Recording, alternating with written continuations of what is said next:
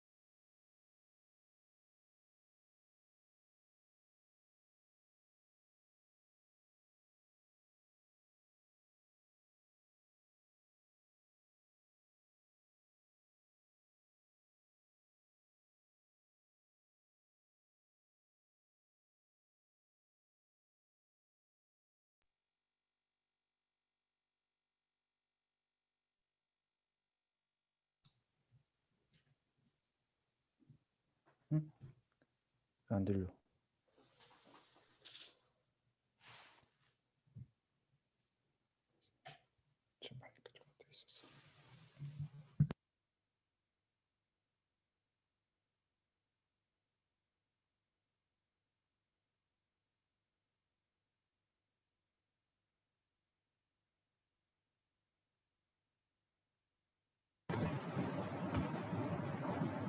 Hello.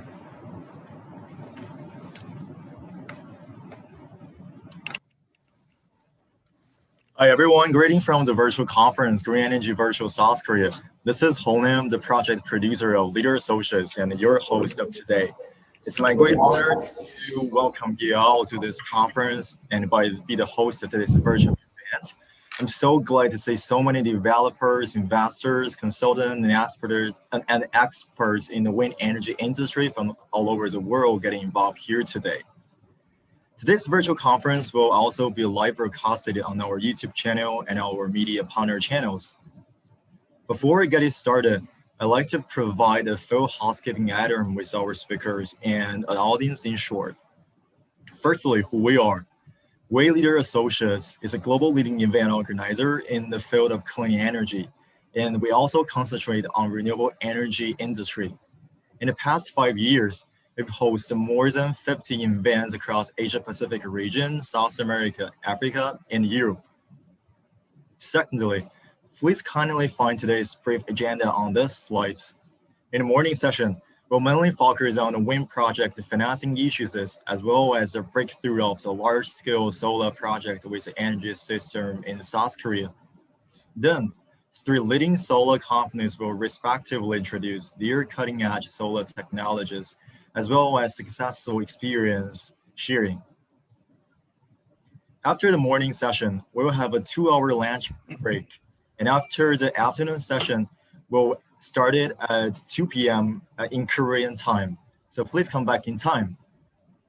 Thirdly, I would like to remind you that our one-on-one meeting match function, our exclusive one-on-one meeting platform facilitates building business connection and partnership by our online chat box. And our user-friendly event matchmaking service is incredibly easy to use as well. So please take your time and explore more partnership in this one-on-one meeting platform.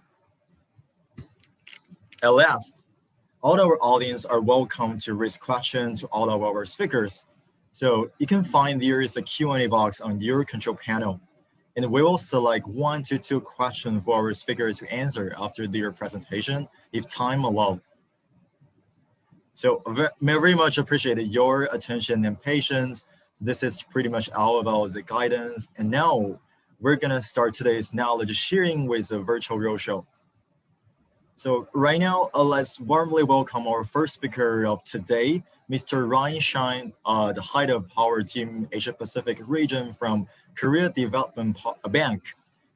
Mr. Ryan's PF experience mainly consists of financial advisory and lending experience, specialized in power and energy sector. Today, Mr. Ryan will shed light on the topic financing Korean renewable energy projects. Hi, Mr. Ryan, the floor is open for you right now, so please take control of your stage. Okay, thank you. Before I go on, can I just confirm whether my presentation material is shown to the audience? It's actually not showing you right now. I think you'd better share your screen to show your slides. Okay. All right. Okay, does it work now? Yep, it's working. Okay, all right, good. Okay, so ladies and gents, good morning. So today I'll be presenting about Korean domestic financing in the renewable energy space. Like I was introduced, I'm the team head of Power Team 2. We're focusing on the region of Asia Pacific. So I'm in the project finance department too. So the 4 topics that I would like to concentrate this morning is briefly go over the overview of the Korean renewable energy market. I assume that most of you already know about the scheme and how the system works, so I'll just briefly touch the concepts. And then I'll move on to the recent major issues in this market. And then the key financial terms if you do the financing in Korean won domestically. And also the major difference of the financial terms compared to the international practice. Now, these four topics are the major topics that I get a lot of questions, especially from the overseas sponsors, especially this year because of the corona pandemic. I've been getting a lot of calls from overseas sponsors. So I try to categorize the frequent questions that I got from the sponsors. Okay, so moving on to the overview of Korean RE market. So I think most of you know about this RPS, the Renewable Portfolio Standard. Before year 2012, Korea was under the FIT scheme as well. We adopted RPS in that year, and this kind of like gives mandatory duties to the power producers over 500 megawatts to supply a certain amount of energy using the renewable sources. And the obligation on the power companies are listed on the bottom of the slide. And this compliance rate increases up to 10% by year 2023. Now, on the right side, it shows how the RPS mechanism works. It's basically that the GENCOs, the power companies who comply with the RPS, they can produce it or they can buy the certificate in the market, and eventually they will be reimbursed by the average price or the average cost that is formed in the market at the end of the year. Now, next is about the REC multipliers.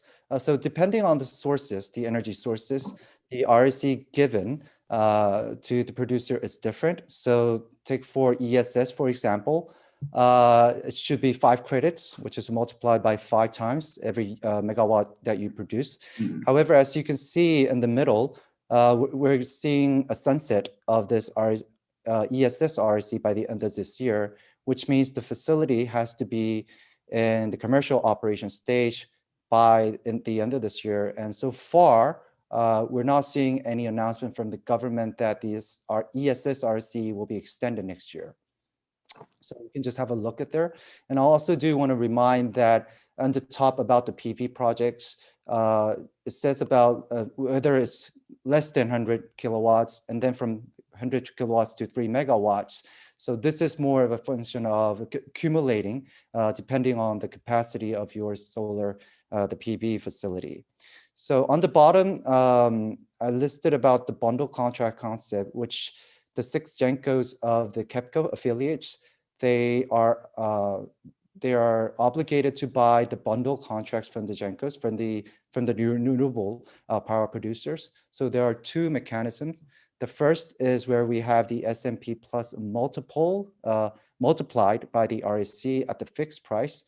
So in this case, we can see from the revenue equation that the price is fixed. So that enhances the bankability of the project.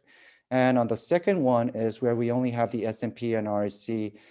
Some of it is at the fixed price. So in this case, depending on the S&P price and the multiple, you can see the price kind of like fluctuates. So in some sense, the price is open to the market risk. So the bottom line is for the bankability, it's better to have the first one rather than the other. But the market is transitioning. More and more of the S&P and REC fixed equation is coming into the market.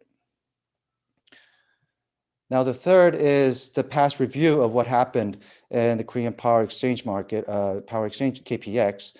So as I said, the RPS started in 2012. And in the beginning, because of the high price of the installment of the PV projects, the PV and non-PV REC were differentiated until 2012. But after, as you can see from the graph, so there's a very steep, decline of the S&P, which is the market price, the energy price, which is formed in the market, the power exchange market. So the REC came down and so did the S&P. So the reason why the market price of the electricity came down so dramatically, which was around like 150 or 60 in the year 2012, And nowadays it's only like 51s. Now, the reasons is because of the increased power capacity in the market. And we all know that the oil price has dramatically gone down, and the S&P price is heavily dependent on that. And also the slowdown of the increased rate of the electricity demand, the demand itself, and also the efficiency of the electronics at your home. So as you can derive from this graph is that the project feasibility is not so profitable or promising as it did before, although the investment cost of the renewables went down. Now, the next slide is just showing you the investment cost and the capacity factor of different countries, including Korea. Now, this data is a bit outdated. It's the 2015 one. I couldn't find the updated one, so I just wanted to give you the feeling of the relativeness between the countries. So as you can see, Korea is not that attractive because of the low capacity factor somewhere in the between, but the investment cost is quite high. The left side is the PV and the right side is the onshore wind farms. But still, I mean, Japan is more expensive, so we have some hope there. Okay. Now, I also do want to touch you about the recent major issues. The first one is the community participation structure. Now, I've been getting a lot of questions about this structure. The bottom line is we don't have a fully 100% right answer for this because we don't have many examples. Now, this diagram might seem a bit complicating, but if you look into it a bit more carefully, as you can see, the top about this total investment cost of project SPC and the senior loan coming in from the PF lenders is the typical project financing scheme that we would see. Now, what's different is we have this community participant SPC where the PF lenders can give the money there, and then from that SPC, we'll lend out the money to the project co. Now, although it is mentioned as a sub-lenders, in the sense of the cash flow, it is actually the same as the senior lenders, or even higher as a super senior. Now, the difference of the margin, the interest margin of the subordinated loan and the loan provided by the PF lenders is going to be the outcome or the return to the community, the residents there. Now, if the residents have enough money, if they're rich enough, they can just put in their money. So they don't have to get the PF lenders money there. The government, the Korean government is also providing fund, which is, I think the rate is around 1.75% recently. And the market interest rate around for the subordinated loan in recent projects is around 6 to 7%. Now, where do we get this additional revenue? Because if you see on the right side, the government incentivized by giving more additional multiplier. So if take for example, about if the money is coming from the local residents, about 4% of the project cost, then the project will get additional RC multiplier, which is 0.2.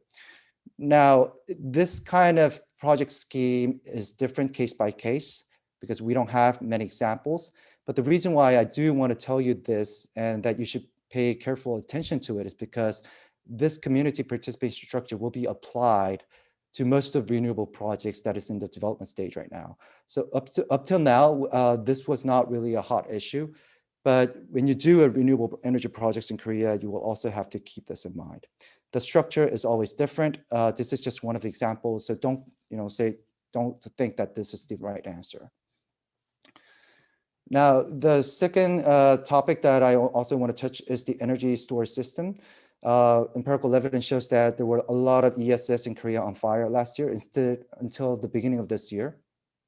And the government investigation concluded that it was the fiction of the ESS, but the ESS suppliers still insist that it's not their fault. The lenders are still now kind of like reluctant to finance ESS projects anymore. So the ESS providers are recommending for the operator to operate for the SOC, the state of charge of the battery, only to a certain level, 80 to 90%, and they compensate the lost revenue. And the government is also putting new safety regulations implemented in operating the ESS. There are also policy change possibility, and the third topic here. Nothing has been decided. Nothing has been confirmed by the government, but there are a lot of rumors about it. The first one is that the GENCOs will not provide option contracts anymore. It'll go on to the complete bidding process. This one is really just one of the topics that the government is discussing. Nothing has been decided. I do want to signify that. So don't think that this is what's going to happen in the future. Currently, if the GENCOs invest in the SBCs, they're allowed to execute optional contracts based on the bundle basis. So there is a possibility that the bundle contract price can be high compared to the market price. There's another possibility that the fund, only the RSC could be fixed and the S&P will be open to the market. It's already starting in some projects, especially like biomass projects, and no more ESS RSC like I mentioned. I'm going to move a bit fast since running out of time. Now, the profits of the financing environment is a bit different. Now, like I said, the IRR of the projects are declining. The financing cost is also going down. Proposed debt cost was until last year, I'm talking about the fixed rate, around 3%. This year it's coming down to 2.9. It's getting lower every day by day, month by month. So just keeping that in mind. And the government is also supporting a strong support to the renewable energy sector, especially the current Moon Jae-in administration. And we'll have to see how this public offering of New Deal fund that actually our bank is also looking into as well. I'm not part of it, other departments are, but nothing has been executed yet, so I couldn't really give you some concrete products about this one here. Now, the key financial terms. This is the typical key financial terms that we get in Korean financing. For the gearing, it'll be the debt to equity ratio will be 9:1 in the PVs and 8:2 in the wind farms. These are the most aggressive terms. Do want to signify that. The minimum DSCR, 1 for P99, 1.1 for P90. And like I said, the RAC, S&P bundle contracts are getting in more market risk opened in.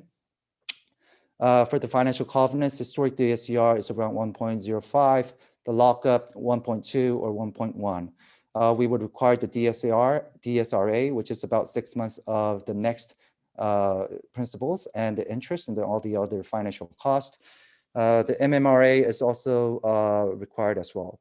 Now, about the currency, I know that some overseas sponsors are also thinking about USD financing, just as they did in Taiwan offshore wind farms and other countries, but please do not do that in Korea. The Korean won is cheap enough. You don't want to open this FX risk to the project because there's no, as far as I know, if you want to do the currency swap in the long term, you have to pay quite a lot of money. And you don't want to deal with the Korean macroeconomic status. So I would strongly recommend you to do the Korean won financing. I mean, the interest rate is low enough already. The tenor would be maximum up to 20 years. Usually we require about 1 or 2 years at the end for the PPA tail. Cash sweep, not so popular, but some are coming in because of the effective maturity is a bit too long to minimize that, and also to minimize curtailment risk. Now, the curtailment risk is happening in the Jeju Island, which is the island right below the peninsula. The curtailment is not that severe in the peninsula so far, but we can imagine that it can happen in not so far away in the future. So that's one of the reasons why the lenders would require cash sweep, depending on the region, especially if you're having the PV projects or the solar farms in the Cholla province. We're expecting some curtailment in the future. We don't usually use mini-perm structure because if you look into the Korean macroeconomy, it is very vulnerable to external shocks after the 20 years ago, the Asian financial crisis. Korea is a very open economy. So every time we have an external shock, the FX fluctuates very heavily. So, and the financing market also trembles at that time. So if you get caught up at that time when there's an external shock, then there will be a very, a hard time doing the refinancing of the project. The interest rate, like I said, it was in the 3% in the recent years, going down to 2% this year for the fixed rate. For the floating, well, it was popular until last year using corporate bond of AA minus. But because of the difference or the yield difference between the safe asset, the risk-free bond, and the AA minus, we use these days AAA. more than AA minus, the bankers are, and the margin is about 100. So that would turn out to be like 2% in the middle of the 2% for the floating rates. Usually we would require 50-50 for the hedge portion. We don't have to do the RRS because we put in the fixed rate loan in the beginning. So there's no need for necessity for the RRS. The IRR, the project is around 5 to 6, the equity 8 to 10%. And the prepayment fee is usually required, especially for the insurance companies if they come in as lenders. The sponsor recourse, non-recourse, the covenant, and the security is very typical to the international standards as well. Now, the last topic is about the major difference. So what's the difference? I mean, so what's the difference of the practice of the PF when we compare with the international practice? Well, I do want to start out by the phrase that when in Rome, do as the Romans do. So the first point would be the financial arranger. The international practice, definitely it should be segregated. It should be done by different people. It should be done by, usually advised to have different institutions to do this. But in Korea, this is not how it developed. The FA and MLA, although there are conflict of interest, still, even the same person, it is executed by the same person. You might be very astonished how this is done. So the way how it is done, I gave an example on the right side. So the borrower only has to communicate, if KDB was the FA and the MLA, the borrower only has to communicate with KDB, and KDB turns back and communicate with the PF lenders. So how is this done? Now, I don't want to say like which party or which practice is better, which market is developed or not. It's just difference of the way how we work. Korea PF market is very large enough. It has developed, it has a long history, but it's been developed in our own way, in our own custom, in our own culture, right? So recently, how is this done? It's because if we move on to the next page, when you send out the RFP for FA and MLA, the typical proposal that you would get is the interest rate, amount, loan amount, tenor, all the fees, the upfront, the advisor fee, the commitment fee, all this kind of the major financial conditions are set in the beginning. And after the DD, if the FA and MLA wants to change this, then, I mean, that would very deteriorate his or her own reputation in the market. And then this is very important if they want to do business, keep on doing the business in the market. So how is the FA and the MLA so confident about this when a typical project, even if we don't do a very strong DD, is because we know how the market works, and just by looking at the project costs and where the PV or the wind farm is located, we pretty much know what the IRR and how the digits will look like. And if we just look at the sponsors, we know what the risk of the projects are. Now, how do we know this so well before we even do the DD? It's because, as I pointed out in the right side, this whole market is very interconnected closely. So there are very few sophisticated players in the market who actually have done quite a lot of projects before. And we are all interconnected. So we know all each other very well. So keeping your words. And so it's not just one-time business. It's a very long-term partnership, even with the sponsors, as well as even among the banks as well. Okay, so I also do want to point out some other key differences, which is a bit different from the international practice.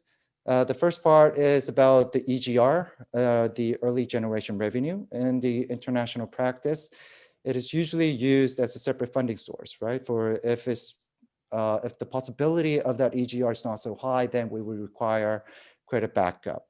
For domestic process, we usually use it as a buffer for the investment cost. So we have the D ratio fully funded, and the EGR will be just additional as an alpha. So that's the general practice, not the whole all the projects. The change of control in international practice, we usually have a pre-agreed competent investor criteria and allow to a certain level. So if that time comes, the sponsors can sell their equity share without the approval of the lenders. But for Korea, usually any change of control is subject to the consent of the lenders. But usually if you request the change of control, and if it just makes sense, the lenders are they usually do approve that.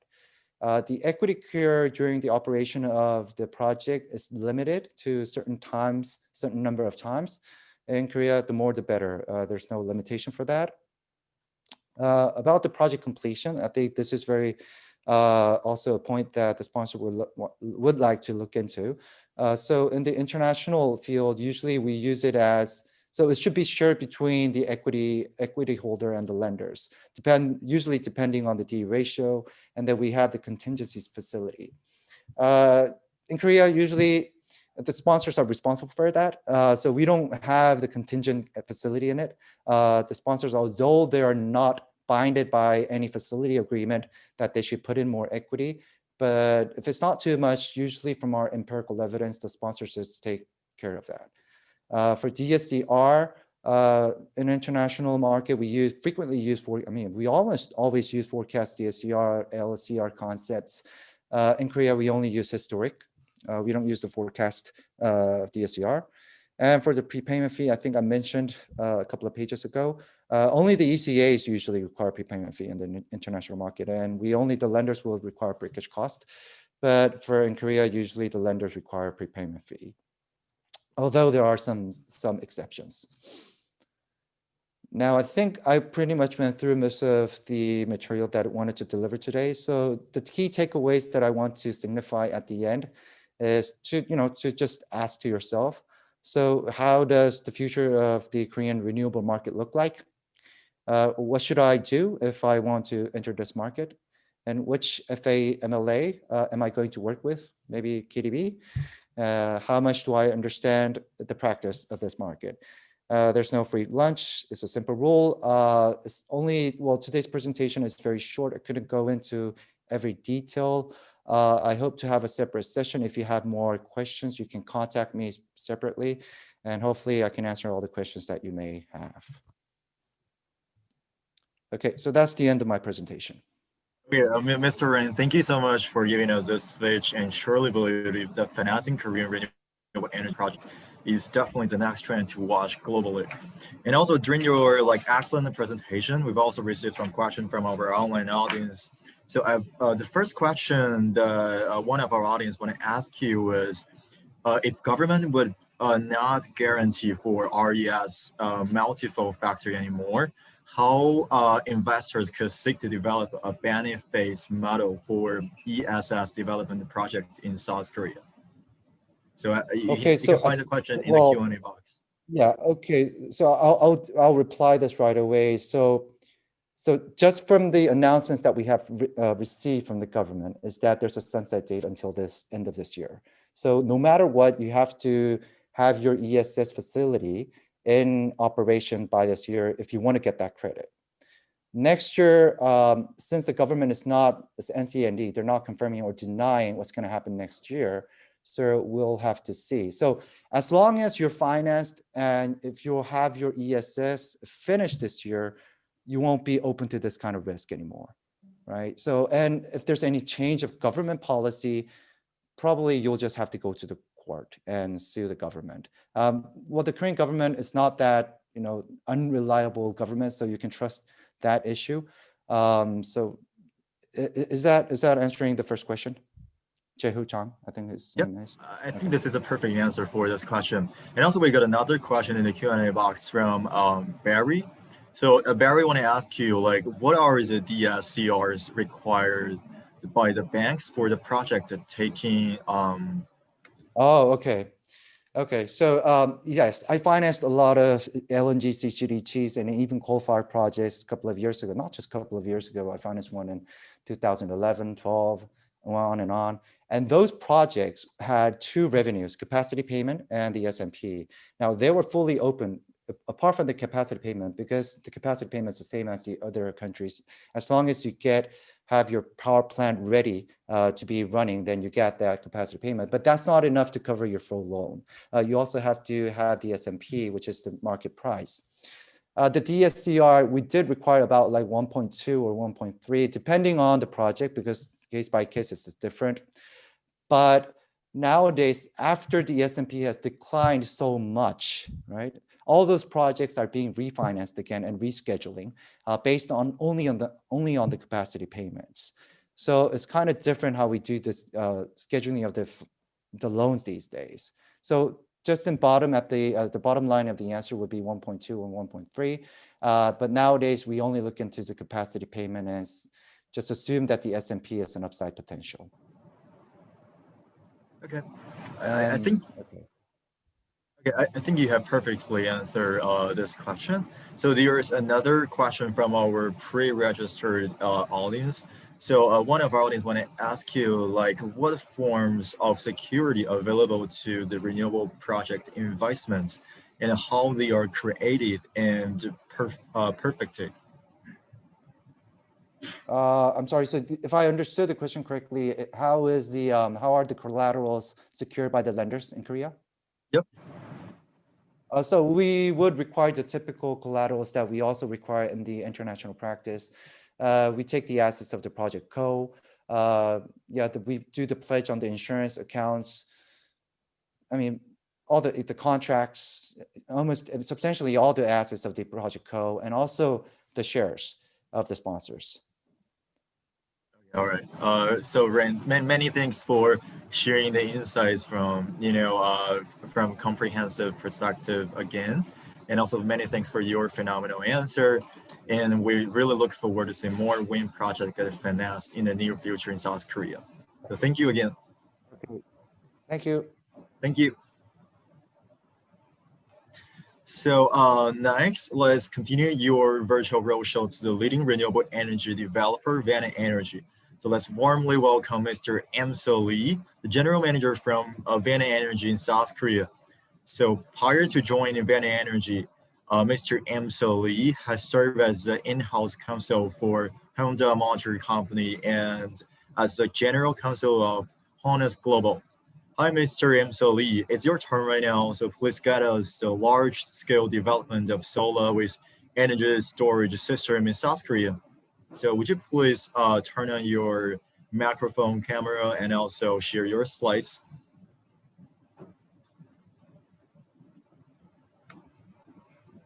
Okay, thank you. Thank you for the introduction. And let me just share my slides.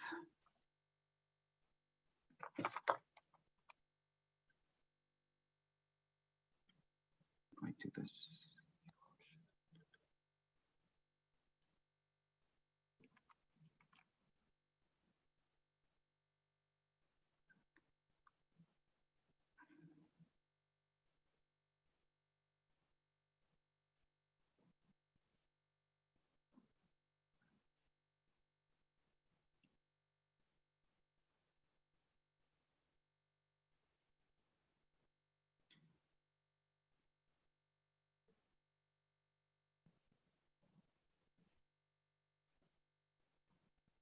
I'm sorry, but is my screen on or do I have to? Yep, your screen is sharing right now, but it's actually not in full display. So could you please make it full display? Sure. Thank you. Thank you again. My name is actually Evan Lee in English, and I am currently working. Hi, Mr. Em-So Lee. I'm sorry to interrupt you. It seems like your screen is not sharing right now. So could you please share your screen again? Okay.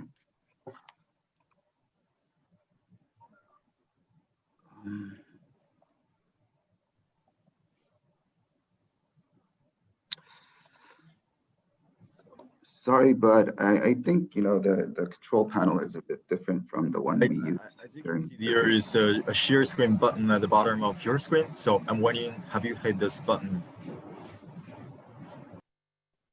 Oh, okay. Sorry. So, Mr. Lee, if there is any trouble from your side, we can help you share. Should I just turn my screen on? Okay. Can you see? Your screen is being sharing right now. Okay. Okay. Thank you for the introduction. Yes, again, my name is Evan Lee, and I am currently working as the in-house counsel and the business manager at Vanna Energy, Korea. For those of you who don't know Vanna Energy is the largest renewable IPP in the Asian Pacific region. and we have a development pipeline of 11 gigawatts, and we are currently operating across 9 countries. Today's presentation is based on the previous one I delivered during the July session, although parts of it have been revised and updated to reflect the latest development. The presentation will consist of 3 parts. The first one will be a brief summary of the recent government policy changes in this sector. And the second one will be on the actual challenges that foreign developers may encounter during large utility scale solar development. And the last one will be a sharing of some ideas on how to cope and overcome these types of challenges. Now, if we move on to the recent government policy changes, the first one, the REC scheme still remains enigmatic, although it was expected. I believe this part was covered fully during Mr. Shin's presentation, but I'll just briefly go over this again. Although it was expected that the ministry would prohibit bilateral private REC sales for solar, which I think is comparable to the option contract or the option agreement that was covered in Mr. Shin's presentation, and force all bids to go through a tender. No public announcement or enactment reflecting this has been made till date, and we are currently receiving mixed intelligence within the market as to whether bilateral REC agreements are still available. There are, of course, pros and cons to submitting to a tender process as opposed to the bilateral REC agreements. A typical downside would be one would have to expect lower REC plus S&P prices, but a potential upside would be that one would not have to share the proceeds or the interests of the project with the off-taker. However, the recent announcement around the adoption of RE100, which is in the second row of the chart, the recent announcement around the adoption of the RE100 expected to take early next year is told to provide a positive twist to this Byzantine realm of RECs. As will be discussed in detail later on, the RE100 started out as a commitment by private companies to source 100% of their required electricity from renewables, but this has, in various countries, evolved into a regulatory scheme which would allow for private companies to purchase their energy from renewable IPPs in order to meet their RE100 commitment, as opposed to the past rule, which only allowed for KEPCO to retail electricity.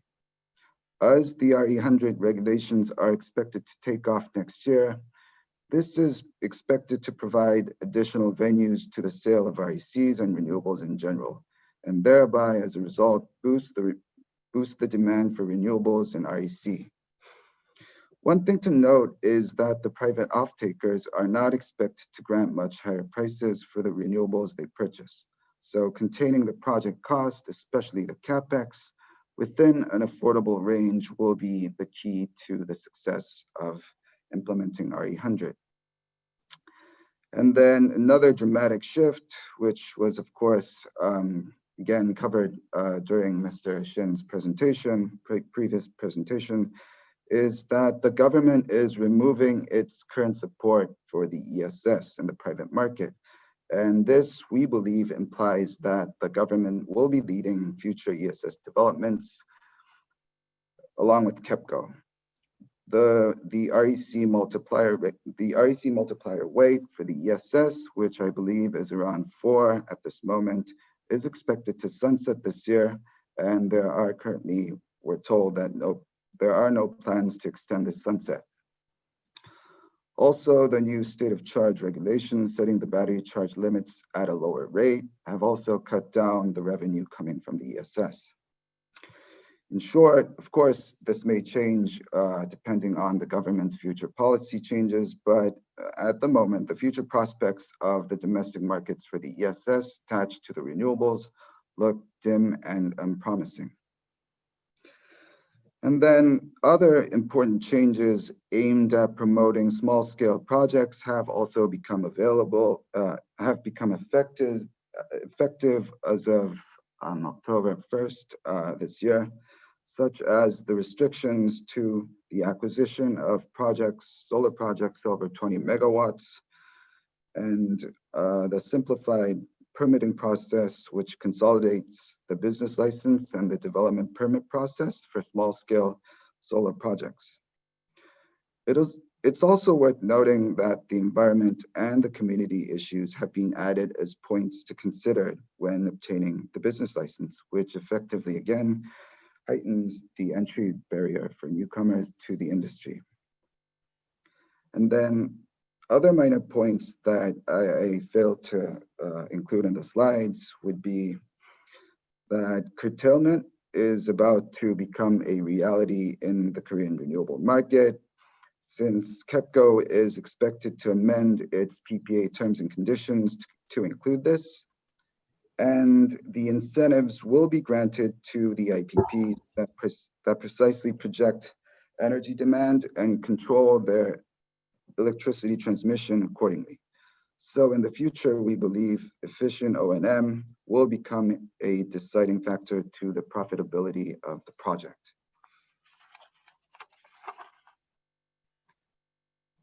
Now, if we move on to the next slide, to the actual challenges that one may encounter during the development of large-scale solar developments. Not much has changed since my last presentation. The risk of having to pay or invest large amounts of money as down payment, which would be typically 10% of the entire land price, and which are also typically non-refundable to the landlords to secure the site without even knowing the feasibility of the development and what the development cost will be, or even what the revenue will be, remains most critical. As you can see in the slides, land aggregation is the first key stepping stone necessary for receiving the business license, whereas the REC price or the revenue is typically decided at the last stage of development, after the development permit. Because the land price of promising areas such as Jeollanam-do and Chungcheong-do are expensive, making the first down payment, which would probably be a considerable amount, with no hope of recovering the money if the project is ever aborted, is a burdensome decision to make on the investor's part.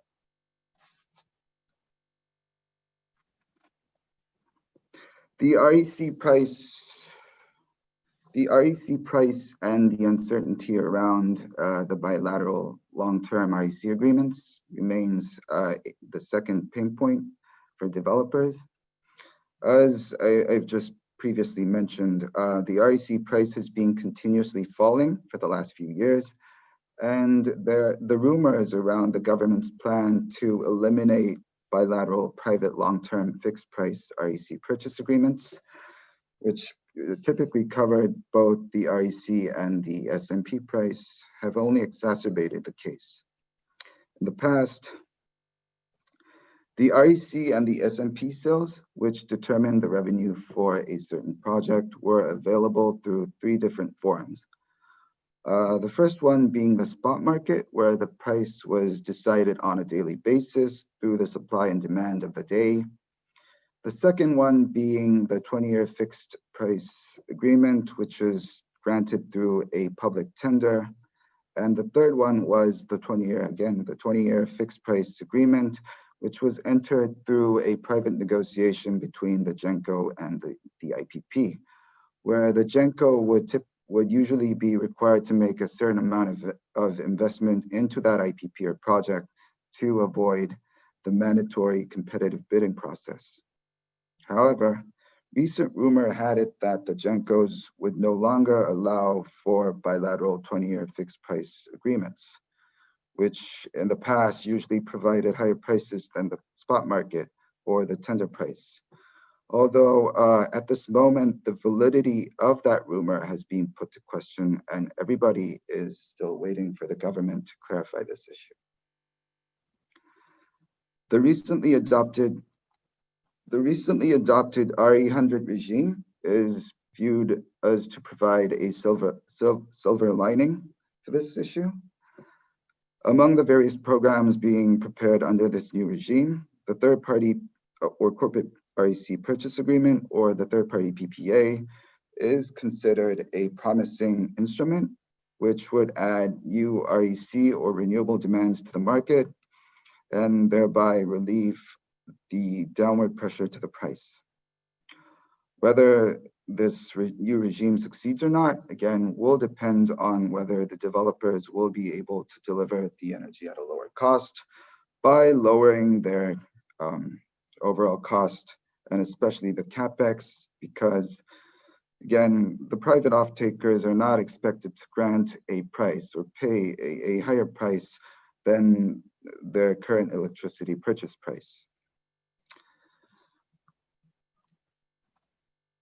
Other issues such as the grid availability, especially in certain popular areas like Cholanamdo, the place I just mentioned, and the community consent issues, which would be covered in the next slide, and the local development restrictions remain critical and should be considered before any investment decisions are made, since a defect in any of these components may lead to a semi-permanent stop in the development or a substantial delay, which may of course lead to an unexpected fall of the profits, which is something we see frequently in the market.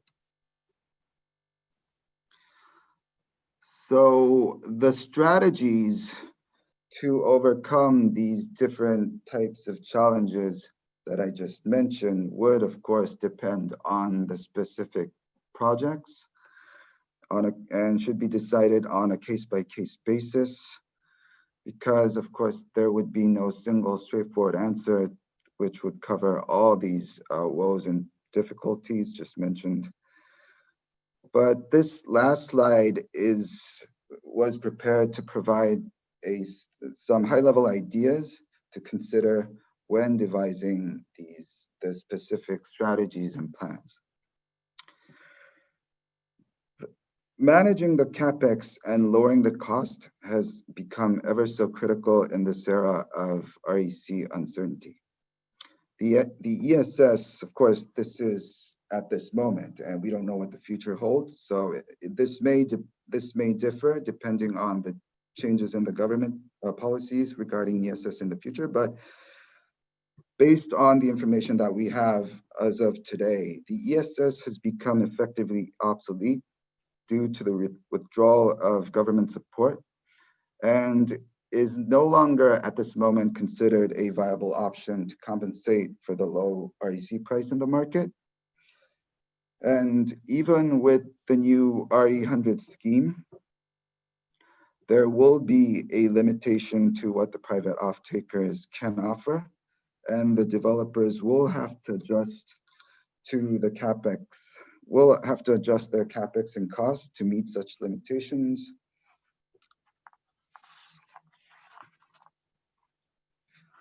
Also, trustworthy and knowledgeable local partners may be useful in navigating through this Byzantine world of community consent and permitting regulations, as local communities and authorities' rules are not always welcoming of outsiders, not just to foreigners, but to people who come, to developers who come from outside that region.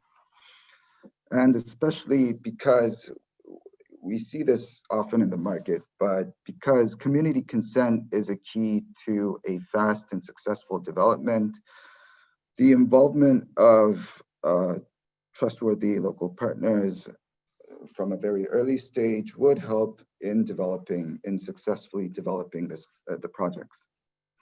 However, one thing to note is that a thorough check on the partner's trustworthiness is essential, because partner risks are common in this sector, And we see a lot of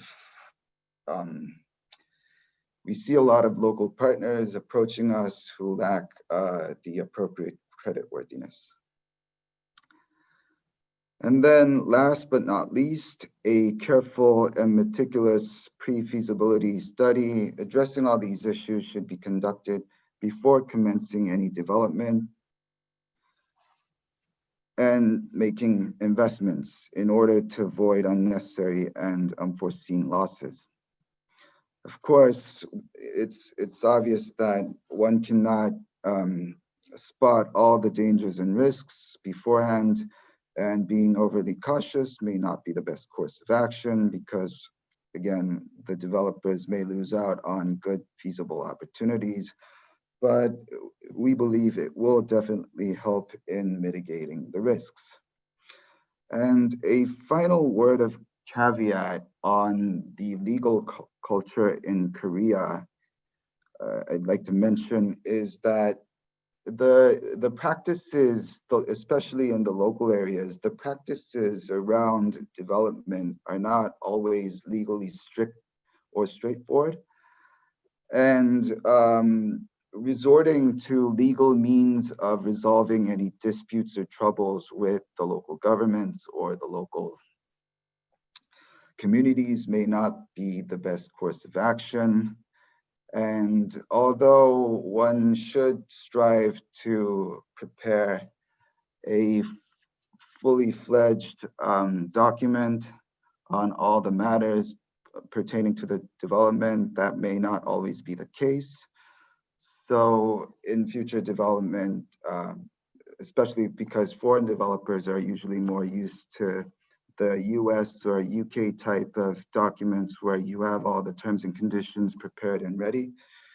That may not be the case in Korea. So just wish that everybody would bear that in mind when doing development.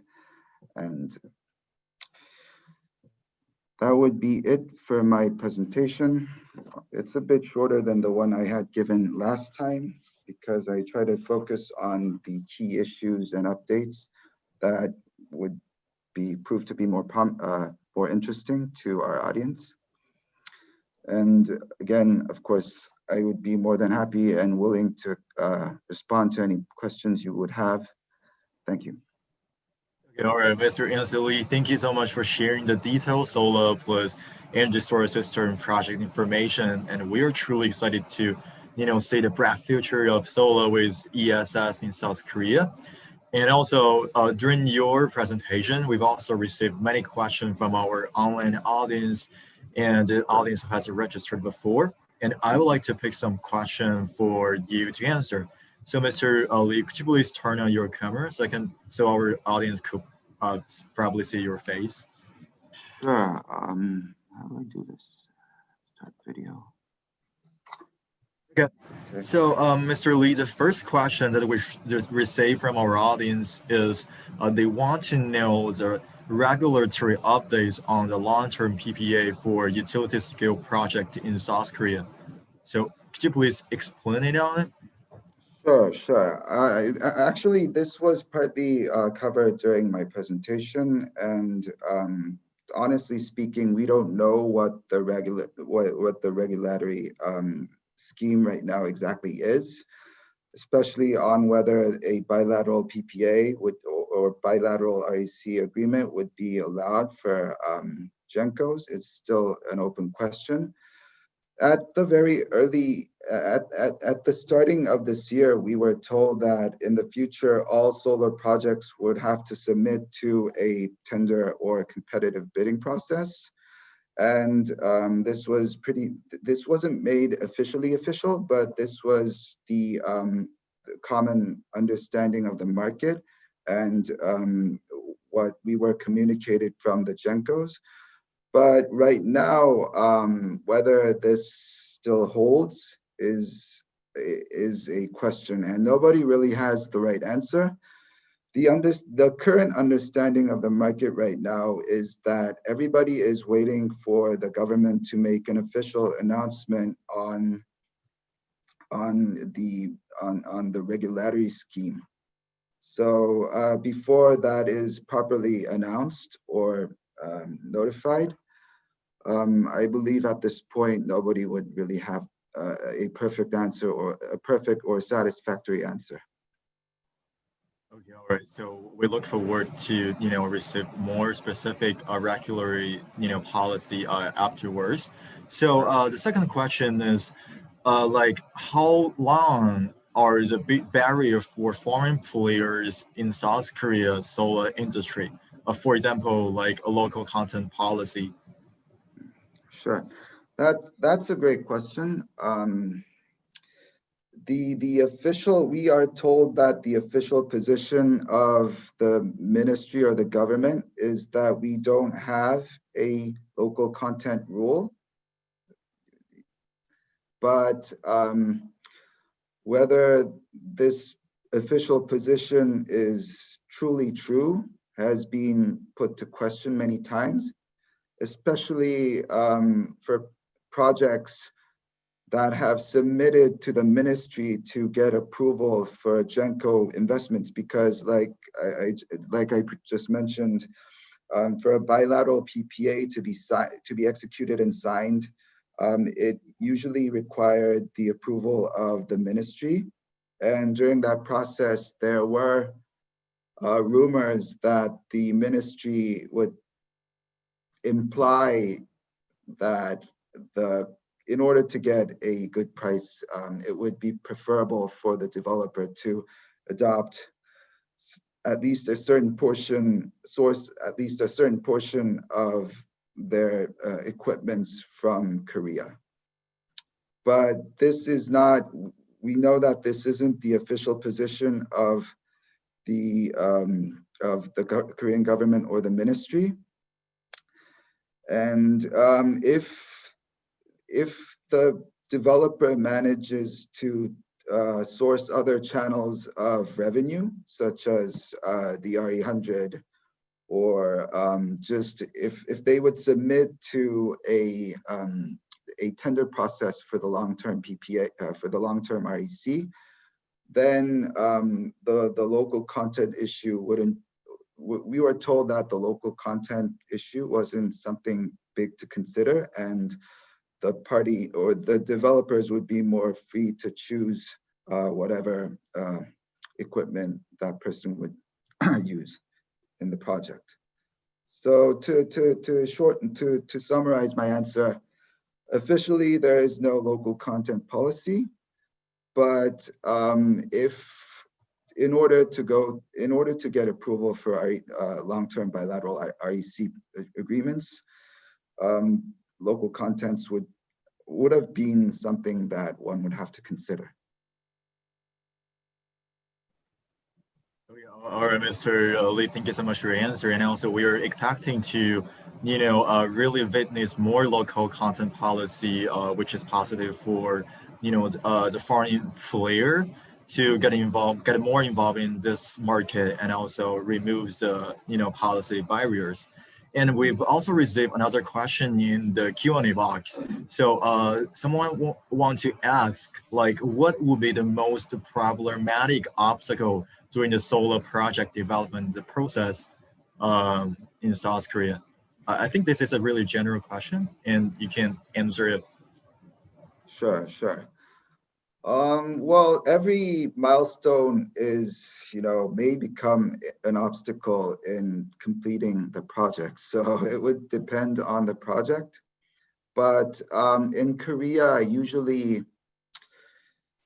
as I mentioned during my presentation, being required or having to put in a lot of money for the down payment for the land aggregation to acquire land before you knew the details of the project would have been, from an investor's perspective, the biggest obstacle, maybe.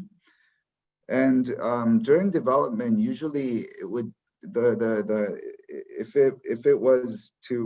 it had to do with the actual development process, the biggest problem that one would face, especially foreign developers would face, would be the community consent, because Although thanks to the promotion and the advertising done by the central government, people are becoming more accepting and welcoming to renewables. There are, at least until now, there are certain resistance or opposition or anti-sentiment against installing or placing renewable facilities in their hometown. And having to cope with that, along with the compensation to the installation, would usually take up most of the development time or the period required to complete the project. So I would say, aside from the large amount of down payment investment one would have to make, community consent would be probably the largest obstacle that one would face, especially when developing large-scale projects. All right, Mr. Lee, thanks again for your really detailed and impressive answer. And I think our audience must get a lot of inspiration from your presentation and your explanation. Thank you so much for your participation in this event. Okay, thank you. Thank you. Now, let's move on to our final stop in the virtual roadshow, high-tech session. In this session, two leading solar companies, Jinko Solar and Ocean Sun, will share their successful solar application with our audience based on energy storage and floating solar technology. So firstly, let's welcome Mr. Jace Kim, the Senior Sales Manager from Jinko Solar Korea, to give the speech on Jinko Solar's energy storage cases. Hi, Mr. Kim. The floor is open for you right now, so please get control of your stage. Okay, this is Jace Kim. So let me start about my turn, and let me share the screen share of my PowerPoint material. Is it okay? Mr. Kim, you can share your screen right now.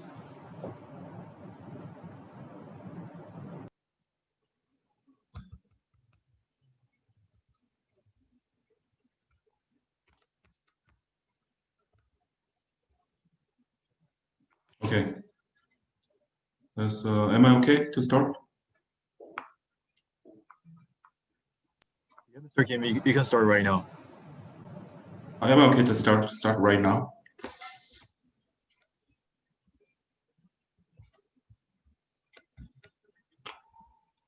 Okay, so let me start. Okay. You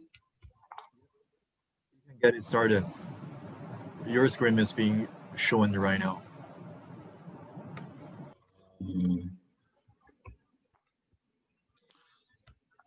Okay, so can I start? Yep, you can start your presentation. Okay. Okay, welcome to Green Energy Forum. So I'm Jace Kim of the Jinko Solar Korea. So I want to study together with you, with ESS trend, through the case study of my site, SolarSeedo 98 megawatt site project. Let's start. And the SolarSeedo 98 megawatts project is Korea's biggest size till now. Started from last year and finished this year June, and started a commercial operation this June from June on. So the panel suppliers, Jinko Solar Cheetah panel, and Jinko Solar Cheetah 395 watt panel I supplied. I was personally charged of this total site, RFQ, bidding, contract, delivery, and after service. And for the conference, for your understanding, if I introduce other components supplier, and the inverter is from SMA and the GE, and the battery is Samsung, And ESS installed is Hyundai Heavy Industry. And the total EPC company is Hanyang, one of the top tier Korea construction company. This is the whole picture of the total site, 98 megawatts. This solar studio site is located in the south area of the southwest area of Korea. Is something surrounded by sea, and the solar studio PV plant site is the sum of the part.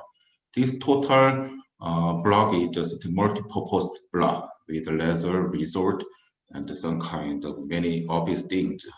So total Hanyang construction company developed this site with multi-purpose. So total scale is 1.5 million square meters, and the power plant is 1.1 million square meters. And the PV size is 100, nearly 100, and the ESS size is 306 megawatt each.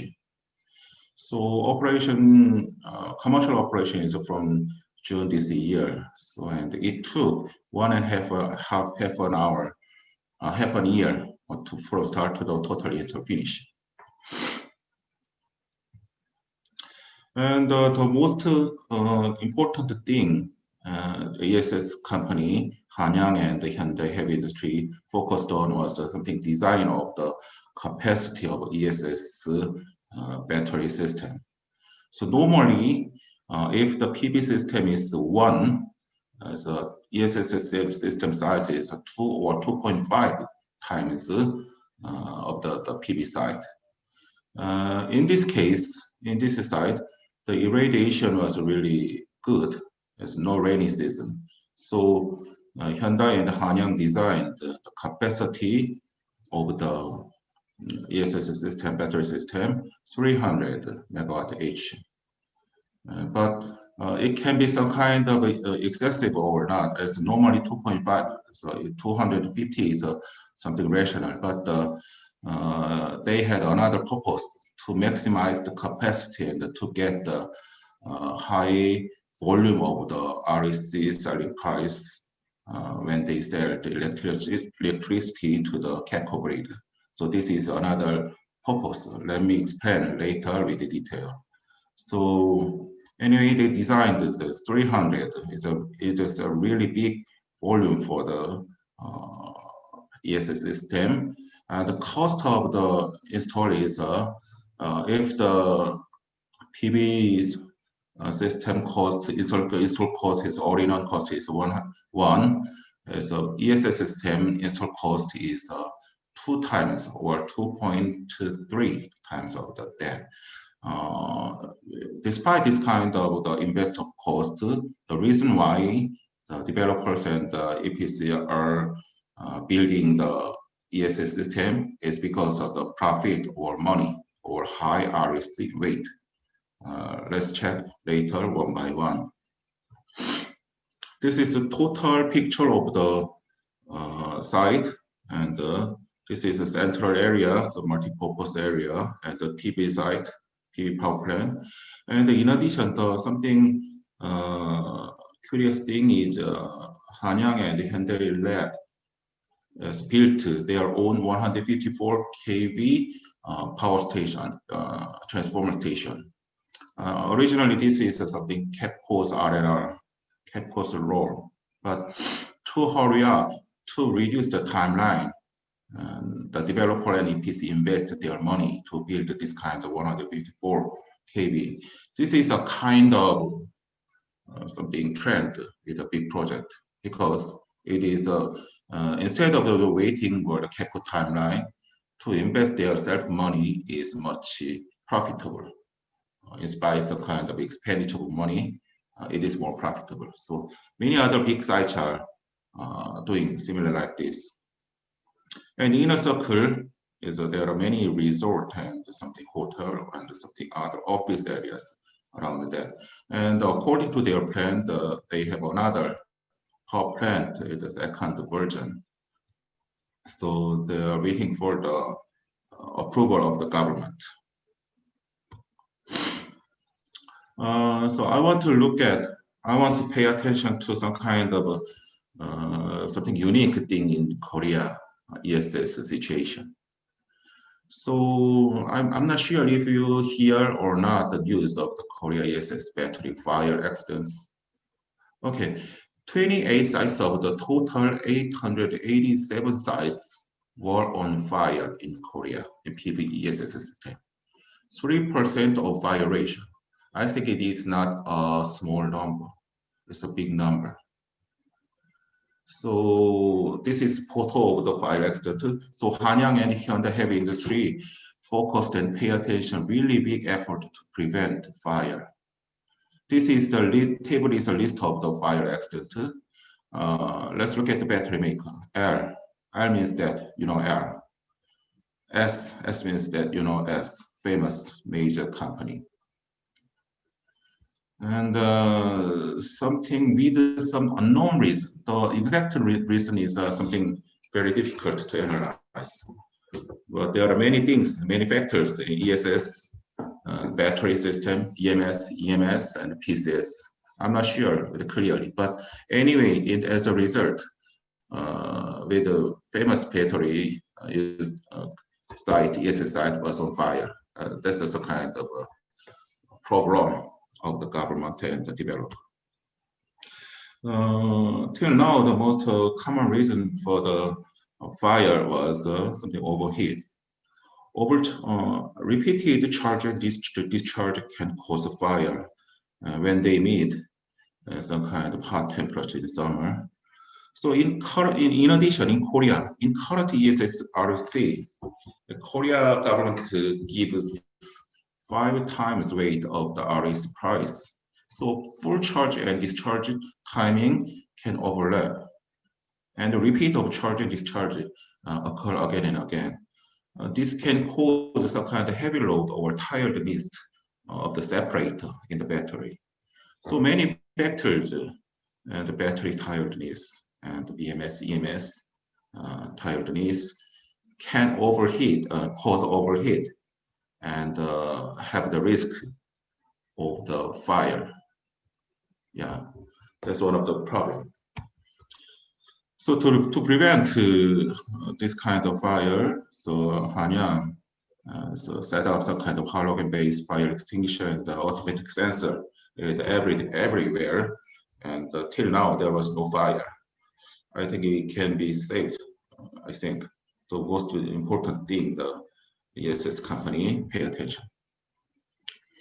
In this moment, why is the ESS get the high weight of the RAC? Let's look at the selling price system of the generated power in Korea. Korea power plant and the renewable energy selling prices consist of 2 things, SMP plus RAC. RAC is a kind of subsidy.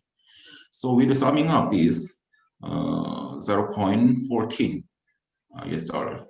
So weight is like this. One is normal, but 5 times in this year, it was reduced to 4 times. Anyway, 5 times to the ESS system. It is really excessive, I think. So why? So I'm not sure, but anyway, Korea has 3 big global major battery companies, LG, SDI, SK. So it is something related to this, something invisible hand from the government to protect or encourage battery business.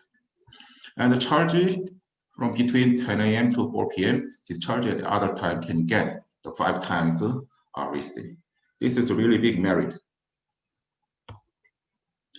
And the ESS, if we analyze ESS market, it is consists of 4 things. And so one is a frequency adjust, and the industrial ESS, UPS, home ESS. The frequency adjust means something improve the stability of the health frequency, and it can help the efficiency of the total grid. It is a kind of capital promoted business. Industrial ESS means something. One is a renewable energy base, and the charge in the peak time and the discharge in the some other free time or night time, as it can balance the load. The second thing is peak shaving. This is a kind of an area of the traditional power generation, something coal or LNG. And reversely, they charge in the night and discharge in the peak time to defend the peak load or reduce the peak load. These are two categories of the industrial ESS. UPS is a kind of for the something bank for the emergency cut. Home ESS is something small size PV power plant and something unit-based ESS system. So we are talking about this kind of solar-related ESS system, the high REC.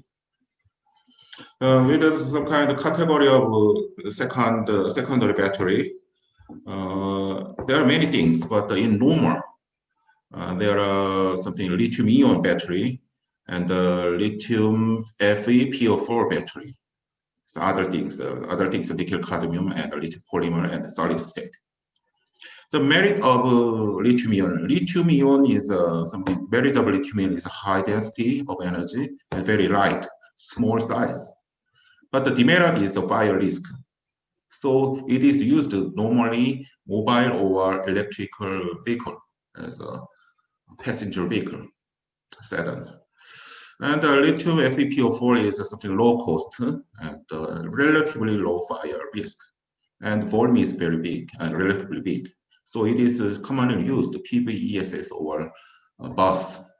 So main player of the lithium-ion is LG, SDI, SK. Also CATL doing this, Panasonic is doing this. Lithium FePO4 is the main player is CATL, Sony, HTSAE. So something kind of different area, but globally this is something common, really common. But in Korea, strangely, lithium-ion is only going their way. So let's look at the ranking of the battery companies market share. So LG Chem is number 1, 27%. CATL, I think the most globally, definitely number 1 company is ranking 3 in the lithium-ion battery area. Samsung ranking 4 and SK ranking 7. So this kind of strange situation or this kind of something structure can cause another something strangeness in our REC business and ESS business. This is a battery certification system in Korea to use or to install the battery, secondary battery in PV system, ESS system. Installer and EPC can get the certification of the government, finally in the KA government. So the audit body is KBIA. They define the standard or specification. KBIA is something private association of the battery makers. Main members are LG, SDI, Samsung SDI, and SK. So very strange. So makers can audit other competitors' battery. So some other lithium FePO4 series companies like CATL or Hangti and HTSAE tried many certification, but it took so long time and many invisible bottlenecks. So they blamed or they nearly dropped. Physically, it takes 6 days only, but this is a kind of, I'm not sure, strange reason. It's a reason it takes a lot. So I want to tell like this, Korea policy direction for the ESS, let's just see. Through the many cases of fire accident, LG and L company and S company got so many blames with causing so many shortage situation and many blames from the EPC companies and installers. So KEPCO heard that. KEPCO reduced the RS rate from 5 to 4, and step by step they will reduce more. And regulate the limit of the percentage of charges degree 90% under for the safety reason. And no more volume expansion. Korea government does not agree. No more L, no more S. So they want to release, open to door to the other companies like lithium FePO4. And the second thing is ESS system must contribute to the grid balance and the business.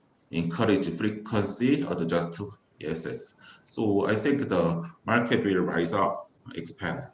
And the third thing is the peak management. Peak management, encouragement, peak management ESS. Something their government are reducing the rate, but anyway, they are giving higher rate to the ESS. So maybe cap point government has planned to buy, encourage 500 megawatts each per year and more. These three things is something changing of the Korea government. Why? What kind of change? Open to others, open to other options, and the safety purposes. Till now and before, something maker-based policy, L company, S company, but no more that kinds of policy or expansion. Safety is very important, and the balance of the grid is most important. No more merit for the private company or battery businesses. So I can induce some kind of things with implication. So Korea government is turning or changing some way. So they are opening the door, some other option of battery categories, and promote frequent adjust peak management. So my implication is like this: economic and high quality is some kind of future shape of our ESS business. And very obvious options are lithium FEPU4. And the safety percent, fire insurance will be added on.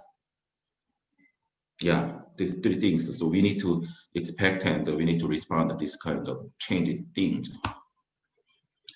So this is some kind of miscellany in terms of my solar panel distributed things.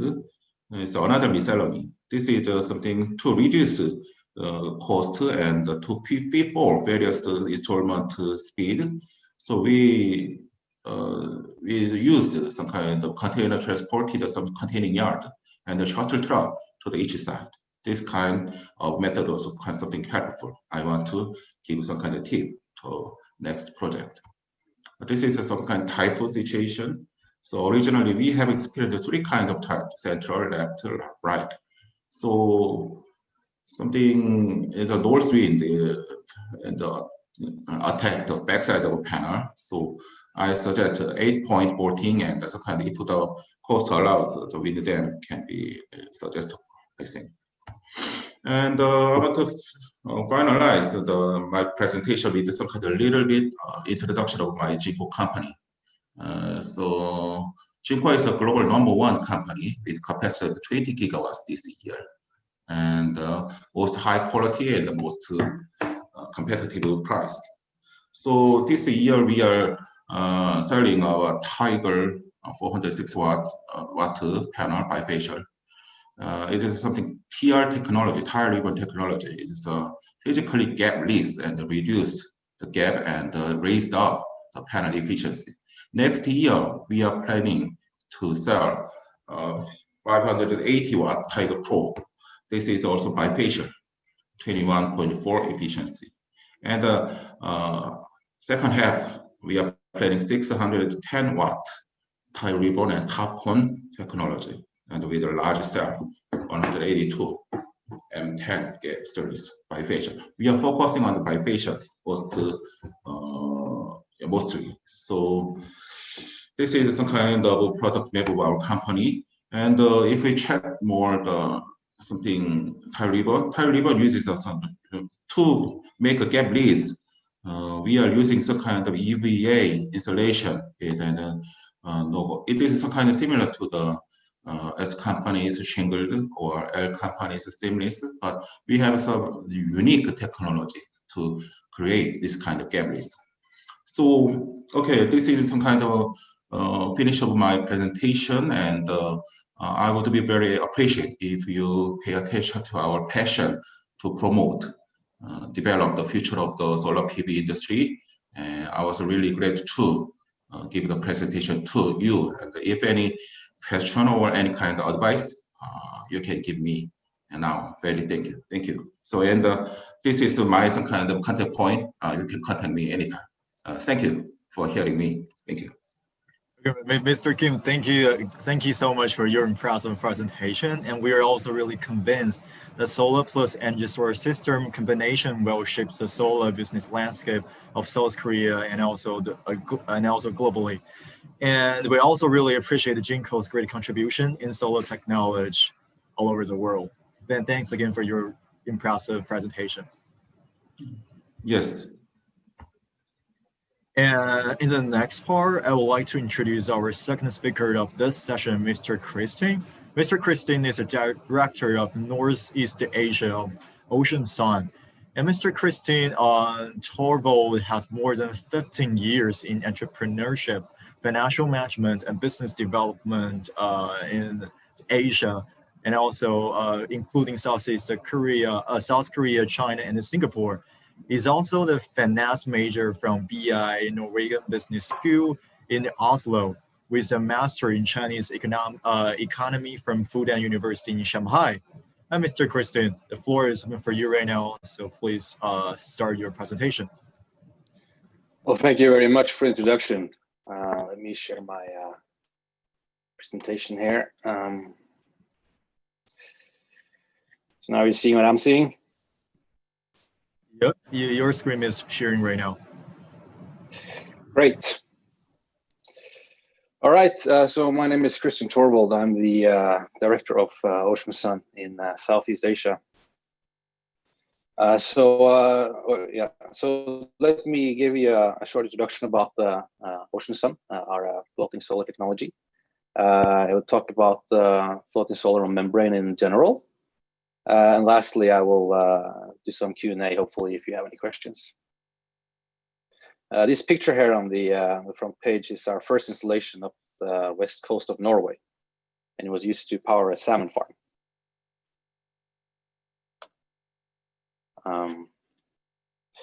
Who are we? Ocean Sun was established in Norway in 2016. We have about 10 employees, 5 installations, and we're presently in Oslo, our headquarters. We have an office in Shanghai, where I'm based, and also in Singapore. 2 weeks ago, actually, we listed on the Oslo Merkur markets. So we are a listed company now. And I include here also a picture of a water lily, because this has been a big inspiration for us in designing our system. A short overview of our installations. We started in Norway with some pilot installations. Then we built test sites in Singapore as well. Last year in June, we built a larger pilot in Philippines. We are now finalizing a installation of 2 megawatts in Albania together with Statkraft. We're also part of the Western River Consortium in the run for 100 megawatts in the Semangum project here in Korea. So what is about our membrane-based technology that's different from the pontoon guys? Well, first, I want to show you a picture of our installation in the Philippines. This one is about 250 kilowatts. It's one ring, and we're planning to build on this one reservoir about 20 megawatts in the upcoming year. This system looks further like this. It's 4 mooring points, very simple structure. It has an inverter platform, a transformer if necessary, and then a cable to shore. It's a very straightforward installation. To break down the actual floater a bit further, this is how it looks. We have the pumps on top, and then the modules are attached to the membrane using a double cater system. And the membrane is connected to the buoyancy ring using a line snubber.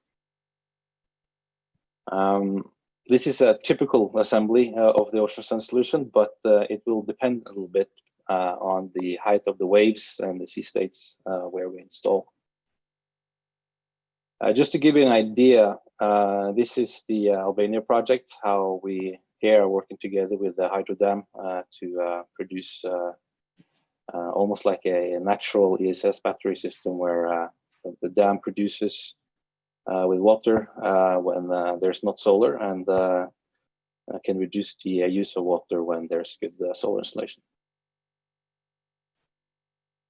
And this is scaling the system, typically 12 rings to 1 transformer. Of course, the capacity of each ring would depend a bit on the watt class of the module, but of these standard rings, the total capacity would be about 600 to 700 kilowatt peak. Sorry.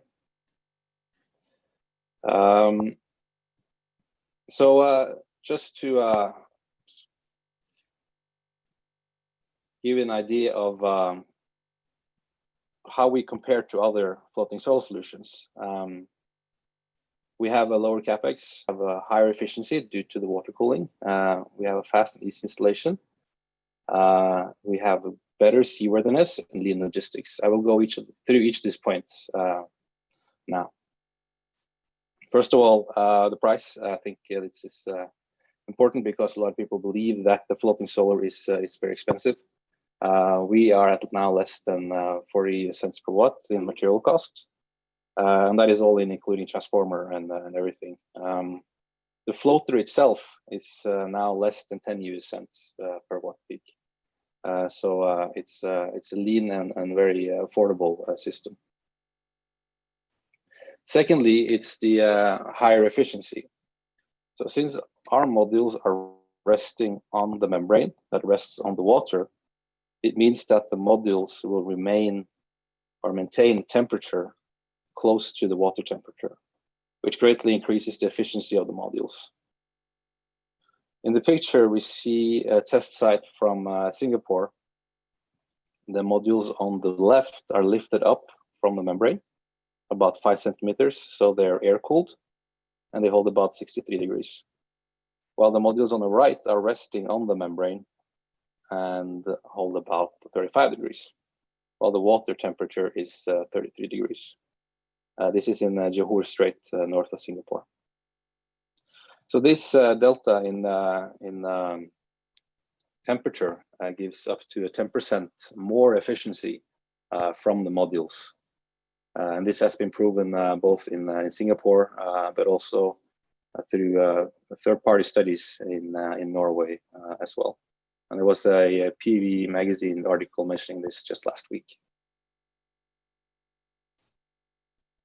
In terms of installation, we have a very simple installation procedure. We weld the pipes together. We pull out the membrane either on land or on the sea, depending on available equipment. And then we slot in the membranes with our patented Cater system.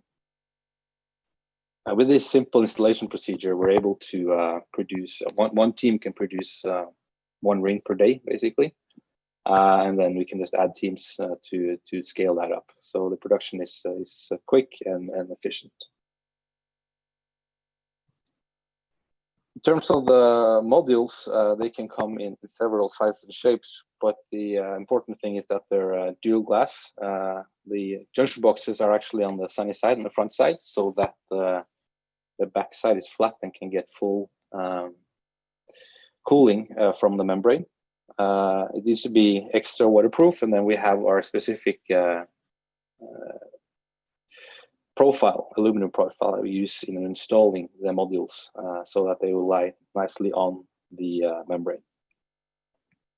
And we are working with a few suppliers, both in China and in South Korea, supplying these modules.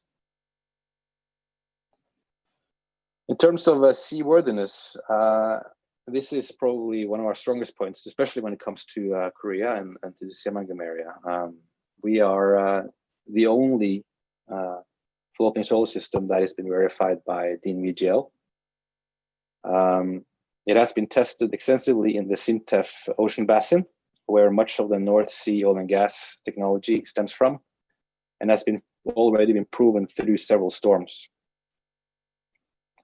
We also placed an installation in the typhoon belt in Philippines to be able to prove it. We have proved it technically, but also proved it in the pudding. So we have put it in the Philippines so that it can go through typhoons and we can prove the typhoon safety on site.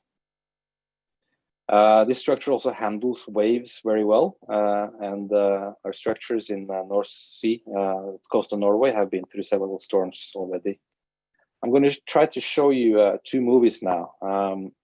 If they don't come through that well, then they're also available on Ocean Sun's YouTube profile. So just search on YouTube for Ocean Sun and you see them there. This is our installation in the Philippines at Magat. These are relatively small waves, but here you see how the choppiness of the waves are calmed when the waves roll under the membrane in a very smooth fashion. So this shows how we deal on relatively small waves in the Philippines. Then if we go to bigger waves, we had a storm in Norway here. These waves are up to 3 meters high, and our floater is also handling these waves quite well. These modules, they look like they're taking a beating, but we had the researchers from Norwegian Institute of Energy take 5 samples here and flash them for microcracking. And there was no accelerated degradation found. And there's also a paper published about this that can be shared. The reason for this is that the modules are not experiencing any vibration or load. It's just slow movements. So you have less of the effects, like, for example, you would have in a similar installation on land with wind vibration, etc. The water you see on the membrane here is actually mostly rainwater, since it doesn't splash much due to the membrane design. And this water is pumped off quickly after it arrives. In terms of logistics, the membrane-based solution uses very little material, like mentioned. So we're less than 1/10 of the amount of containers needed to move around our system. This makes it very lean, but also it makes it very, more environmentally friendly. Additionally, a lot of the components can be sourced locally, so you won't need much transportation at all. The membrane is designed to fit into a 40-foot container, and this is how we determine the size of the membrane, or the size of the outborne ring. In terms of our IP protection, just wanted to mention this, that we've been solidified through 2 patents that are both for the floating solar power plant and also a method installation. And these are granted or pending in most relevant economic regions around the world. So lastly, here's the picture again of the installation in Norway. This is the one that went through the storm, and it's been through a lot since then as well, and it's operating very nicely. Yeah, short and sweet. That's my introduction of Ocean Sun. We can go into more depth about each of these points, of course, but I wanted to give you an overview and understanding of what we do. And I'll be happy to answer any questions you might have now. Yeah, all right. Mr. Kristen, I very much appreciate your phenomenal speech on the floating solar based on the successful technical practice of Ocean Sun. And I think our audience must get a lot of inspiration from your thought contribution and technology sharing in this technical field.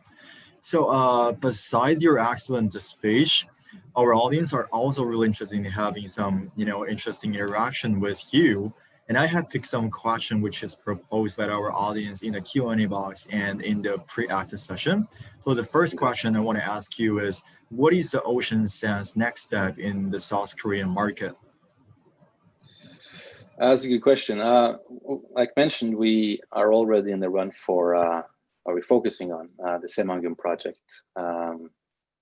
We are working on minimum 100 megawatt there, and we're of course hoping to apply our technology to a bigger extent of those upcoming projects there. I know the Semangum area can have up to 3-meter waves, and as of today, Ocean Sun is the only relevant floating solar structure that can easily handle such waves and can be used in Semangdum. That's a really good answer, Mr. Christian. So the second question, which is proposed by our online audience, is what do you think of the giant floating solar project under developing in South Korea right now? And will it meet the renewable energy target? Well, Ocean Sun is a technology supplier. So we do not develop projects ourselves. We supply technology to developers or EPCs. So in terms of the South Korean targets and the details of that, Ocean Sun is not really too involved. But I think it's fantastic that the South Korea is moving towards having such a large-scale floating solar structure.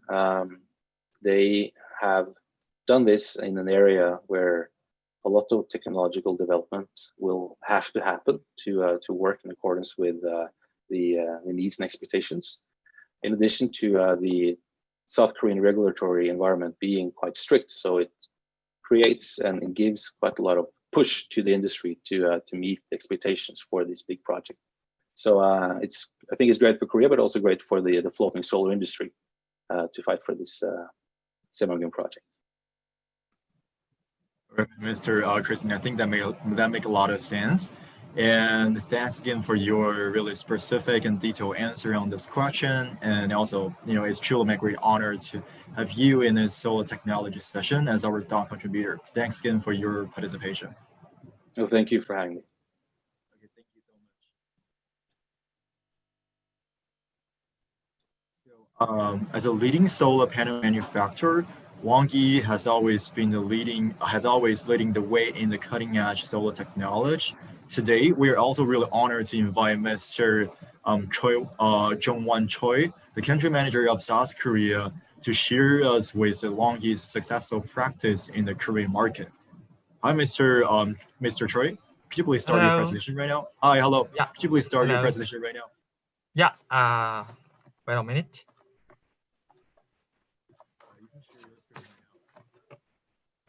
Can you see my presentation? So it seems like wait a minute. Yeah, I will show the.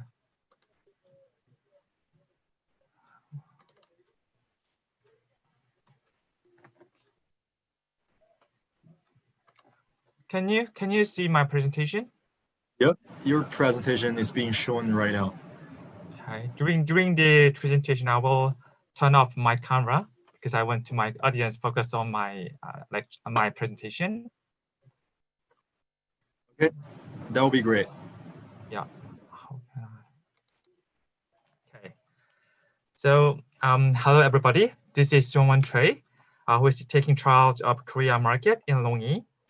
Today I'm gonna deliver our company's introduction, our new model HIMA 5's characteristics, and the quality of the Longyi module to you.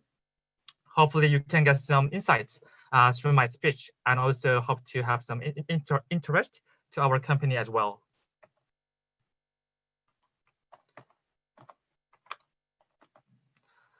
My content is composed of 3 parts, as you can see. So first, it's about Longyi. Longyi is world's leading solar technology company, which leads global production innovation, R&D, and also capacity as well. Our company was established in 2000, and from initial stage, we are focusing on producing and developing monocrystalline silicon wafer. From 2015, we are starting producing solar module. I think our company's biggest advantage against other competitors is the fact that we already set huge economy of scale, which is connecting to our company's reliability and brand as well. For other concrete figures, you can check them on the slide. Okay. So Longyi also shows extraordinary profitability and bankability figures, which are quite important when it comes to think about company's reliability. You can see the figures on the slide also. Next page. LONGi keeps spending about 5 to 7% of its revenue on R&D. Also, we have extensive partnership with many world-based research institutions, as you can see.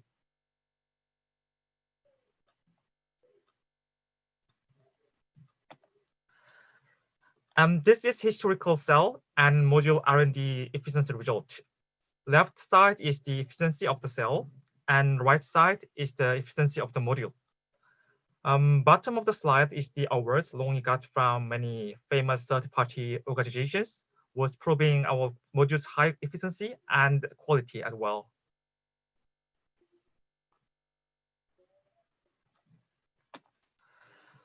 In line with global warming issue, LONGi is also pioneering its best to protect our environment.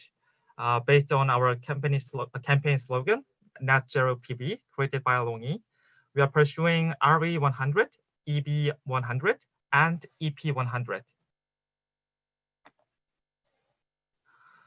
For RE100, LONGi is committed to using 100% of renewable energy by 2028. And for EV100, LONGi is committed to installing sufficient EV charging facilities by 2030.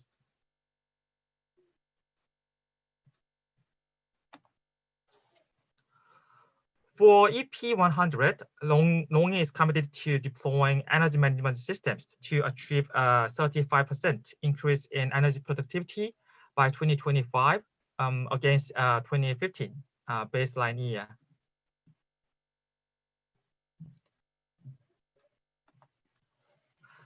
Next is introducing technical features of our new model, HYMO 5.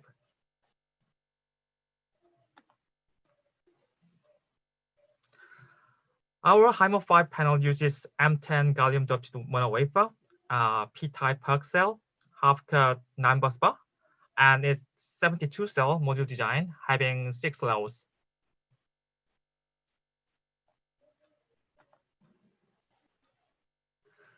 The power output of the module is up to 540 watts, and the size of the module is 2.25 for width, meter for width, and 1.1 meter for length. And it's 32.3 kilogram, glass-to-glass bifacial module basis. VOC is 49.5 voltage, and IMP is 13 ampere, which is relatively lower than using G12, our larger cell module. A power temperature coefficient is minus 0.35% per Celsius.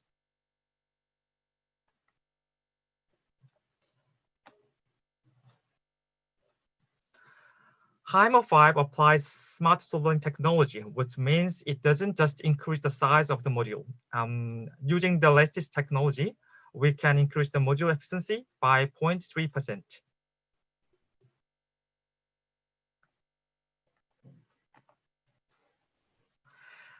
And also, this new technology enhances our module's reliability as well, as you can see.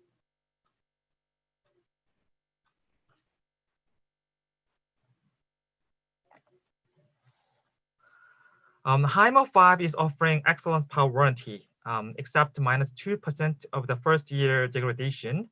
Bifacial module guarantees minus 0.45% by year during 30 years, and monofacial module guarantee minus 0.55% annually during 25 years.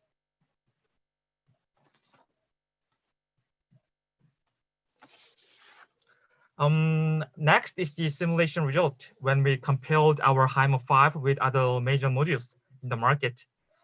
As you can see, if a customer uses HYMO 5, customer can save BOS cost up to 1.34 cent per wattage.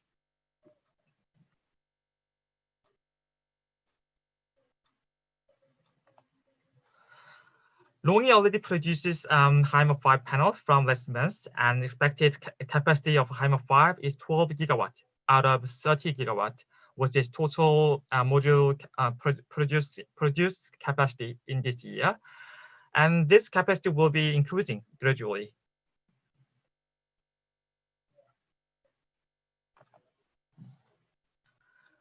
My last topic is excellent qualities for LONGi's module. As I mentioned on the beginning of the presentation, LONGi focuses on R&D and quality very much. This page shows our excellence LETID test result from third-party institutions. We did the test from TUB Ireland, TUB STD, RATC, and PBEL.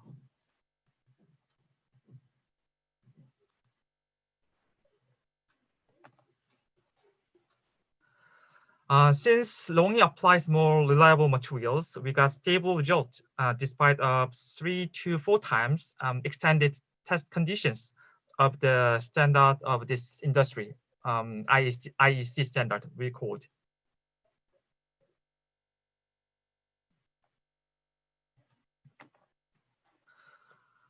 Also, LONGi got high achieval award from RATC, Renewable Energy Test Center, based on our panel's outstanding performance.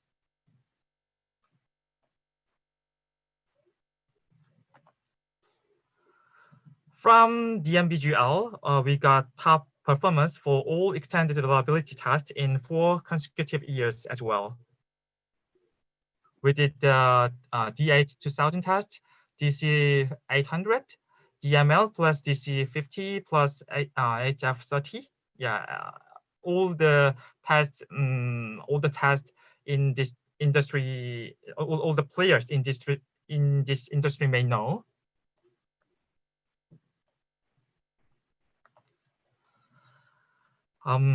Next is majority of the customers may think that no matter of the brand or manufacturer, additional power generation of bifacial module is similar, but actually it's not. Based on PBEL's test site result, the output could be differentiated by more than 2% according to the module supplier.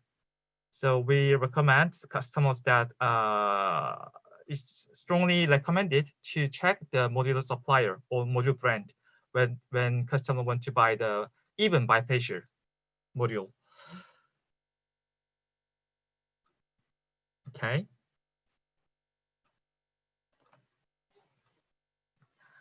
And not only PBEL's test, but LONGi also got PB Magazine Test Award, which is showing extremely higher output than others, as you can see.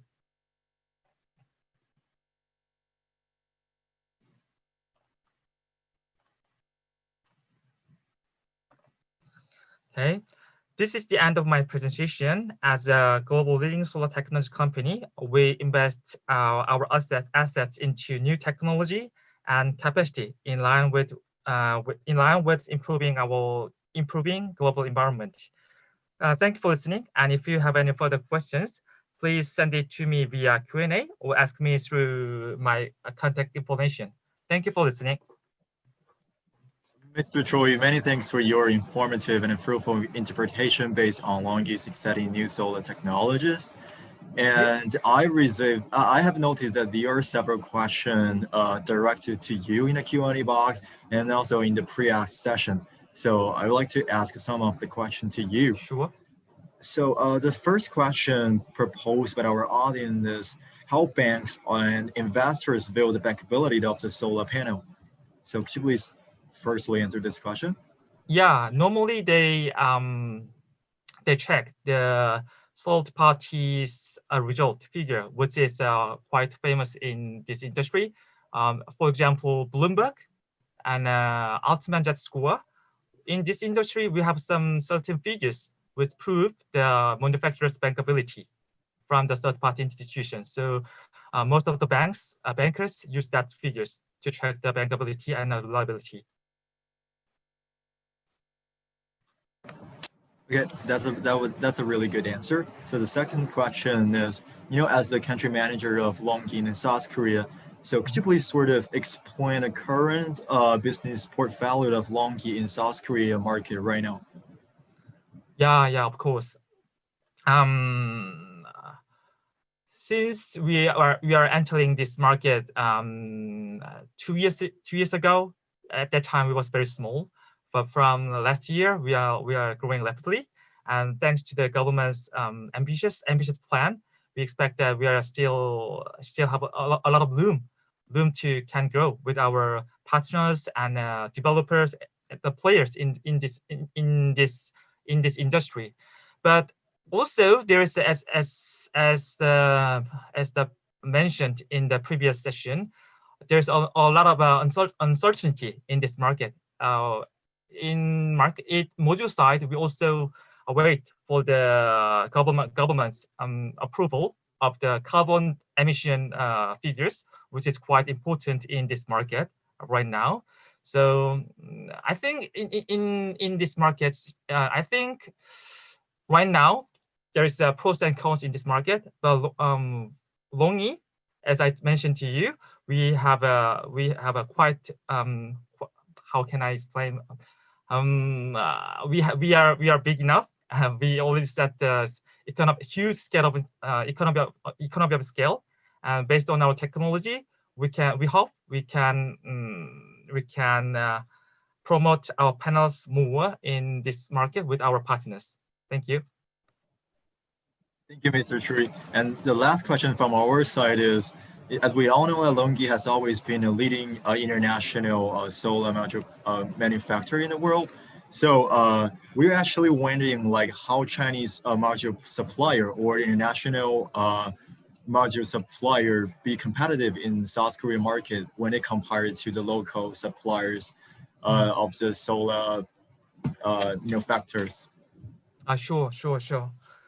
I think first point is that, of course, in Korean market, we compete with Korean manufacturers, which is more popular in this market. But we don't think that we are just the competitors. Sometimes we are the partners who want to promote the renewable energy in this country. So sometimes we compete in the market, but at the same time, I think we do the healthy competition in technology side or supply side also. Because, for example, Hanwha and LG and other companies are also do the exports, not just do the domestic business. So sometimes they also lack out of stocks. So I think we LONGi and other Chinese brands and Korean brands are sometimes are competitors, but sometimes are partners in this market. And this is the perspective I have right now. All right, thank you, Mr. Choi. Since there are still some time left in your session, so I'm actually wondering, like, if any other really important points that you want to stress in your speech, or sure. So maybe in Korean market, LONGi is not that well-known brand yet, compared with the other countries. But LONGi, in Korea, we are growing very fast, and based on the technology and the huge capacity scale, not only module but the components, the wafer itself. So we expect that we can grow rapidly next year and in the long term. I mean, with the proper partners and industry players. So hope LONGi can contribute our ability to Korea to promote the renewable energy with the partners and the audience who see this seminar. Thank you. Thank you, Mr. Dre. And also, we are also so willing to see like more and more international, solar suppliers will gain its, position in the South Korean market. Thank you so much. And thanks again for your, informative and fruitful interpretation and your excellent answers. Thank you so much. Thank you. Thank you so much. Thank you. Thank you.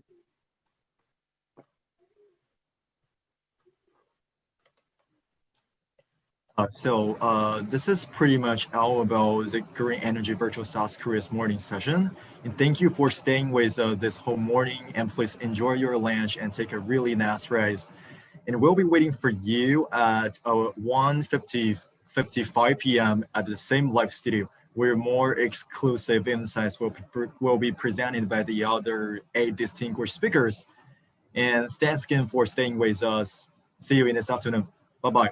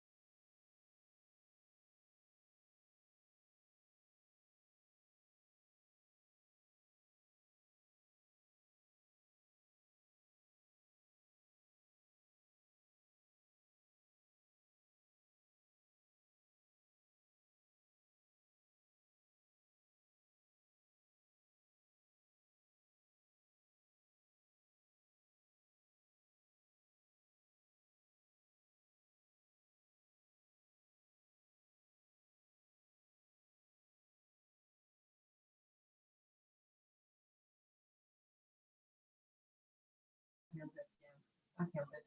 So clearly I mustn't have plants. Apparently so.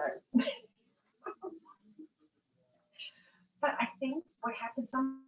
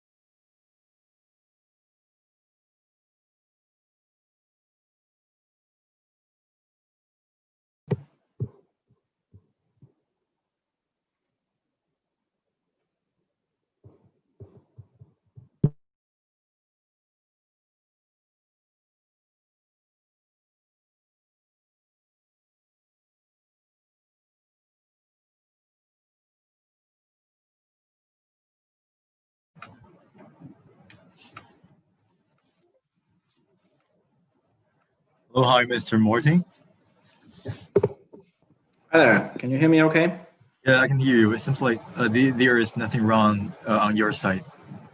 Good. Thank you.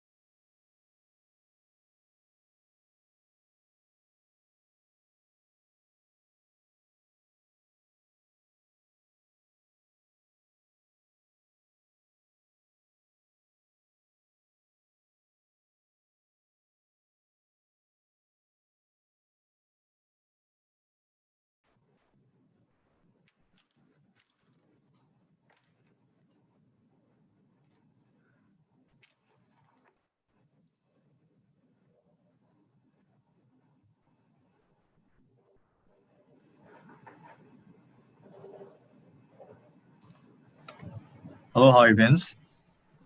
This is Honam. Hello, can you hear me? Yeah, I can hear you. Hi. All right.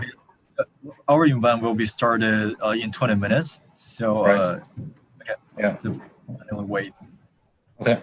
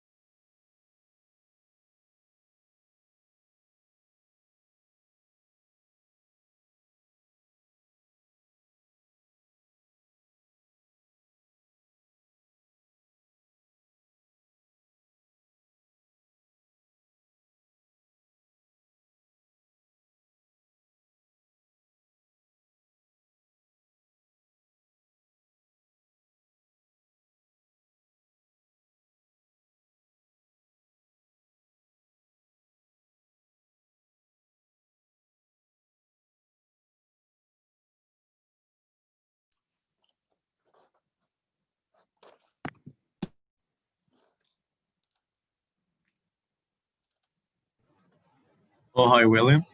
Hello. Hello, hi. So our event will be started in 10 minutes. So please get ready for it. Sure.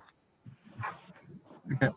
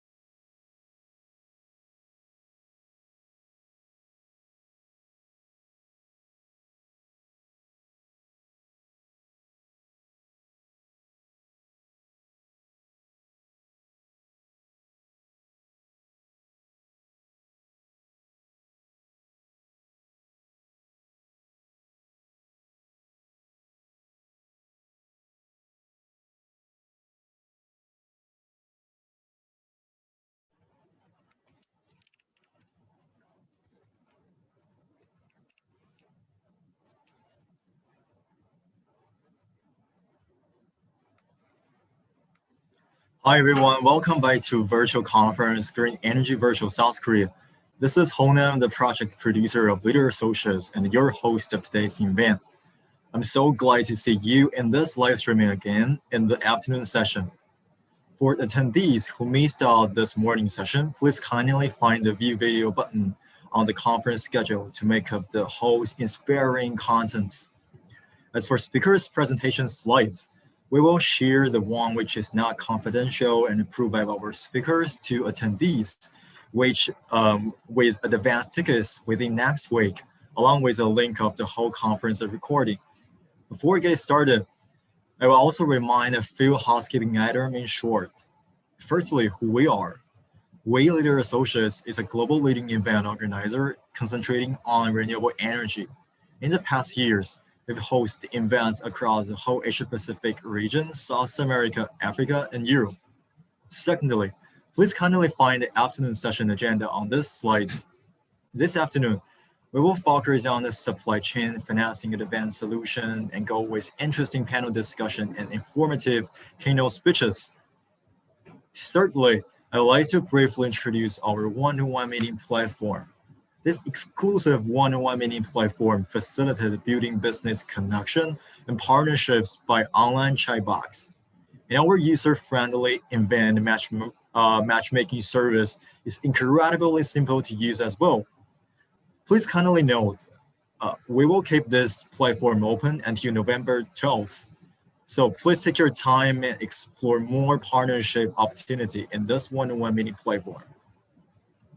Thirdly, and also the last thing that I want to mention is the Q&A box is open for all audience during the whole afternoon session. So as you can find, there is a Q&A box on your meeting control panel, and we will select 1 to 2 questions for our speakers to answer after their presentation if time allows. Now, without further ado, let's start with our first mini talk of today, global wind energy status and key concerns of project development in South Korea. In this mini talk, we are really honored to get 3 excellent speakers involved in a comprehensive talk and comprehensively talk about the global wind energy status as well as the current development in South Korea. Firstly, let me introduce our first speaker of today's mini talk, Mr. Martin Dalholm. Mr. Martin is the chairman of the Global Wind Council and is also Vestas Group Senior Global Vice President for West Wind Systems. Hi, Mr. Martin. Please start your presentation. Hi there, and good afternoon, and good morning from Copenhagen, Denmark. I will just share my presentation.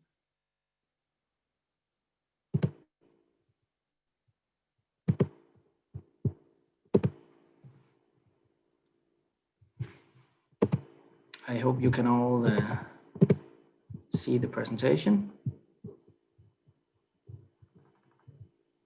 Okay, so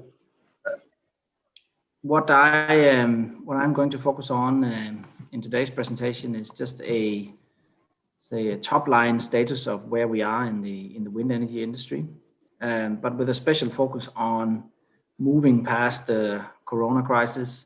Why is it actually a good idea to bet on putting green stimulus? Yes, Mr. Martin, I'm sorry to interrupt you, but could you please make your slides in full display? I can try.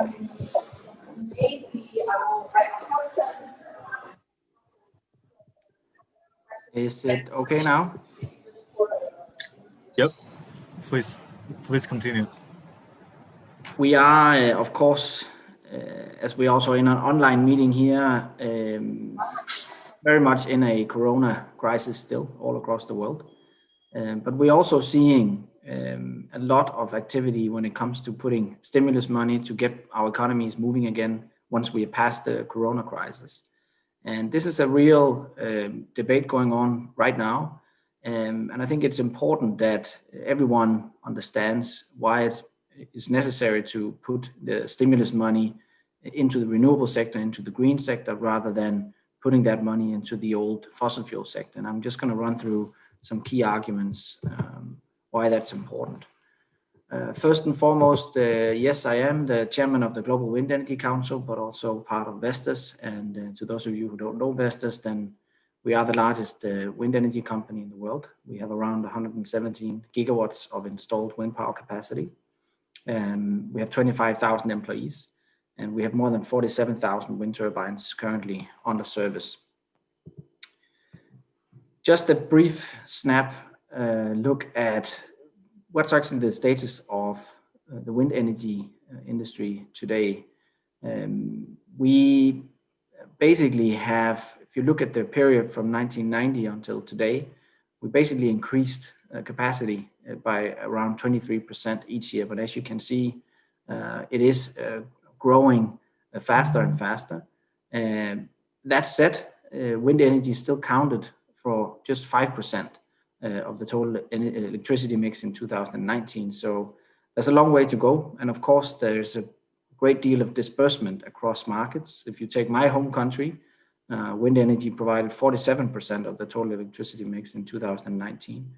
And in Denmark, we have set quite aggressive targets to become carbon neutral in 2050, and with a 70% carbon reduction target already in 10 years from now. And is still aggressively pursuing wind energy both on and offshore. But there is a larger story to be told here in terms of the position of renewable energy in the total energy mix. If you look at the total energy demand across the world, it's just about 14% of that total energy demand that is being met today by renewable energy, which of course includes hydro, solar, and wind and other technologies. But if you then zoom in on the electricity box here down in the right corner, 27% of the entire electricity mix today is demand is met by renewables. But what is happening today, of course, is that portion of the energy mix that we call electricity, those green electrons that we are now able to produce very cost affordable, we can start using those in the other parts of the energy sector. We can use them in transportation for electrifying transport, of course. We can use them in the heating and cooling sectors in the building side, and we can use them to electrify industrial processes in the industrial sectors and so on. And the reason why I'm saying this is that when you talk about the market for wind energy, we're not only talking about the electricity market. We can actually today credibly say that from a technological and economical point of view, it is feasible to start talking about a full decarbonization of the entire energy sector. And that's what the really interesting part of the development today is around. And why we in both Global Wind Energy Council and also Vestas spend a great deal talking about electrification, for example, of transport, because it makes sense for us to start using those green electrons to decarbonize the entire energy sector. And that is really the potential here. And also a great promise in terms of future demand for wind energy. I was talking about the green stimulus packages that we are seeing governments put in place as a consequence of the COVID crisis that we are in.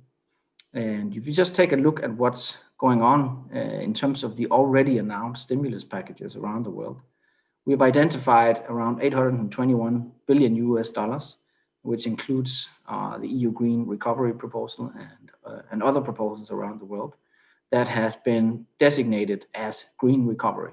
That is around 48% of the entire pie of money that government so far has allocated to green to stimulus after the COVID crisis. But as you can also see, 51% of the announced money is not with a green angle to it. So I think it's incumbent on all of us in the industry, and I'm sure also in Korea, to really take this dialogue serious, because after the corona crisis, hopefully soon will be over, and we have to really start stimulating the economies again, it would be a major mistake for governments to put money in the old sectors of the past, the fossil fuel sectors, instead of betting that stimulus money on where the growth is going to come in the future, which of course is in the green side of things. And there's a number of arguments to why we should accelerate economies with a clean energy angle to it. Every dollar spent on a clean energy transformation will deliver a payoff between $3 and $7 while contributing to fighting both climate change and make societies more resilient. And I think that's really the key point here, that, and we all need to put those points to our local governments, that it is really now time to start changing our economies and accelerate the clean energy transition. And there's just a number of points that I want to go through why it should be obvious why stimulating the economies with a green angle is the right way to go. And maybe just stating the obvious here, but of course the first and foremost argument to be used is that renewables have obviously a lower greenhouse gas emissions than fossil fuels. We have to remember that we are, yes, in a corona crisis, in a health crisis, but that doesn't mean that the larger crises that are looming over us, the climate crisis, has gone away. On the contrary, we need to double down our efforts to decarbonize our economies, and betting on old sectors like coal and oil is not going to get us anywhere. It is just going to make the problem worse. And obviously, wind and solar and other technologies that do not emit greenhouse gases should be the first and foremost choice for governments after the corona crisis. And you can say, why not? Because it's not a cost issue anymore. If you look at this chart with the global levelized cost of energy ranges, the latest updates we have here from Bloomberg New Energy Finance, it is clear to everyone and should be clear to everyone that onshore wind and solar PV are the absolute most cost-effective energy technologies around. And so it's not just a climate argument we have to make to governments. It is also for sure a cost argument. And of course, not only that, there's also a health argument.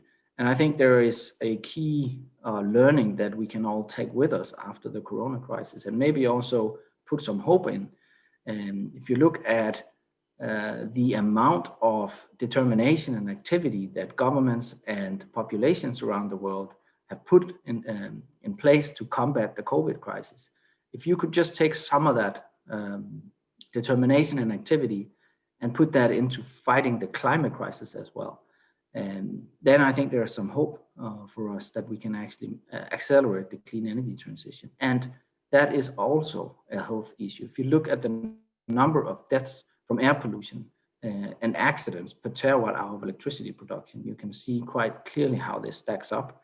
If you take lignite coal, for example, and compare that to nuclear, wind, and hydro, it's obvious that betting on a clean energy transition will actually provide quite tangible health benefits to populations as well. And then, of course, and I think maybe that's one of the crucial arguments we can make from the renewable energy sector, is that the renewable and energy efficiency sectors creates much more jobs than fossil fuel sectors. Actually, nearly 3 times as many per dollar invested. We have above 60 million jobs in the renewable sector today. And it's clear that if you put your stimulus money in the green side and not the black side, you will be able to add additional stimulus and add additional jobs to your economies. And I think that's a vital argument that we can all make. And of course, there are other benefits as well. And that's perhaps one of those things that we are not talking so much about, but the fossil fuel sectors are actually consuming an enormous amount of water. And in many economies, that should be an argument for why we should be betting on renewables and not fossil fuels, because there will be increasingly water-stressed areas across the planet. And there are also a few remarks I want to make in terms of the Korea situation specifically, because I know in Korea, of course, beyond talking about how to stimulate the economy, there's also lots of policy dialogues on how to do that in the best possible way. One of the key arguments that we're making from Vestas is, and I know that right now there's an argument or a discussion, at least in Korea, on whether or not to move renewables forward using technology-specific auctions or technology-neutral auctions. And I think it's key here to note that technology-specific auctions are preferable in the sense that what you really want to end up with is a fully decarbonized energy sector with a good balance of all available technologies. And the only way to ensure that good balance is to promote technology-specific auctions, which means that you can steer the amount of megawatts you want to have installed for specific technology. And I just want to bring this slide here from, which is from California. It's called the California's dot curve. And what it basically illustrates is a system that is over-reliant on one particular technology, namely solar. And you can see how the average net electricity load during peak days of the day, because of the amount of solar, really gets skewed. And if California had provided a better mix of both solar and wind, you would have been able to smoothen that line and make sure you have a more stable base load across all hours of the day. And I think that's a key argument we have to make, that the right mix of technologies will ensure the most stable and most cost affordable electricity supply. The other key argument, and I know this is also a discussion in Korea, is about should we or shouldn't we apply local content requirements for renewables. And we have seen in many markets that key players are making that an argument, specifically when it comes to investment. And I think that will be even more crucial now, where governments are contemplating green stimulus. And it's an easy trap to fall in, to say that then has to be accompanied by a local content regulation that will ensure that factories are being put up in places where that stimulus money is being applied to. But if you look at this chart here, there is a key concern that when you force local content regulations on renewables, you will end up with a much more expensive renewable setup than you should have. We can see in the top part where countries that has enacted local content requirements basically have much more or higher levelized cost of energy than countries that have provided a free market for renewables to operate in. And we also saw some examples lately. We have seen in France, after they dropped their local content requirements and eased transition line scope, offshore wind bids in France dropped an impressive 69%. And we have seen a similar example in Taiwan. And the third argument here in terms of for the Korean energy market, and we have seen some challenges in terms of permitting process for renewable projects, specifically wind in Korea. And there, I think it's important that really take a good look at how not only Korea, but there are many markets that could benefit from streamlining the administrative lead time when it comes to permitting.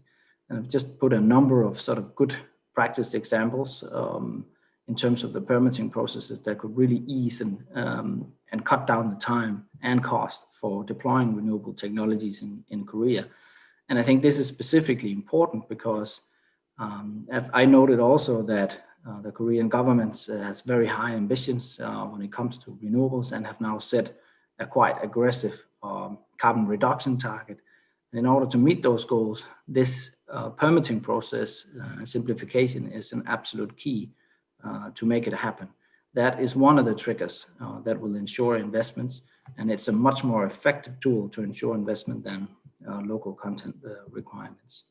And I think that's really all I wanted to say. So I want to thank you all for your attention, and I hope for some questions afterwards. Thank you so much, Mr. Morning, and very much appreciated your informative speech. And so I think this is pretty much all about your session. And in the next part, I'd like to kindly introduce the second speaker, who is also from Vasta. And the next speaker is Mr. William Garillard. So William is the Vice President of Sales in Asia Pacific region. So in this role, Mr. William will be driving the sales business in the emerging and mature market across Asia and outside of India, Australia, and Japan. Hi, Mr. William, please take control of your stage and have your presentation right now. Hi, everyone. Can you see the slide? Yeah, we can see the slides, but I think you better change it into the presentation mode because we are actually viewing it from. Yep, it is full display right now. Okay. Oh, good. Hi, everyone. And thank you very much for inviting me. Good morning, good afternoon, or good Hi, evening. William. I'm sorry to interrupt you, but it's still not full display mode. It is in full display, yes. So currently it is. Oh, okay. Good. Okay, then hi, everyone. Let me start again. Yeah, so happy to be here. Thank you very much for inviting me. And yeah, would definitely appreciate more to see you all face to face, but unfortunately, due to the current situation, it has to be me looking at my computer instead of looking at you guys. But very much appreciate that you're connecting and you give us an opportunity to discuss. And for me, the topic today is how can we work together. You see all this background, this picture of Seoul from last year, and I would imagine that most of you that are connected and attending today have unfortunately been living this unfortunate situation. And I think that there have been more and more interests and consciousness from also not just the business, but also the public area in Korea over recent times. And that's obviously unfortunate that it needs to happen so people realize the situation, but somehow we need also to make sure that we take that opportunity and embrace it and find solutions. So obviously after this has happened and in Korea we've seen a lot of movement and obviously the President Moon has set these ambitious targets, which I will come back to in a minute. But unfortunately, it seems that over the past few years, nothing has really materialized. And I was actually very negatively surprised and disappointed when I saw a few weeks back that Fitch Rating was forecasting and announcing publicly that they don't believe that even 50% of these goals will be reached. And for me, this is a great, ambitious goal. And what I would like to discuss today and present to you is how we can work together to achieve this goal. So first of all, just to have big picture, this is the expected growth in Asia and Pacific, and that shows a very clear thing. The power demand growth over the next 20 years is going to come mainly from Asia Pacific, not Europe, not North America, not the traditional, I would say, markets, not even Latin America. It's Asia Pacific. And when we look at also the projections in which kind of generation mix could be achieved by 2040, by 2050, there is hope that somehow a good part of it, hopefully more than 50% of it, could come from wind and solar. And I think that's where we have the most likely growth opportunities. Hydro reserves are finite, geothermal kind of finite as well. Biomass is not most, I would say, renewable energy. So, and nuclear is also obviously somehow with some counterparts that most of the countries prefer to avoid. And we know that in Korea, Korea is one of them, and trying to actually decommission some of those nuclear plants. So there is a huge opportunity. So it's really about how can we work together to materialize it. But I want to look also at those predictions a bit more short term up to 2025. And when I look at the details of those Asian markets that most of us know, we can see China driving, and leading the way. You can see India with obviously ambitious plan, but a bit more struggling. And we can see that unfortunately, Korea is a very, very thin line there on top of it. And both onshore and offshore, even if obviously offshore the targets are slightly bigger by 2025, but it's still very, very, very much not as per the Korea government's targets or even expectations. If I look a little bit more into the details of those numbers, and I take out China and India to give you a bit more idea of the mix, you can see that even Vietnam is doing better. Japan is doing also quite good, and there is no reason why those countries can be successful and Korea cannot. So again, what is the secret? I think Morten just gave a few hints, and thanks for that, Morten, because I will use that in a second. But there are ways that we can work together, that we can obviously discuss and work together, discuss with the authorities how we can improve that and how we can make it happen.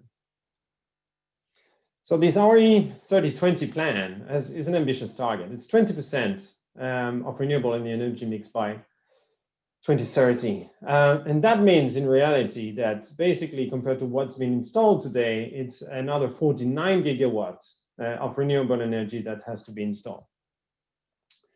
If we look into more detail, out of these 49 gigawatts, I would say a third of it would come from wind, and mainly large-scale wind. But if we look at the past, just pure, flat, unfortunately crude and cold numbers, well, Korea has until now built between, well, even the most recent time, so in the RPS time, post 2012, 40, 50, 80, a good year has been a 220 megawatt, but more or less we are between 100 and 200 megawatt a year. There's no way we can reach those targets with that kind of volume. So again, solutions. How can we work together to make this happen? Because we are really starting from very, very low, and from 1.5 gigawatt installed to achieve 16 or 17 gigawatt installed in the next 10 years is going to require a lot of creativity and partnership and teaming together. Just to also, I would say, debust the myth that I always hear, like there's no wind in Korea. Well, that's not true. You have as good wind resources as they have in Japan, in China, in Vietnam. There is no way they can make it there, and we cannot make it work in Korea. It's medium to low wind speeds. Yes, most of the sites are below 7.5 meters per second. And we can see a few good sites, though, that are higher, but the majority are more in around the sevens. What is obviously happening, and that's also true in Taiwan, in Japan, in Korea, you have extreme wind speeds, mainly driven by typhoon events. And that it requires, I would say, stronger turbine than what we would install, for example, in China or in South Vietnam, due to those extreme wind speed events. Usually high turbulence intensity, especially in the mountainous area, and that's because of the complex terrain, but also reinforcing these events of typhoons. But also a constant wind shear of around 0.15, and with, I would say, a relatively good tariff that you have in Korea. That's also important because there are ways to make it actually really profitable using those parameters. Despite the low wind speed and the extreme wind speeds, which are quite high, we definitely can find technical solutions. And those solutions for us are multiple. We have now 3 platforms in Korea, either certified or in the certifications. Ranging from 3.6 megawatts to 6 megawatts, and they all can be, adapted in terms of power mode. In terms of we do detailed load analysis to ensure that obviously they will last the lifetime that you expect from. But we can adapt. I would say, depending on the wind speed, depending on the turbulence, we can find technical solutions. We also use site-specific towers on most of our projects in Korea. And that means that we can really optimize the towers to enable transportation, but also to increase the hub height as high as we can to capture more wind, so higher wind speeds, better AEP, and also in general, increasing the net present value of your projects through higher generation. So we have solutions. We have solutions like hybrid, also power plant controller. So we can also connect and manage together your battery energy storage system if you have, or even a solar farm if you want to build a renewable energy complex together. So there are solutions. The technical solutions are there. I think that there is, a lot of things that actually are the problem or the challenges, I would say, in Korea, but they are certainly not technical. We have solutions from Vestas, and I'm happy to, to help you out there if you have any technical questions. But we have solutions. So really, the problem doesn't lie here. I think, as Morten described, for me, the main projects come now to, a few big items, and there's a big elephant in the room there. The permitting process. It takes a lot of time. There is a lot of resistance from the local communities. The PPAs are hard to obtain, especially there is a lot of pressure. We all know from the utilities to push for local content or local turbine manufacturer. The EIA approval is not a clear process. The outcome is also far from being predictable. So large wind farms are downsized to ridiculously small wind farm, making them actually not viable anymore. So there are solutions, and we can work together. I think Morten has presented a few of them. This is definitely something we can help out. We have a vast experience with investors working in so many different countries, so many jurisdictions, that we can not only analyze what works and what does not work, but also help you and in turn help the government to take the right decisions and how to put that in place. I would like to also highlight that we're more than happy to engage a lot more together with you, with the communities. How we teach them how this is beneficial for them, how that will create local employment, how that will develop tourism in some occasions in their area, how that will create infrastructure. And teach in the schools from the kids to the ground up, because to be honest, they also sometimes help their parents to understand better. Then an issue I think is something that also Morten has touched on, in the localization, local content. That doesn't make us more competitive, that's for sure. And certainly, I think also to debunk the death myth that we are not local. Today, if you look at the entire value chain of a wind farm, onshore, again, offshore might be even more in favor of local content, actually. But even on an onshore project, when we look at the wind turbine equipment that we import, it's about 20%. And then the operation and maintenance with all the spare parts, consumables, okay, that we could import as well, it's even less than 9%. So in the total 20-year lifetime, when you take it all, also obviously the balance of plant and all the local services, the tower, which is made also locally in Korea, and all the value chain of the banks, lenders, investors involved, more than 70% is already local. And that is creating a lot of jobs, not just during construction, but also for the long term, locally as well. So having a simplified, standardized, clear procedure, hopefully centralized would be even better, but maybe it's too much to ask. But for me, that's the secret sauce. That's what has been working in pretty much everywhere else. Doesn't mean it cannot work differently, but it's just more difficult. The last but not least, Korea is obviously trying to protect itself and oblige us to have a specific certification for the turbine. That's just an extra cost, an extra step, makes our latest technology longer to arrive in Korea, so obviously less competitive. And last but not least, it has a cost that I'll have to ultimately pass on to my customers in Korea. So it's not beneficial for anyone there. I hope that obviously from a government perspective, they can understand that despite those regulations, you've seen that Vestas is also the leader worldwide with more than 45% market share in Korea. So that's not protecting anything. That's just another burden that slows things down. So I'm done. I think we can work together. We can create a lot of jobs. We can definitely work together and help work together in white papers or whatever information you need to simplify and streamline the permitting process. And last but not least, I'm sure that also with your support, we can reach to terms into how we simplify either the KE certification or just simply recognize the IEC type certificate. But this is for me the recipe for success in Korea. Thank you very much. Thank you so much, William, and thanks a lot for your really passionate and inspirational and, of course, valuable speech which encompass such an international perspective. And we're also willing to witness more wind energy and the other renewable projects being developed in the whole APEC region, which includes Japan, Taiwan, China, India, Vietnam, and of course, South Korea. Thanks again for your impressive presentation.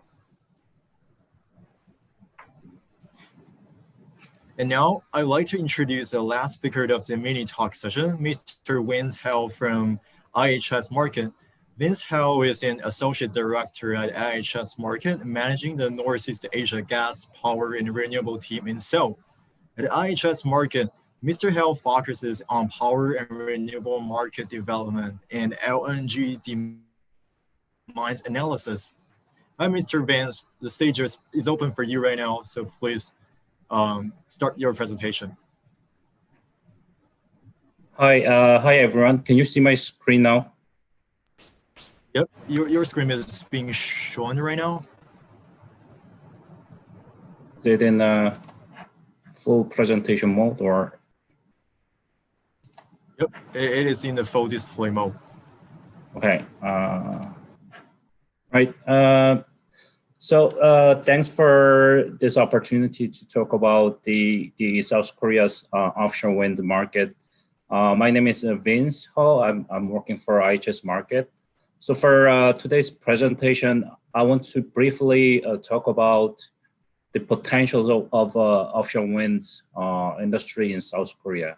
I think many of the audience actually participated the seminar a few months back. And then since then, I think one of the key developments around the South Korea's power market is that the government announced that they want to achieve net zero emission target by 2050. So I want to give you a little bit of a high level overview of where the offshore wind stands in the total power market system in South Korea, and what is needed in order to achieve that ambitious goal to 2050. Let me begin with the overview of global offshore wind market. So this is the total installed capacity of offshore wind in last year. So our analysts captured all the installed capacity across the regions. Last year, the total capacity of offshore wind is estimated at around 28 gigawatt. That's the green color that you see from this chart. And out of this 28 gigawatt, it's the United Kingdom, Germany, and mainland China, the three countries basically accounting for more than 80% of total capacity. So it's a really concentrated market at the moment. However, if you look at the capacity under construction, which is the orangey color, the market is heading toward more diversified market. So for instance, if you see the Asia Pacific region, in the box at the bottom, you can see that other Asia Pacific, excluding mainland China, is building around 3 gigawatt of offshore wind at the moment, and is trying to catch up Europe. So we will likely to see more diversified capacity across the region going forward. If we look at a little bit farther to 2050, IHS Markit forecasts that the offshore wind capacity will reach around 600 gigawatts by 2050. Out of that, we think that Asia Pacific will account for about 22%, followed by mainland China and also Europe. And this is the capacity that we capture for those connected to the grid. So our analysts are actually trying to estimate what will be the capacity needed in order to produce, for instance, hydrogen, which is getting a lot of interest, especially in the European market. So that's not included in here, but we will likely to see that number, and that will become a big boost, especially for the Europe. we'll also see more countries investing in offshore wind. So currently we see that around 17 countries are building offshore wind at the moment. And this number will go up to around 27 in 2050. It's not a big growth in terms of the number of countries, but in terms of the diversification and also the growth, it's likely that the other markets, especially in Asia Pacific, will have a big growth. And I'll talk about it later. So here, let's look at what's the current pipeline in terms of the offshore wind in the Asia Pacific market. Japan, if you see the chart on the left, Japan, South Korea, Vietnam, and Taiwan, those countries are leading the offshore wind pipeline, followed by mainland China. And those including under construction and also planning, it amounts to around 120 gigawatts. And what is also interesting to see from this chart is that it's actually only a few countries that are building the offshore wind. So most of these numbers are still at planning stage. So that means that in the future, it is very crucial that those capacity at planning stage actually get financed and actually being constructed in order to promote and boost this industry in the future. Because for instance, if you look at Japan or South Korea, those countries all have over 10 gigawatts of pipeline at the moment, but there's only a small number, a very small capacity currently being constructed. And most of the pipelines are actually planned after 2024, 2025. So in order to get those power plant on time, it is very important that the necessary government is needed and the cost has to come down, and also the supply chain has to get ready in order to get this capacity being connected to the grid on time. On the right, we can see that those under construction is only 17 gigawatts, and it's mainly concentrated in mainland China. So this is one of the key issues that is currently faced by the offshore wind industry, that there are lots of the policy target, lots of ambitions, but in order to materialize all of these very ambitious target, it is actually important that the actual project has to be done on the ground. Now let's zoom into South Korea. South Korea, as I mentioned at the beginning, one of the key developments over the past month is that the South Korea government just came out with the 2050 net zero emissions target, followed by mainland China with the 2060 target, and also Japan 2050 target.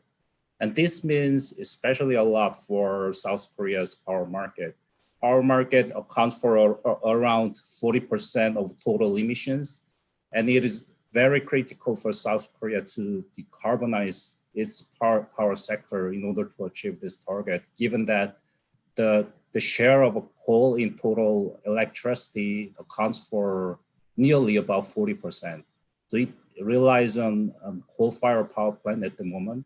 So how the government is planning to phase out this existing, and also some of the new coal-fired power plants are extremely critical in order to boost the renewables in the future. So I'll touch upon a little bit on what kind of policies have been laid out so far in terms of the coal phase out.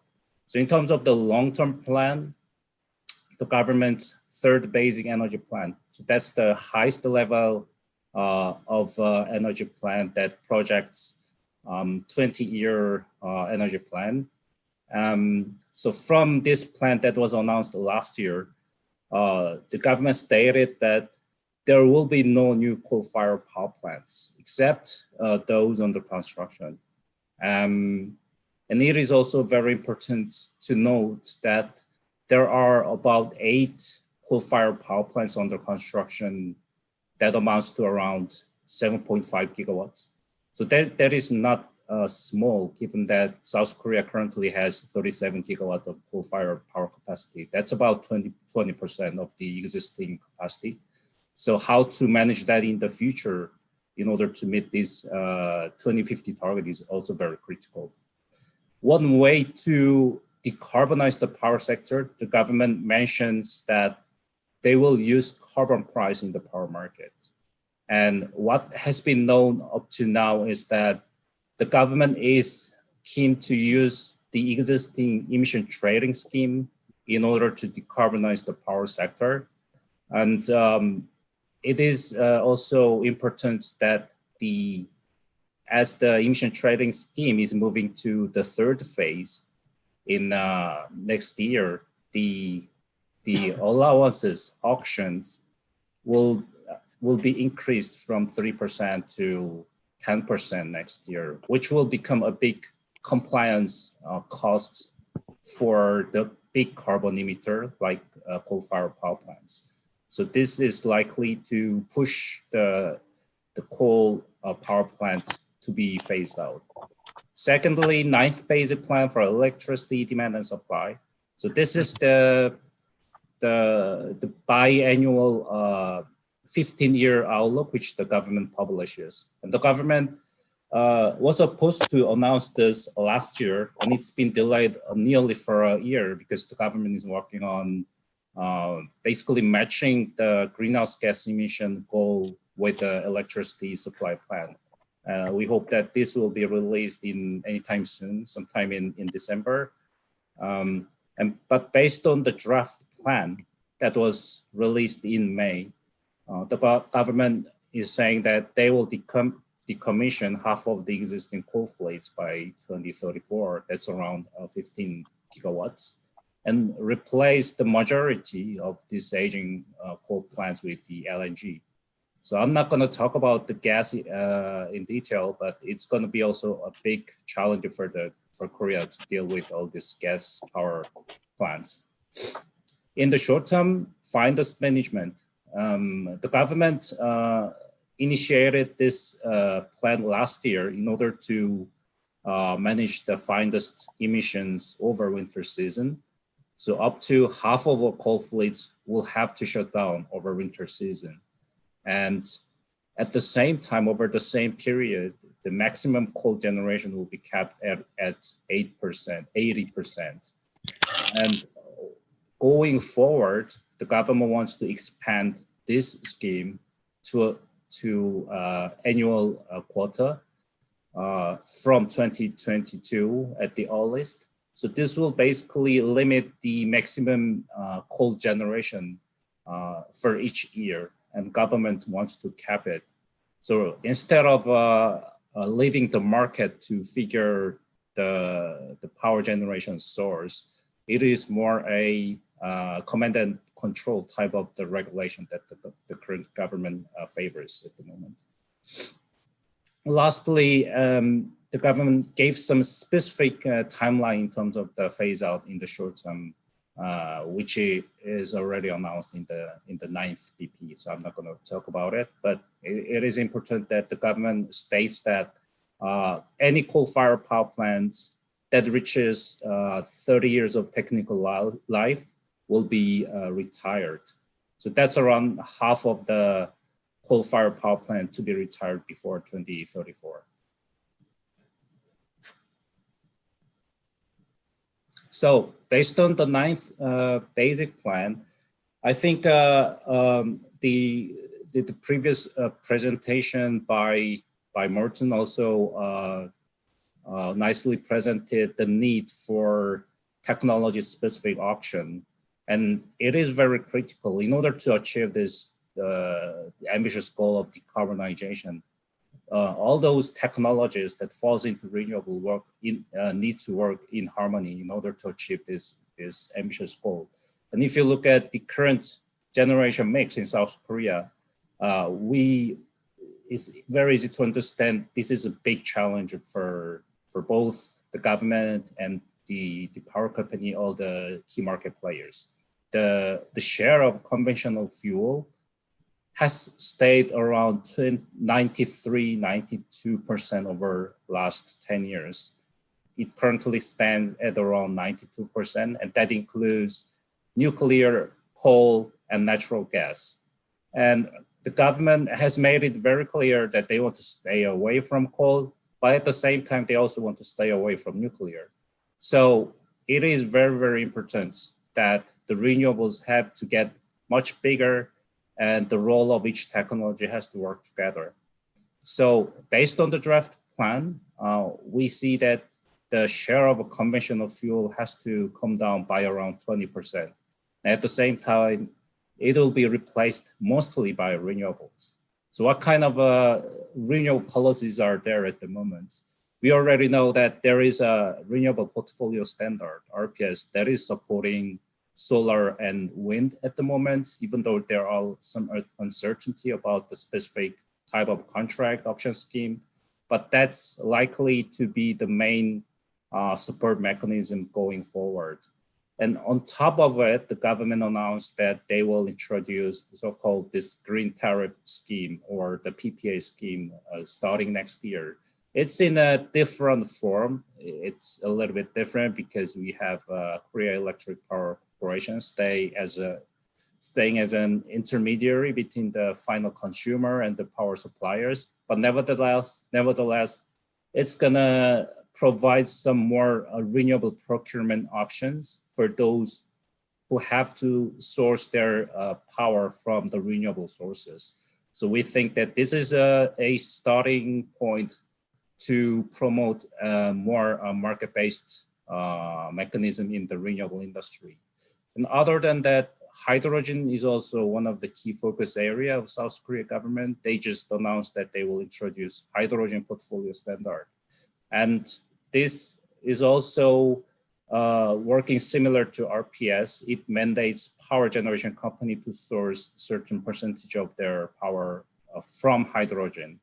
And the government didn't specify whether it should be green hydrogen or the gray hydrogen. Green hydrogen meaning hydrogen produced from renewables. So there's no specific guideline yet, but we think that going forward for the decarbonization purpose, it has to be green hydrogen in the future, and it will be also very important part of power mix going forward.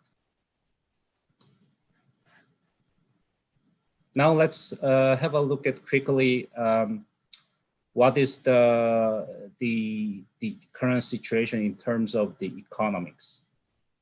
So I think Vestas in earlier presentation also mentioned some of the challenges that the foreign OEMs are facing in South Korean market. And you can see that the offshore wind stands above $200 per megawatt hour. It's far higher than the coal or solar. There are a few reasons for that. One could be the wind resource, because in South Korea, the offshore wind usually has around 30% capacity factor. And if you compare that with the European market where the capacity factor can reach up to around 50%, that's much lower than that. But on top of it, there's some other issues. And one of the key issues facing in terms of the economics is this needs to use the domestic turbine.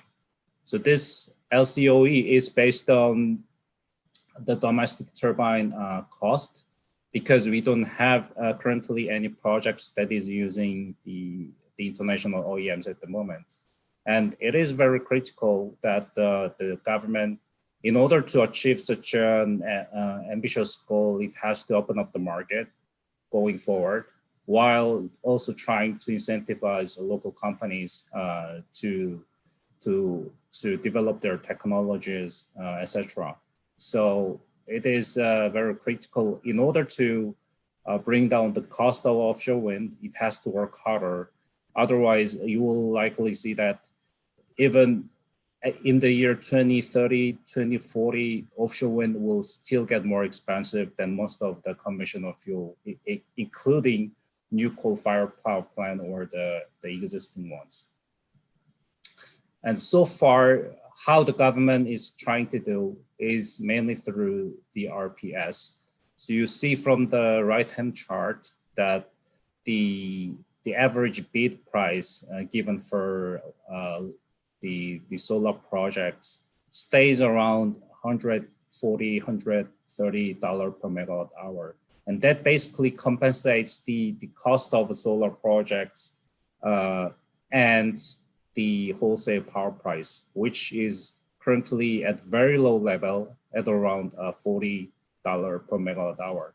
So without the government's support mechanism through RPS, the economics is not going to work for either solar or offshore wind. So we believe that RPS has to continue to support these very crucial technologies going forward.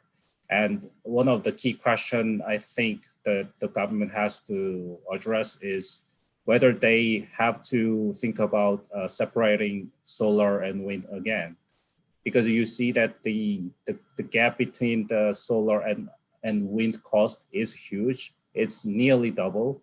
So given the current RPS mechanism where these two are combined, it's very confusing for many developers. So this is one of the key issues that the government has to address, I think, in a few months' time. Lastly, I want to focus a little bit different one, which is the infrastructure for integrating renewables. So far, the government has introduced a few measures to integrate renewable. One is demand side measure, demand response. Another is the grid connected battery storage. And none of them has helped the balancing the grid. So meaning it didn't help shifting the peak demand in the power market. And that's mainly because the current market design, within the current market design, the power price is not designed to reflect the supply and the demand on a timely manner. So because of this integrated and also highly rigid market structure, without price signal, these integration measures, which are actually successful in many other markets, have not created any substantial outcome at the moment. However, the government came up with the capacity remuneration mechanism. And I think this is not a game changer, but I think it's a good starting point because it tries to start from the very fundamental. It basically tries to address the accuracy of power forecasting coming from renewable, and also it tried to help minimize the curtailment coming from renewables. Based on these mechanisms, the government wants to provide a certain capacity remuneration if the power generators actually provide accurate forecasting to the power exchange. So this will start in 2021. And we believe that this is a good starting point. It's not a big revenue for power generators. It's probably about 2% of their annual revenue, but it's still a good starting point. So we are hoping that there is more critical, but also very important policy development going forward, which many market players are waiting at the moment. So this is the end of my presentation. I hope this helps some of the audience, and happy to answer if there are any questions. Thanks. Thank you so much, Vince, and thanks again for your comprehensive analysis from IHS Markit's perspective. And we really hope Korean government's 2050 zero emission pledge can be met in the near future to really accelerate the Korean energy transition. And it's truly a great chance to gather so much international voices in this mini talk. And beside the three excellent speeches made by Martin, William, and Vince, respectively, our audience are also interested in having some interaction with three distinguished speakers. And I have personally picked some questions proposed by our audience in the Q&A box and also in the pre-registration session to ask these three speakers. So, Mr. Martin, William, and Vince, could you please turn on your camera and also unmute yourself?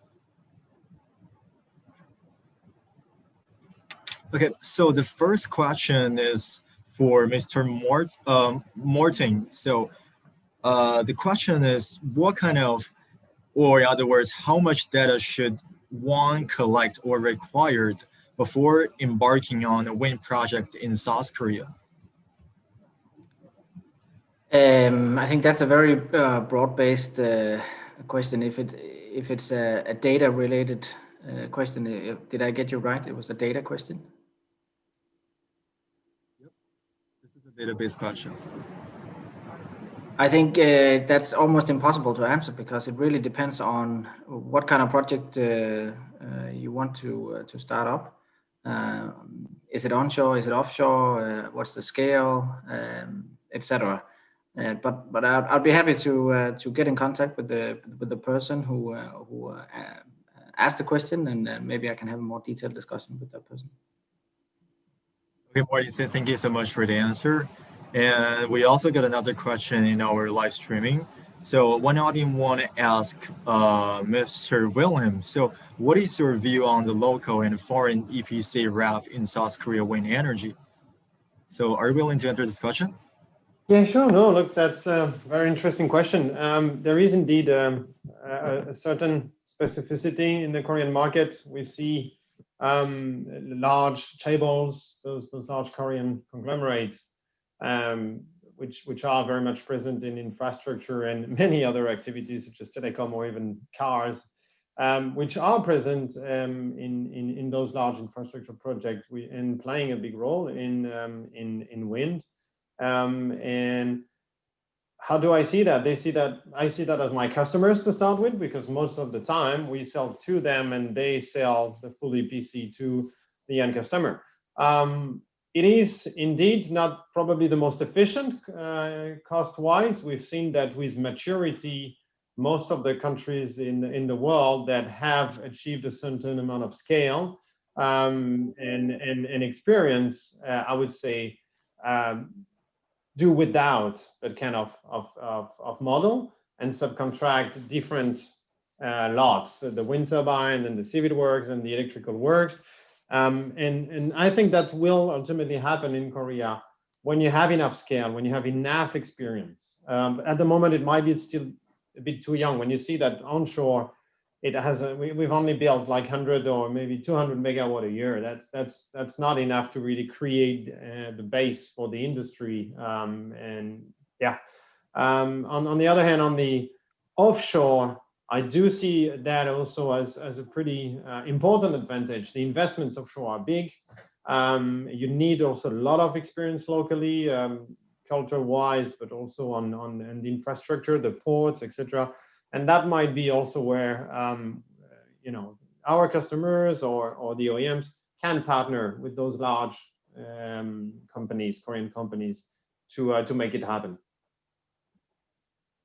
Okay, well, I really appreciate your answer. So we also got another question which is directed for Mr. Vince Howell. So one of our audience want to ask you, like, when would it be the future onshore wind market be like? And when will the first COD for utility scale offshore wind project in South Korea? Sorry, the first question? So when would it be the future onshore wind market like? I think this question maybe have addressed already by William. So he gave lots of tasks for South Korean government, I think. So I think it's up to South Korean government's policy. Lots of like permit process, like lots of uncertainties around. So that's basically the same for offshore wind. So I think that has to be addressed. So try to give some more clear guidelines terms of what the government is trying to do with the onshore wind. I think that's very critical instead of changing the policy frequently. For the question utility scale offshore wind, I think the government is planning to build like 100 megawatt offshore wind projects in Jeju Island. I think that's going to be probably the first offshore wind projects that will be built. It's planned to be built in 2023. So if it goes as planned, it'll be connected to the grid in 2023. That's going to be 100 megawatts. It's called the Alim offshore wind projects using turbines from Doosan Heavy Industries. So I believe that that's going to be probably the first utility scale project. All right, then thank you so much, Mr. Vince Ho. And I think this is pretty much all about the Q&A session. And thanks again for your phenomenal answers. And honestly speaking, I really look forward to getting more, insights from you in our physical event in South Korea next year.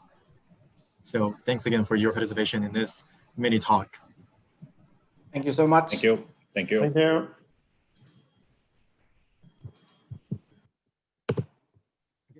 Right after the mini talk is today's offshore wind roadshow, and two leading offshore wind companies, Equinor and Ocean Winds, will share their successful project development experience in this roadshow.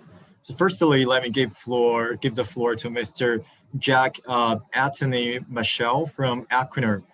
Equinor is the largest operator in Norway, among the world's largest offshore operators, and a growing force in the renewable energy industry. Hi, Michelle. Please start your presentation. Thank you, and good afternoon, good morning. Let me share this.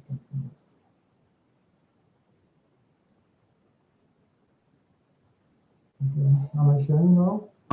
Hello, hi, Jack. I'm actually sorry to interrupt you, but it seems like we cannot hear you clearly. So could you please adjust your audio device or your microphone? Better now? We can hear you, but the volume is a little bit low. So could you please adjust your audio device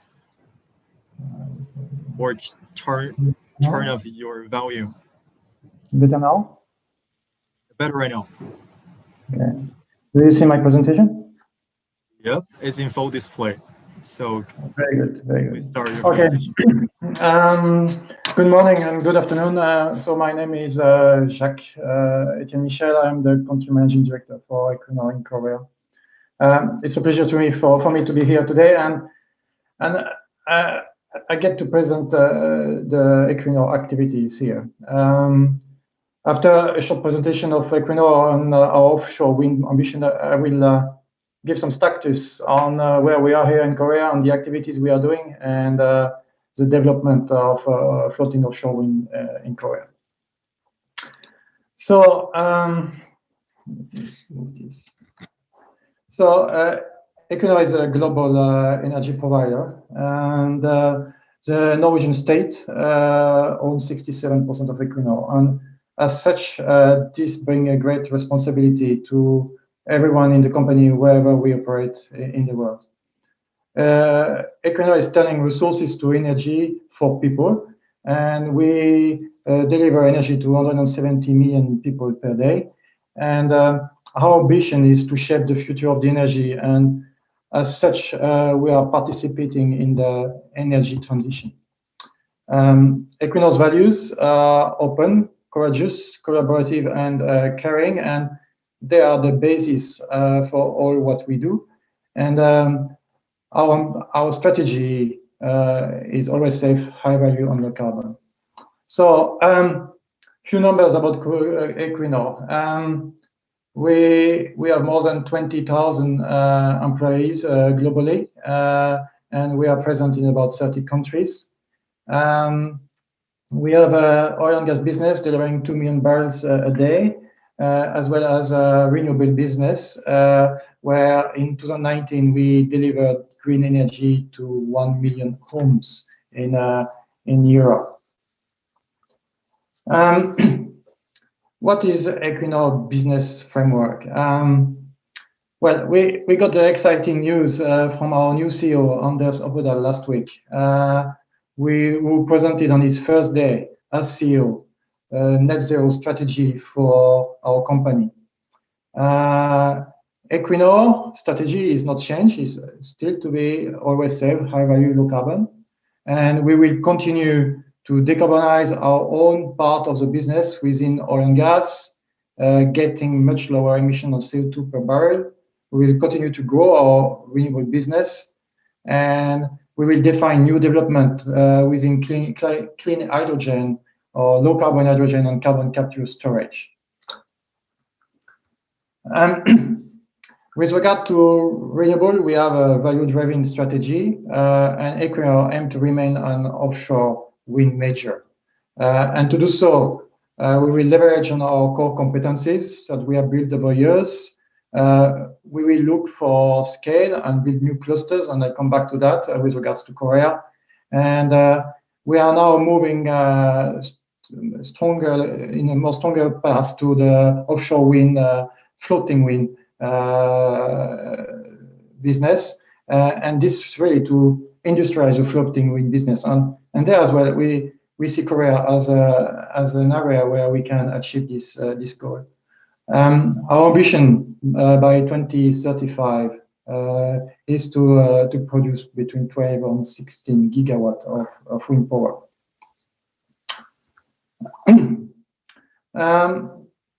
We are looking at returns from 6 to 10%, and that's it's fair to say that this will be built on leveraging our capabilities for competitive returns. And we are looking at perfect projects, and that's some learnings on what we have done in the oil and gas industry, where we break down the projects from as early as from the development all the way to installation to secure the best and the most effective way to execute and reduce capex.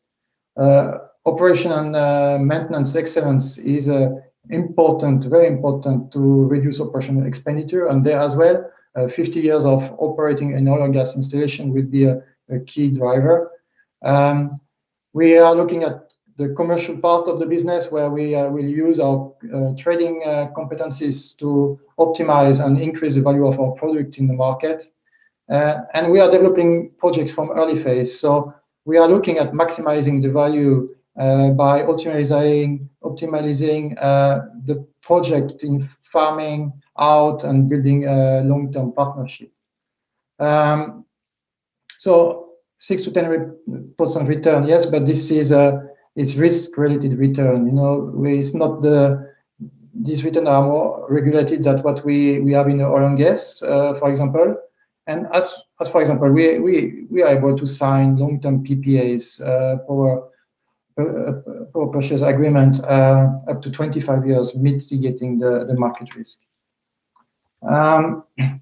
So I like this map. Why offshore wind, and more particularly floating offshore wind? Well, we see the floating offshore wind as the second wave of offshore renewables. For a start, the ocean is covering 70% of the planet. Faster and more consistent wind speed are found offshore. Wind turbines in the ocean do not compete for land space, and noise impact is reduced. Putting wind turbine offshore rather than inland is a good idea. We acknowledge that the cost is higher putting this wind turbine at sea, but rather than on land. But we see higher energy effectiveness and much higher, and I'll come back to that with the experience we have in Scotland. And if in addition to that, you look at two other elements of bathymetry and population. So if you lay out a bathymetry map on the top of this map with water depth, you will see that 66% of the sea, of the Earth's surface, is occupied by water over 200 meters deep. And deep water is what we have to tackle in the next phase of the offshore wind. And then if you lay the population map on the top of that, you will see that 2.4 billion people live within 100 kilometers of the shoreline. And those people will increasingly need low carbon power.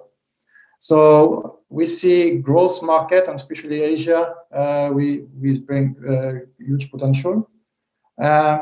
So in total, floating offshore wind has a 4 times potential compared to bottom fixed offshore wind.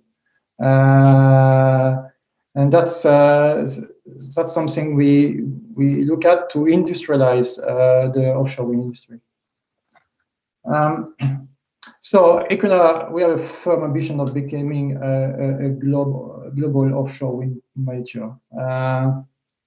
But when it comes to offshore wind portfolio itself, we are focused. And we have developed our wind roadmap in developing clusters to secure scales and synergies. We have now established 3 clusters. US East Coast, where we see a huge potential. The North Sea, which is our core market, with UK, Norway, Germany, and then the Baltic Sea, where we see as well expansion possibilities. But the next frontier is really going to be Asia for Equinor. And in this area, Korea is high on Equinor's agenda. We see that Korea has high ambitions, and we spoke about it with the previous speakers. And Equinor want to be an enabler of this, delivering this ambition, and we want to do that with the Korean industry and the Korean communities. So to date, we see Equinor as a number 5 player, top 5 player in the North Sea, Baltic Sea, and North America. And of course, our ambition is to climb up and be even bigger in the offshore wind. So we have a portfolio in place, and we have a portfolio to come. So we have already 1 gigawatt producing on of bottom fixed wind and 30 megawatt on floating wind in Scotland. But you will see that in the pipeline we have almost 10 gigawatt or more than 10 gigawatt in the pipeline for the bottom fix, both in UK, US, Poland, and in addition to that, we are now growing our offshore floating wind portfolio. We are in the finalization phase of the installation of Hywind Tampen in Norway, and we are positioning us for growth. We are estimating that for 12 gigawatts by 2030, and there. What we are doing in Korea will contribute to this ambition.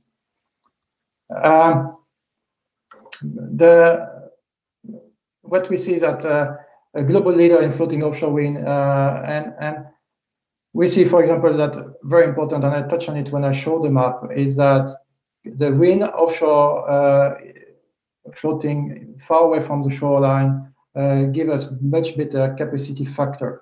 You can see that, for example, in 2019, we achieved an average 40% capacity factor in UK, while our Hywind Scotland in the same area average 54. We see that we have 4 times the potential in floating offshore wind than as bottom fix. And it was as well touched on earlier today, it's going to be a cost game. We need to reduce the cost to be able to compete with other renewables or other source of energies. And for example, from our Hywind Scotland project to the Tampen project, we already managed to reduce by 40% per megawatt the cost. And we are looking at achieving cost of 40 to 60 euros per megawatt hour by 2030. And this will only be achieved if we manage to build an industry, and if we manage to build scale and develop new technologies and new way of installing the offshore wind. But that's been a long journey. You see, we started in 2009. Now we are in 2020. We are preparing now for the next big step on the floating offshore wind in Korea. Where we are going to look at gigawatt. I come back earlier later on that, And that's really in the cost reduction phase. And when we manage that, then we can go in even bigger scales and to achieve this goal of 40 to 60 by 2030 plus.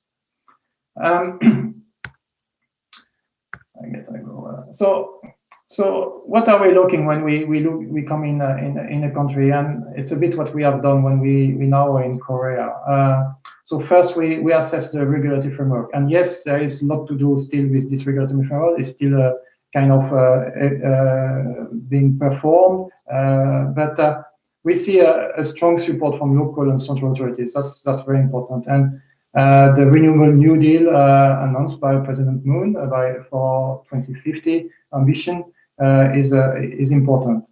Secondly, we get confidence that the framework in place is predictable and transparent, and this will be important for us when we take financial decisions almost 4 years prior to the first power.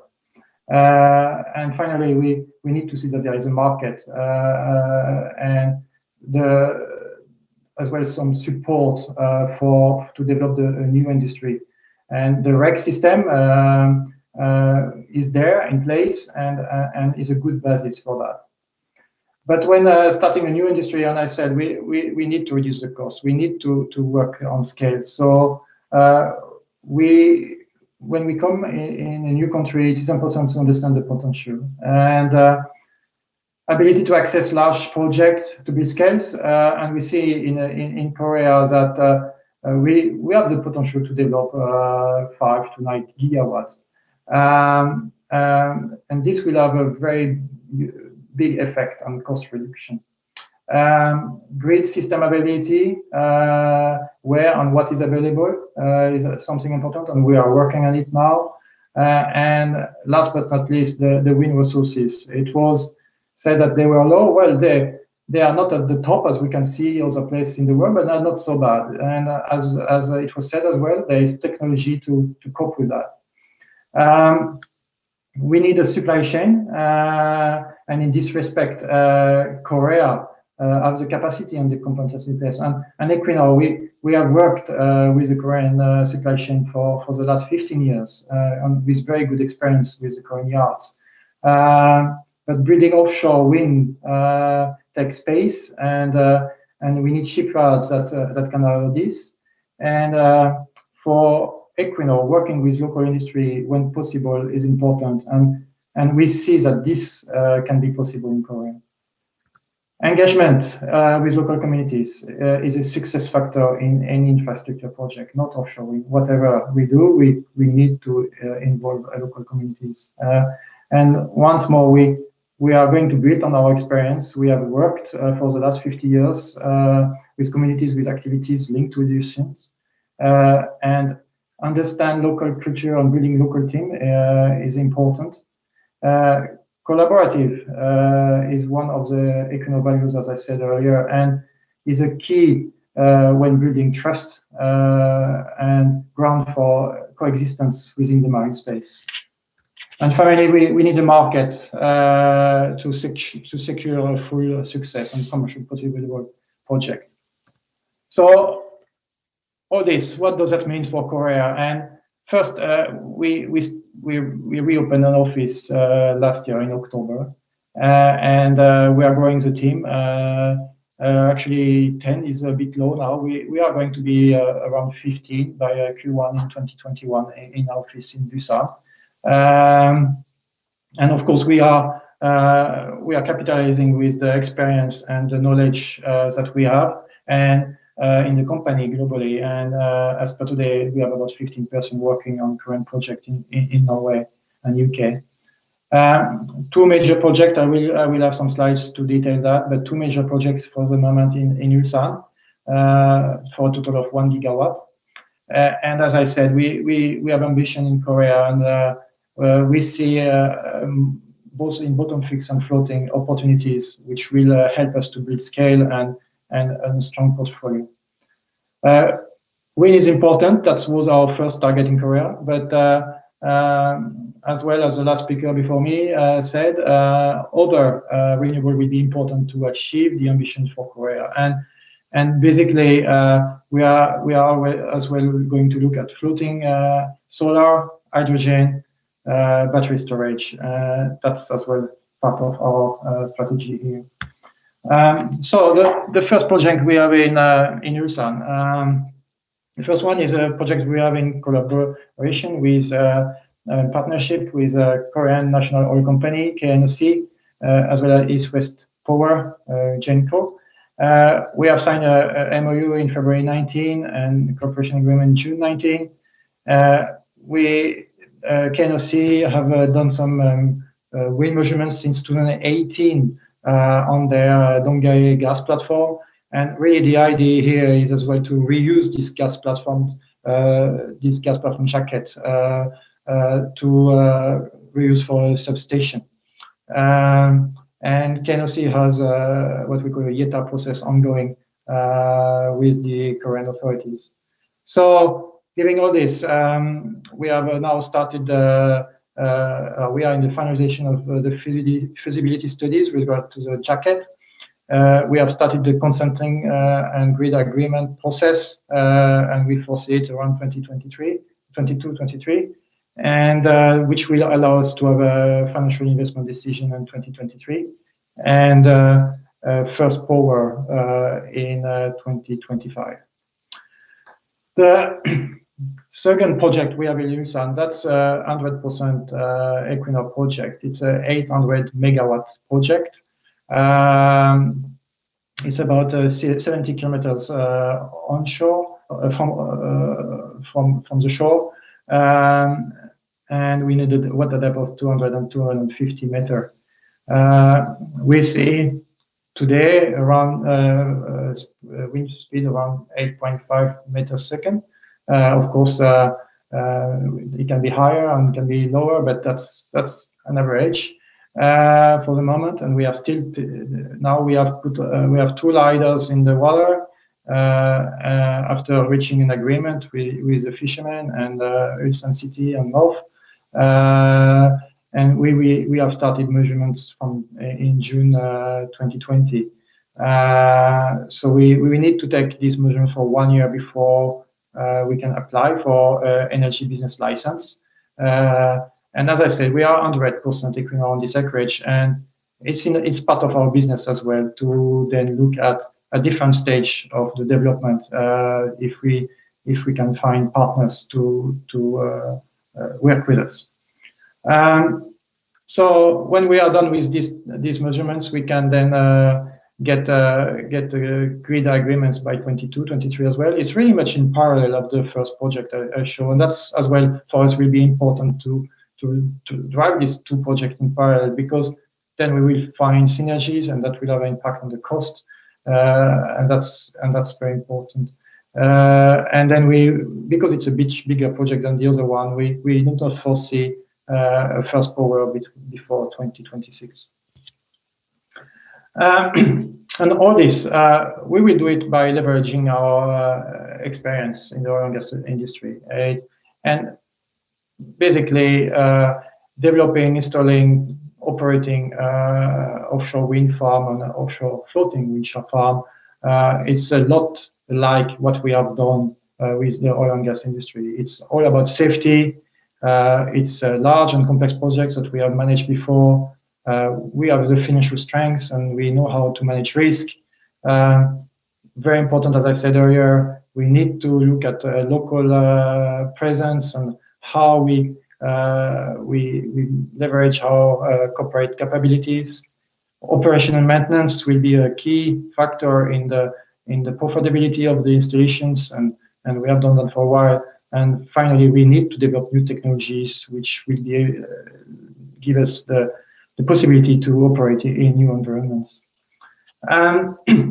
So speaking about technology, started a long time ago with floating installations, oil and gas. But in 2009, we started with the first demo for the SPAR concept, iWind demo, leading to in 2017 to have the iWind Scotland now operating. And I show that already. And if you go to equinor.com, you will find a sharing sharing site for every data that we have committed on Hywind Scotland, completely open for everybody which would be interested in that. And now we are finalizing the Hywind Tampen, which is a scale up from Hywind Scotland. We have screened different technology, and as I said, we need to expand our toolbox to be able to operate in different environments, different areas on the globe.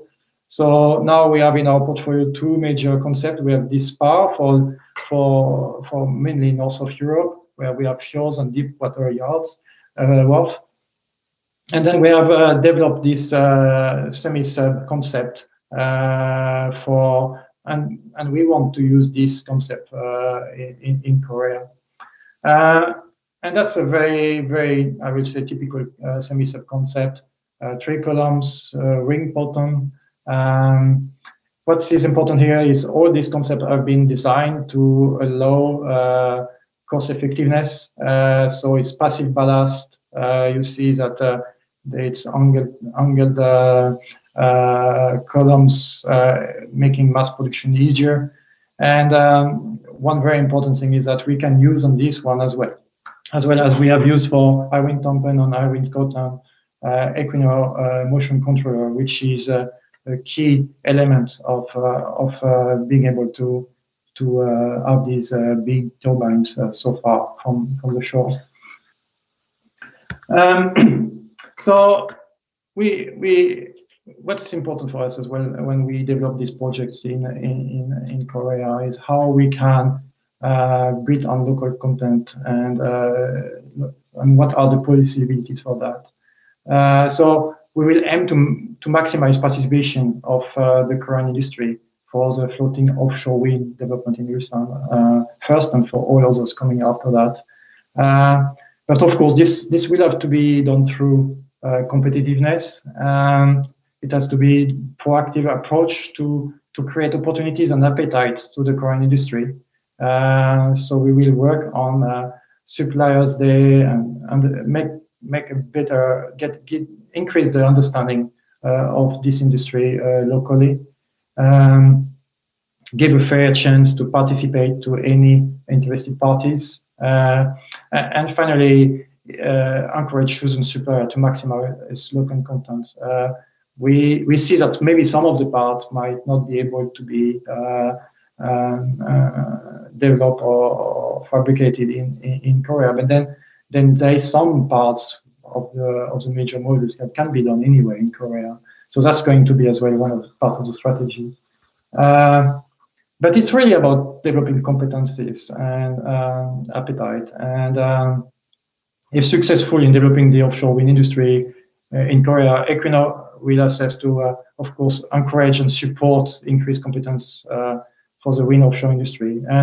And we will encourage and support industry and academic cooperation. And it was named as well a bit earlier, is important to explain how great this industry can be and how we can build a whole new industry, creating jobs and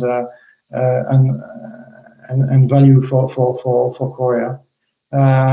We will be active towards universities doing presentation and lectures. Myself, I already booked one of them, and we are going to look at as well research and development and see how we can increase collaboration with research institutes. But as well, and that's really where we are as well now, is about working with the communities, working with the people to develop this great project. And it's all about managing our environment impact, and without engagement and areas of coexistence, we will not be able to develop a sustainable industry and floating offshore wind use. So our engagement will be respecting the human rights of people in communities impacted by our activities. And to date, we have here in Korea signed a general collaboration, MOUs, and agreements with local fishermen. And in order to develop an offshore wind in the industry, I mean, coexistence with fishermen is important. And as I said earlier, we have a long tradition for cooperation with fishermen within both oil and gas and offshore industry. So, and this coexistence can be achieved if we seek impact to avoid impacts where feasible, and where it's not feasible, we need to reduce the impacts through mitigation. So Equinor will put in place resources to engage regularly with communities and at all the phases of the project. And as you can see on this slide, we already done that many places, but it's really about minimizing the impact on commercial fisheries, if we should take the fisheries as an example, when possible, and if not, find solutions for that. And then we need to have a very, very tight and good communication between the projects and the fisheries and the communities, and engage regularly and describe procedures for making contact, sharing information. And if you go now on the net, you will find already dedicated webpage for our project, fairfly.com. And finally, it's all about engagement on the ground. I go and meet fishermen myself and communities. It's very important that they see the face of the company, they see the face of the project, and that they can ask all questions on any kind of things they should wonder directly to us. So just to conclude, I guess, how can Equinor help South Korea realizing the offshore wind ambition? Well, first, we can leverage on our decades of offshore experience.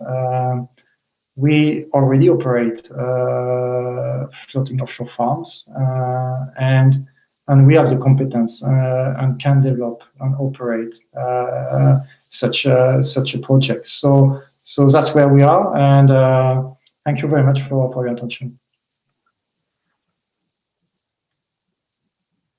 So thank you so much, and I really appreciated your detailed explanation on Equinor's 800 megawatt and 200 megawatt recent project. And there is a direct question which is asked by our audience, which is for you. So the question is, what will be the major problem that you could probably foresee during the construction period? Well, I don't think we will see a specific problem. I guess will all be about getting the project to go forward, and we are trying to work very hard to secure that the supply chain capacity will not be an issue. So if we want to use supply chain locally, we have to secure that there is enough capacity. And in Ulsan, there is a Equinor's project, there is 4 other developers' project. It's about 6 gigawatts. So, and all with nearly the same time frame. So if all these 6 gigawatt develop at the same time, the supply chain capacity might be an issue. Thank you so much for your answer. And also we got another question in the Q&A box. So Adita Sanka want to ask you, like, what kind of offshore structure do you think can be used for deep water wind farms? Well, as I said, it depends of where we are in the world. It's all about installation as well. When we want to install from shore, we need a deep wharf, and that's why we, this part is the submerged part is about 90 meters. So we need very deep wharf, and that's not many places in the world you find that, mostly in Scotland and Norway. So that's why we developed this submersible for other parts of the world where we can prepare installation as much as possible onshore, and then move the whole installation offshore. So I would say mostly spar for specific areas, and then semi-submersible type of, as some of our competitors are doing as well. Okay. It seems like there are so many audience who are really interested in having communication with you. So another question, which is direct for you, is why Equinor apply semi-sub instead of spar type of for floating in South Korea? Is it the reason for local requirements from shipbuilding industry in respect of the local manufacturing? No, it's not. There is no local requirements in Korea. Of course, it's strongly recommended, like in any place in the world, to use local competencies and local industries. But just as I said, I mean, using SPA type here in Korea we will have a installation cost which will make it difficult. Then it means that we need to install the turbine far away offshore, which is will need huge cranes, floating cranes, which not so many of them exist actually. So that's why. And of course, we see that Korean have a great record on steel cutting and shipping industry. So altogether, it makes sense for us to develop a semi-sub concept for Korea. Thank you, Jack. And it seems like there are still so many questions that is, asked by our audience in the Q&A box and also in the chat room. But since we are already running out of time in this session, so I think you can probably answer this question afterwards in the chat room or enter them in the Q&A box. But anyway, thank you so much for your participation. Welcome. Thank you. Thank you for inviting me. Thank you. Thank you. Bye. And now I would like to introduce our next speaker, who is Mr. Guzman Figa Lasalle from Ocean Wind Energy. And he will talk about the Korean floating solar wind project, 1,200 megawatt in Busan. And also I would like to especially thanks for Mr. Guzman's efforts, since he's based in Europe, so he has to wake up really early and get ready for this speech. And really thank you so much for your efforts to make this happen.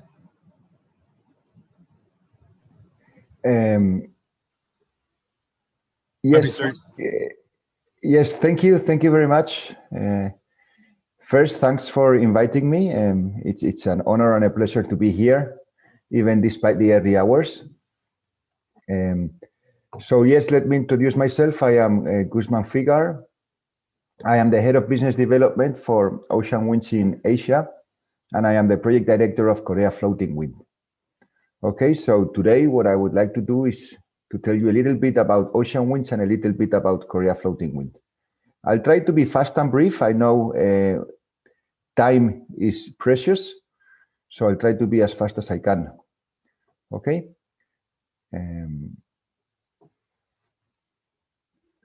I am trying to share my screen. Let me see if I can do it. I think you can see my screen now, right? Yep, we can see your screen. Okay. Then, as I said, my objective today is to explain to you a little bit who Ocean Winds are and a little bit about Korea Floating Wind, which is our flagship project in South Korea and in Asia. Okay. First, if I can start by talking about Ocean Winds.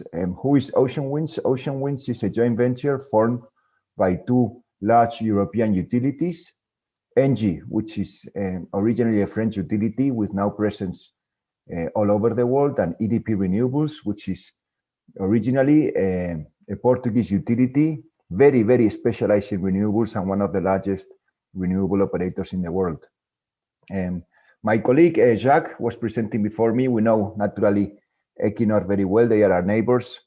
And one fact is, in the sea or in offshore, you now have two types of players. Players like Equinor that come from the oil and gas side, okay, and they are very used to operating in the sea. That is why they find the transition to offshore feasible. And players like us we are originally utilities, and then we develop a lot of expertise doing onshore wind. And then from onshore wind, we are trying to take our knowledge and our expertise and build wind farms in the sea. Okay, and unlike other players present in Ulsan, we have a very large pipeline all over the world. We have projects in the UK, projects in France, projects in the United States, Belgium, Poland, Portugal, and of course, Korea Floating Wind, which is our first project in Asia, and what we want to become the seat of Ocean Wind's presence in Asia. Okay, this is, I won't go much deeper into the introduction of ourselves. You have our website, you can check. You have a lot of information there. I think it's more interesting to talk about Korea floating wind.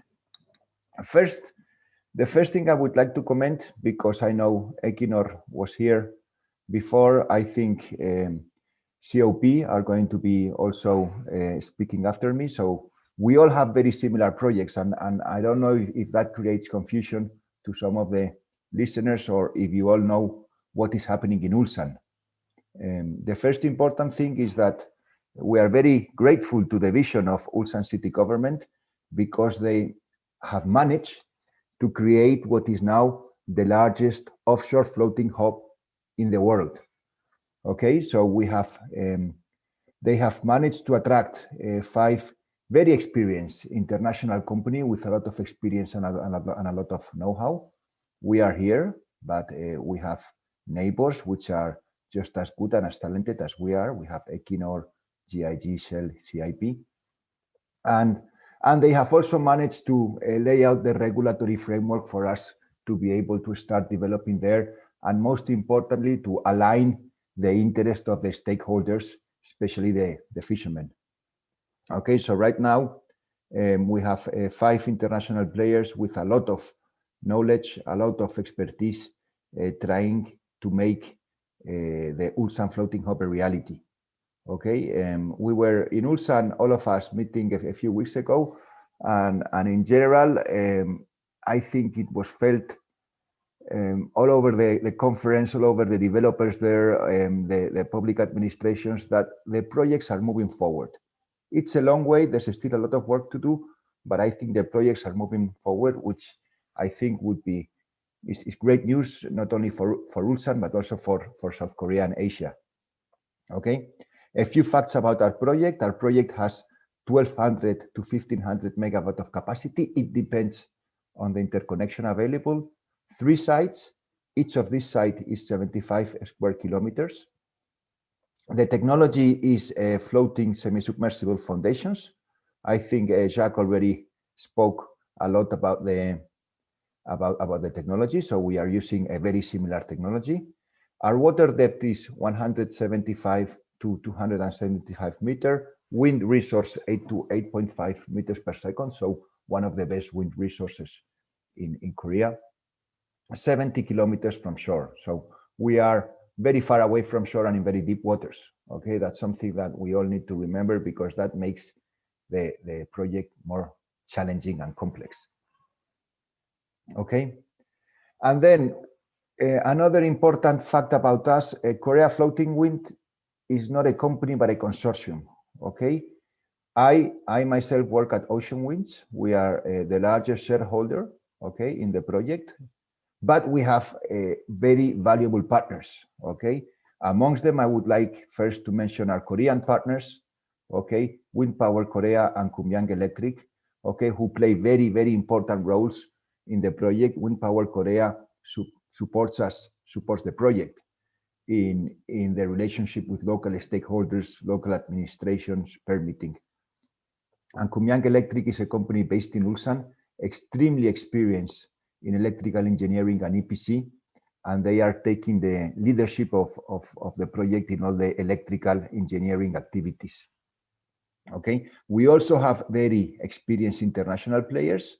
I would like to mention first Aker Offshore Wind.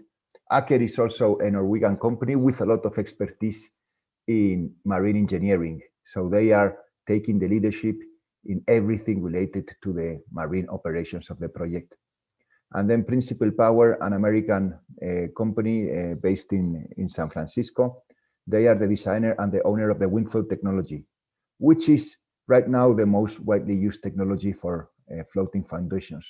We will see a little bit about it later. So in general, we are a consortium with several players of different backgrounds, different nationalities, 3 different continents, but we believe overall we are building a very strong team and working together in a very efficient manner. Okay, then a few facts about what 2020 has been for Korea Floating Wind, and that's very important, because most all around the world and in many industries, 2020 has been a terrible year with COVID. And for us, I think in this difficult and hard year, we have managed to drive the project forward, to grow, to create jobs. Okay, and that's terribly important. So first is the consolidation of the local team. We have hired 6 new people in 2020, 5 of them Korean, some based in Seoul, some based in Ulsan.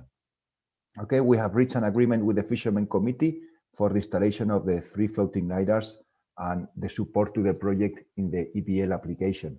The agreement with the Fishermen Committee is terribly important, okay?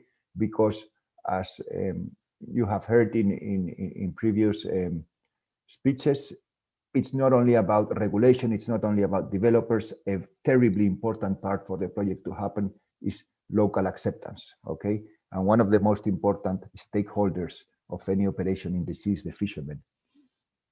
And as I said before, this year we also reached an agreement with Kumyang Electric for the joint development of EBP project. That's one of the 3 projects in Korea floating wind, and for Kumyang playing a role as technological partner for KF Wind, specialized in all the electrical engineering matters. We have signed several MOUs with Ulsan City. One of them, terribly important, is an MOU for industry cooperation.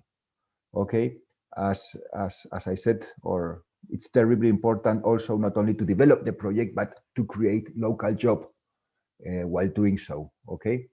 And then we have successfully installed 3 floating lidars, 1 in each one of our projects. Okay, and 2020 for us has also been a very important year because this is the year we finalized the commissioning of the Windfloat Atlantic project. Okay, I have some pictures of the project here, and the Windfloat Atlantic was our first pre-commercial project, okay, of floating technology located in Portugal. It consists of 3 turbines of 8 megawatt each. What's important about the Windfloat Atlantic project is that we tried to build it using the same risk and profitability criteria as we do for any of our other projects. So it was not just R&D where we can take losses in order to make the project happen. We needed to make the project built, creating, meeting the same investment criteria as any of our other projects in the world. And one of those criteria was closing a commercial project finance. And that is terribly important because a critical factor for the success of our industry is to prove that the technology is bankable. Okay, and that we did in Windfloat Atlantic. It's the first floating project to have reached commercial project finance. So here you have some of the pictures so that you can try to imagine what the process is in one of these floating wind farms. These are the foundations, okay, being manufactured in Setúbal in Portugal. Okay, the manufacturers that were there transported 2,000 kilometers to Ferrol in the north of Spain, where we did the onshore, where we did the installation. Okay, for floating offshore, the installation is done in the port, and then the turbine fully erected is towed to the site. So in our case, the transit was 200 kilometers. Here you can see the turbines being towed.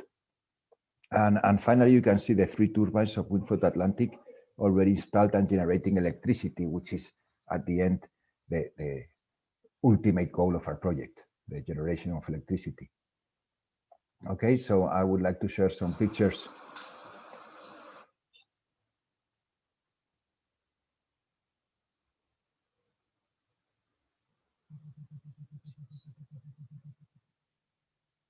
These are some pictures we are terribly proud of because it's our turbines generating electricity, and there are very few companies in the world actually that have erected and are operating floating turbines. Okay. Another important thing is health and safety. These turbines were put in the open water in Portugal, in the Atlantic, so it is also very rough sea conditions. Why is this important? Because we may expect similar conditions in Ulsan. We all know how difficult and challenging the sea conditions in Ulsan are.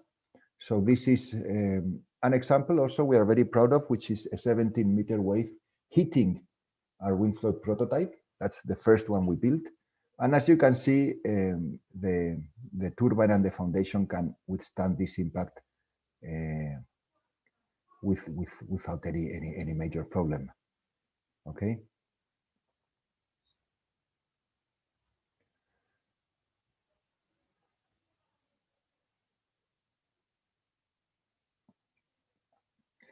And then, why is WindFloat Atlantic so important for us? And this is terribly important, because for us, this has been a process to be able or to learn how to develop a large-scale floating wind farm. And it's been a process where we have been working for over 10 years now.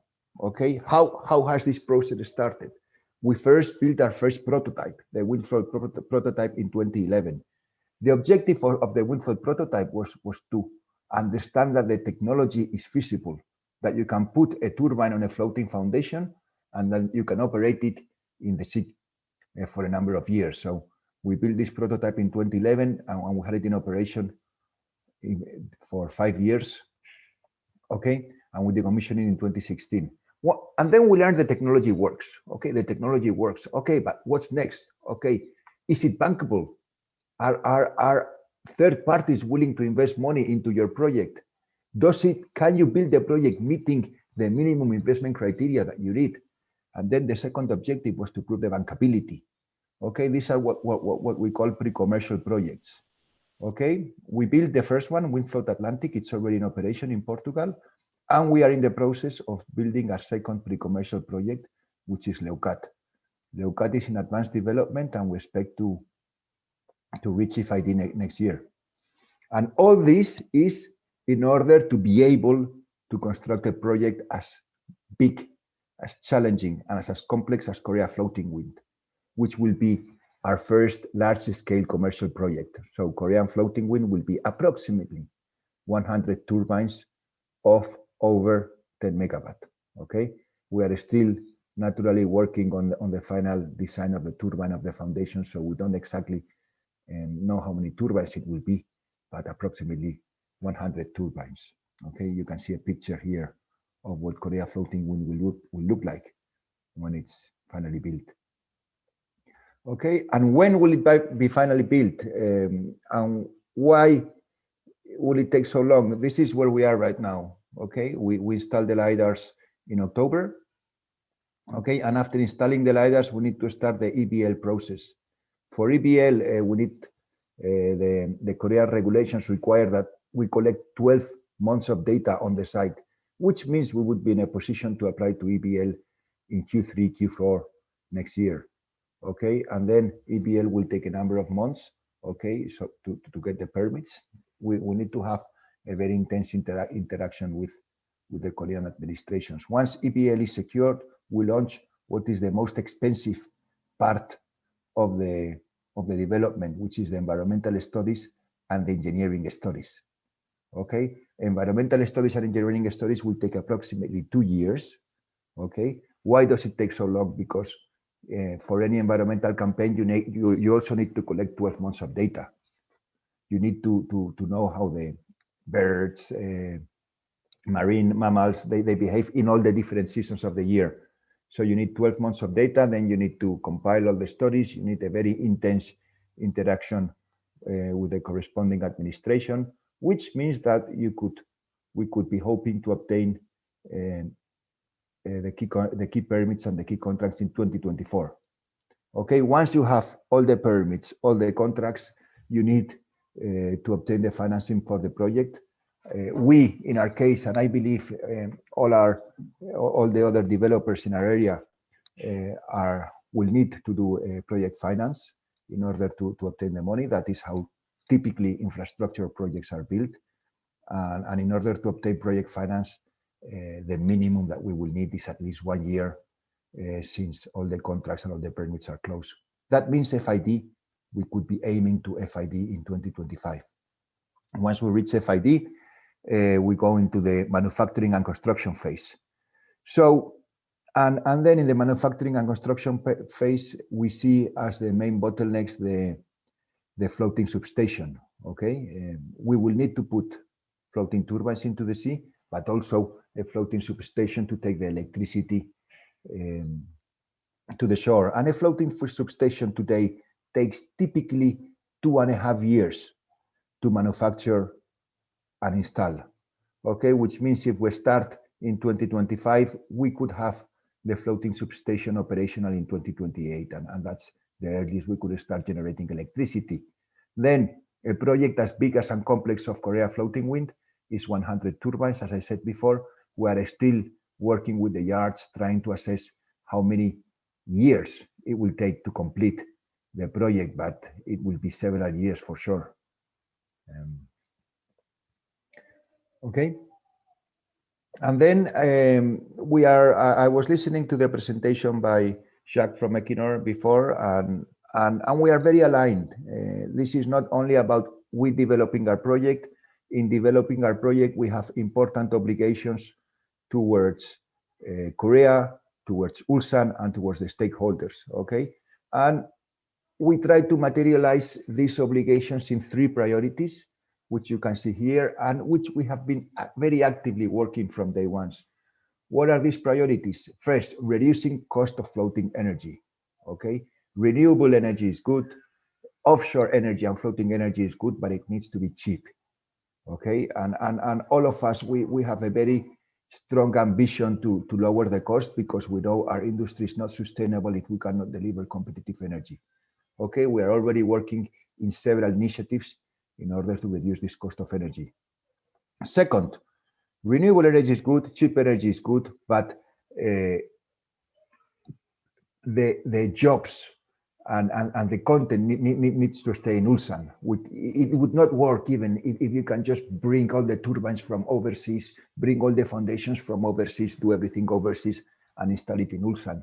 A fundamental part of the offshore program is in Ulsan is creating local jobs, is creating local supply chain, and building a manufacturing hub in Ulsan.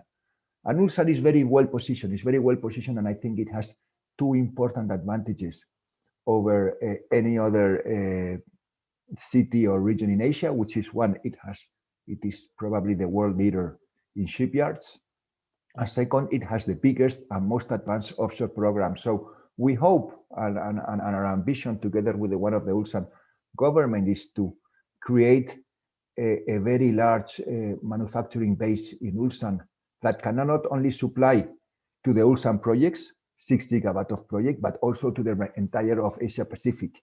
We know offshore, floating offshore is going to be terribly big in Asia Pacific, and that is a very important opportunity for Ulsan.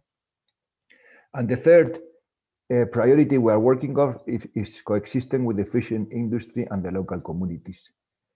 The project needs to be good, as I said, for Korea, for Koreans delivering cheap electricity, for Ulsan creating jobs, but also for the fishermen and for the people working and living in the sea, and for the population in the coasts.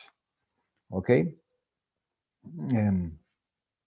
And last, I wanted to end my presentation by showing you a graphic representation of what Korea floating wind will look like when it's finally built.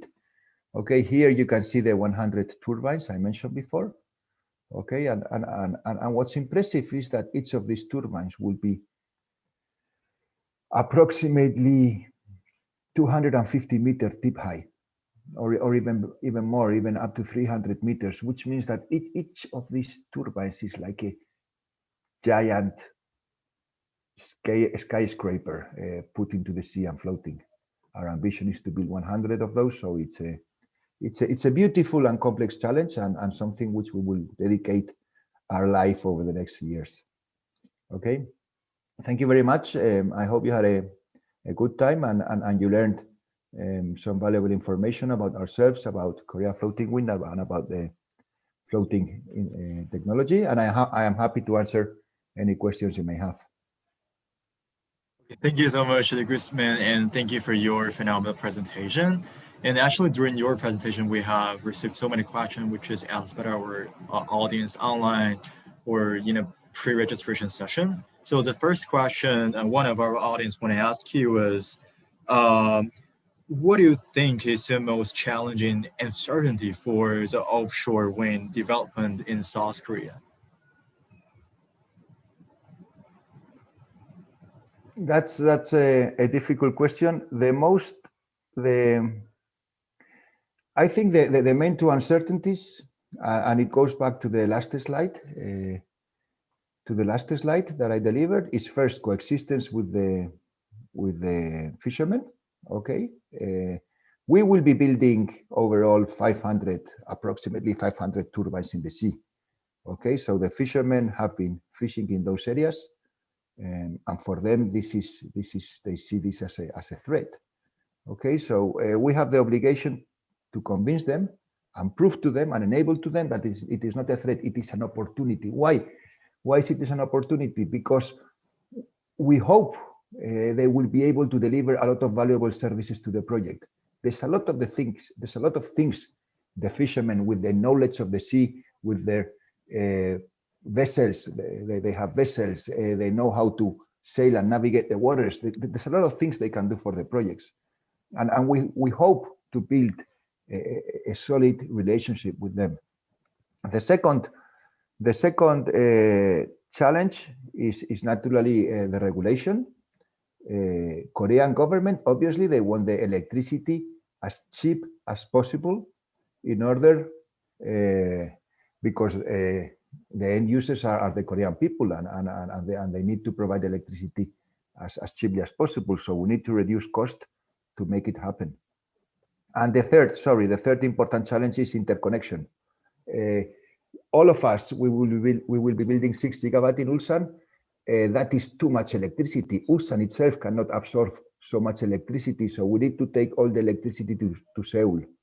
Okay, and taking all the electricity to Seoul requires a huge investment in networks and grid.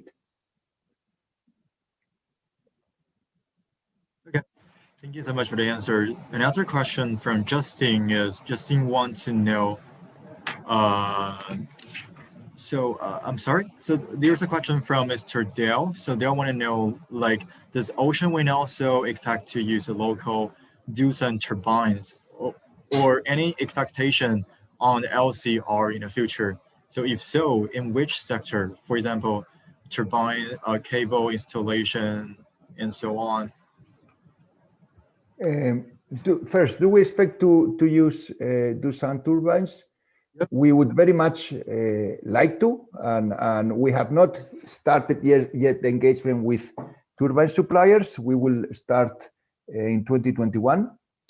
But yes, our priority, we have two very strong priorities, which is one, try to use as much local supply chain as possible, and second, try to deliver a project with electricity as cheap as possible.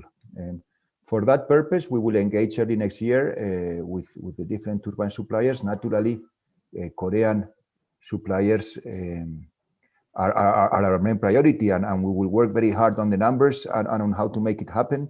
And it would be, we really hope, and we will be working hard to make this happen with Korean turbines. Okay, any expectations on LCR in the future? I don't know what LCR means or what they refer to by LCR. So if it can be clarified, I would answer. So local content. Okay. Probably local content ratio.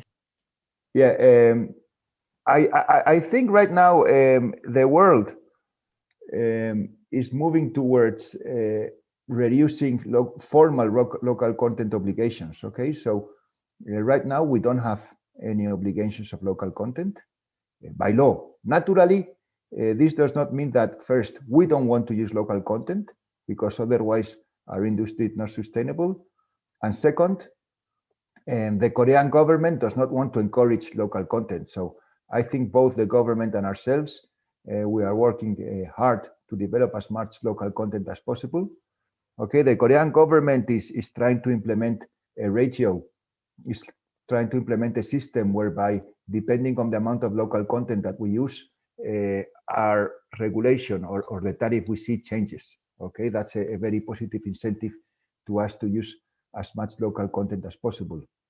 But in any case, there are things that obviously will be used by using local content. That is, for example, the foundations. As we said before, Ulsan has the strongest shipyards in the world. Also, the towers, because they also have a very important steel industry.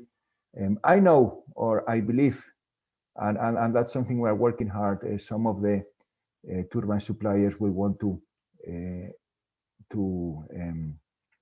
construct assembly plants in Ulsan. So this is still a work of many years, but our ambition is to use as much local content as possible. And I know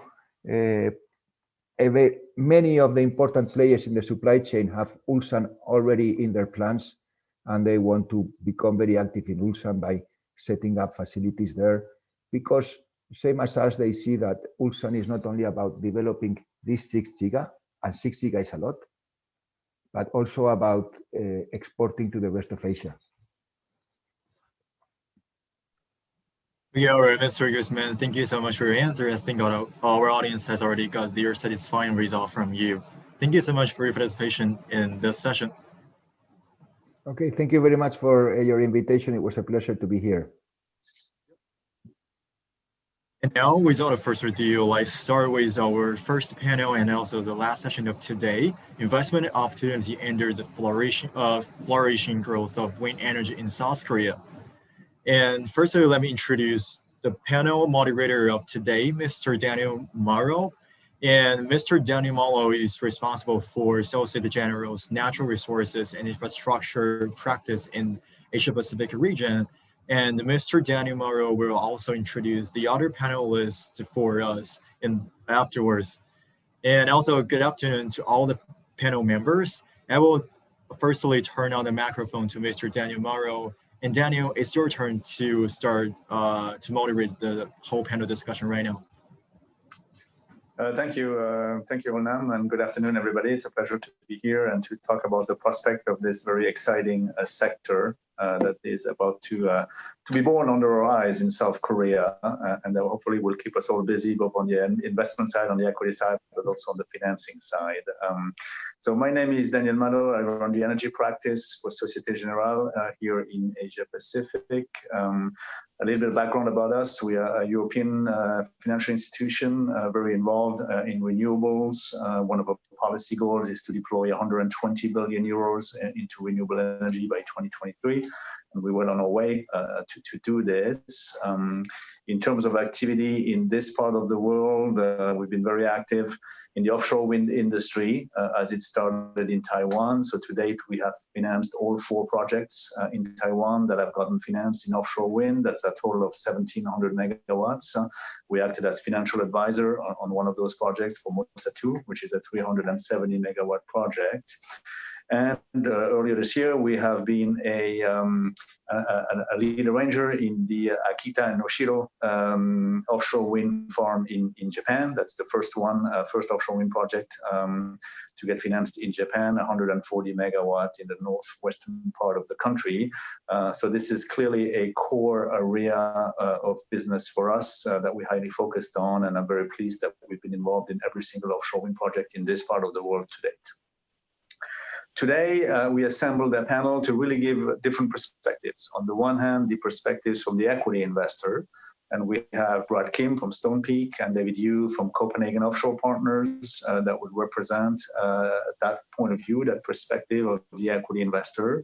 And then we wanted to supplement that with the perspective from the lending side, the banking side. So we have Dindo Abweg from KDB and myself from SocGen. So again, a local bank, so to speak, even though Dindo is dialing in from Singapore, but nevertheless, he represents a Korean financial institution, and myself an international institution. So we will try to contrast across the panel where we see the opportunity, where we see the risk factors, how we see the availability of capital across equity and debt. But before we do that, I will turn it over to Brad and then David and then Dindo to quickly introduce yourself, your firm, what you are doing in the wind sector, and what you're hoping to do in Korea, please. Brad, over to you. Thank you, Daniel. Good afternoon, everyone. Thank you for having me today. My name is Brad Kim. I'm an MD with Stonepeak based in Asia. I've been in the infrastructure and energy space as an investor and an advisor for the past 20 years, a lot of that in Asia. To introduce you to Stonepeak, Stonepeak Partners is a global infrastructure and energy investor. We have an assets under management of about $26 billion, and we have a very strong support for the energy transition globally.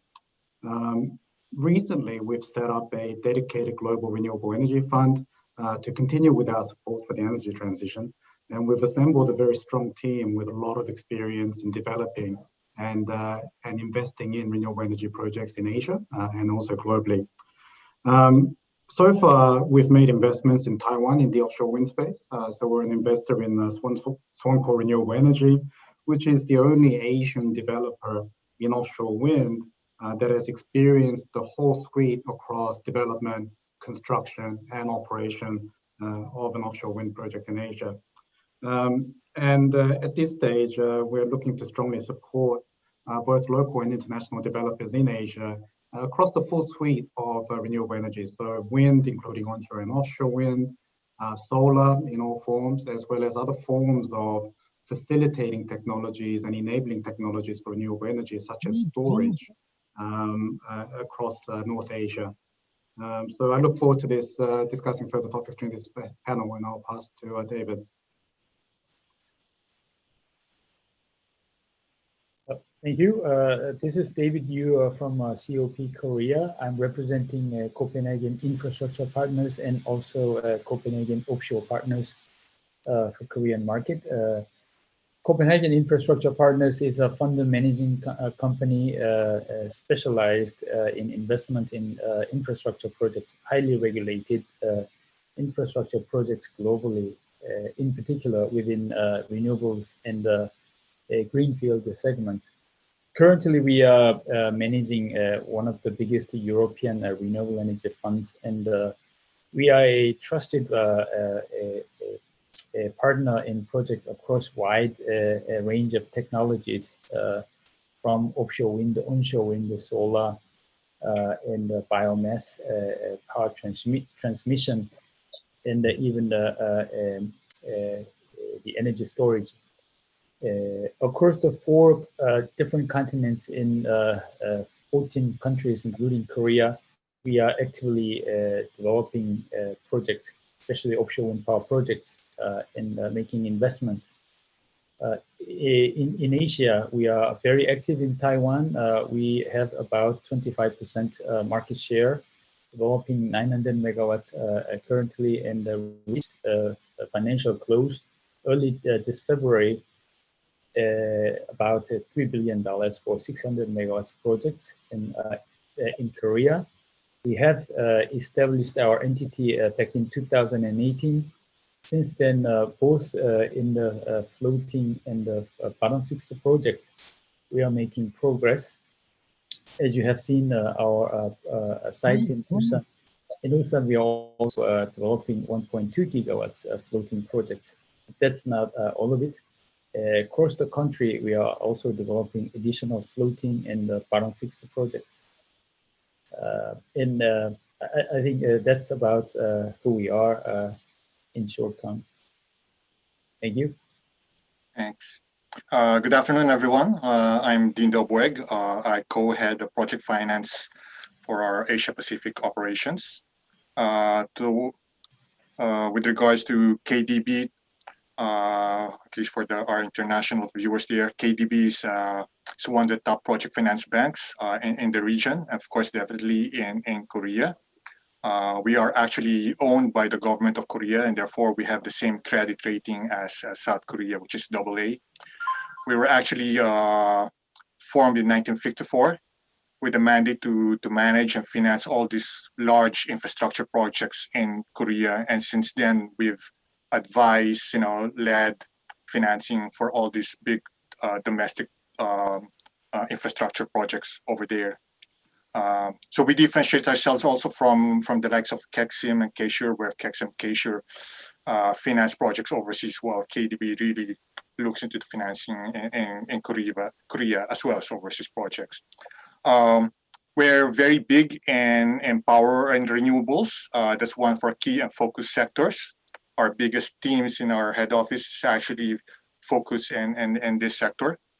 In the wind sector, in Korea, we've financed a lot of the onshore wind farms there. But of course, also outside of Korea, we've financed a lot of wind farms in Australia, offshore winds in Taiwan, as well as in Europe and in North and South America. We also have a sister company, which is the KDB, Korea Development Bank Infrastructure Asset Management Company. They basically invest or provide mezzanine financing to some of the large infrastructure projects over there. They're actually the largest infrastructure asset management company in Korea. And as you might see from my background, which is basically that's Singapore, this Marina Bay. I actually sit in Singapore. Basically, I focus more on catering to our international clients, while our office in Seoul really caters to our Korean clients, and we've got a very, very big team over there. That's about it for me. Thanks, Daniel. Thank you for those introductions. So let's start maybe talking about the opportunity and COP and Stonepeak.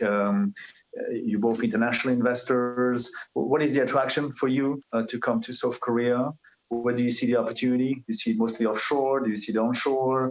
What is the attractiveness of the investment proposition in South Korea? Brad and David, do you want to speak to that? Sure, I'll go first if you like.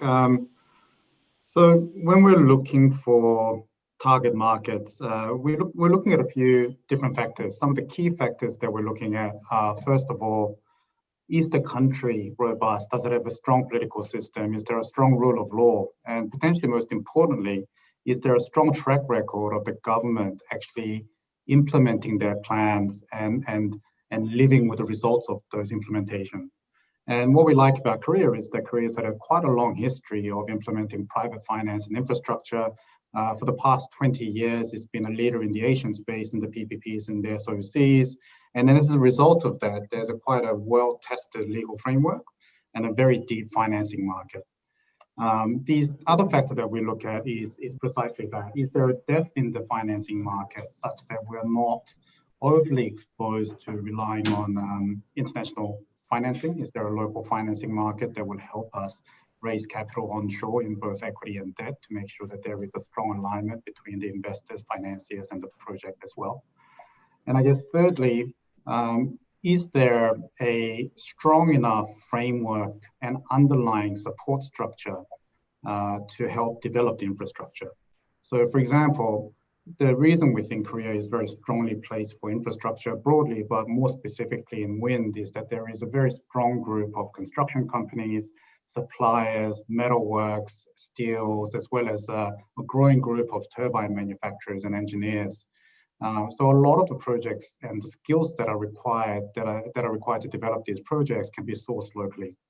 And I think what that means is with the right legal framework and the right participation by international investors such as ourselves to help facilitate the movement in the setting up of the market, we feel that there's a potential for this market to become very big and for us to participate and support the growth in the sector overall.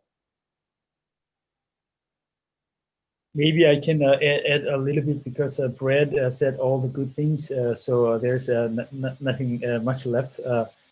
We basically have a same understanding when we think about Korea.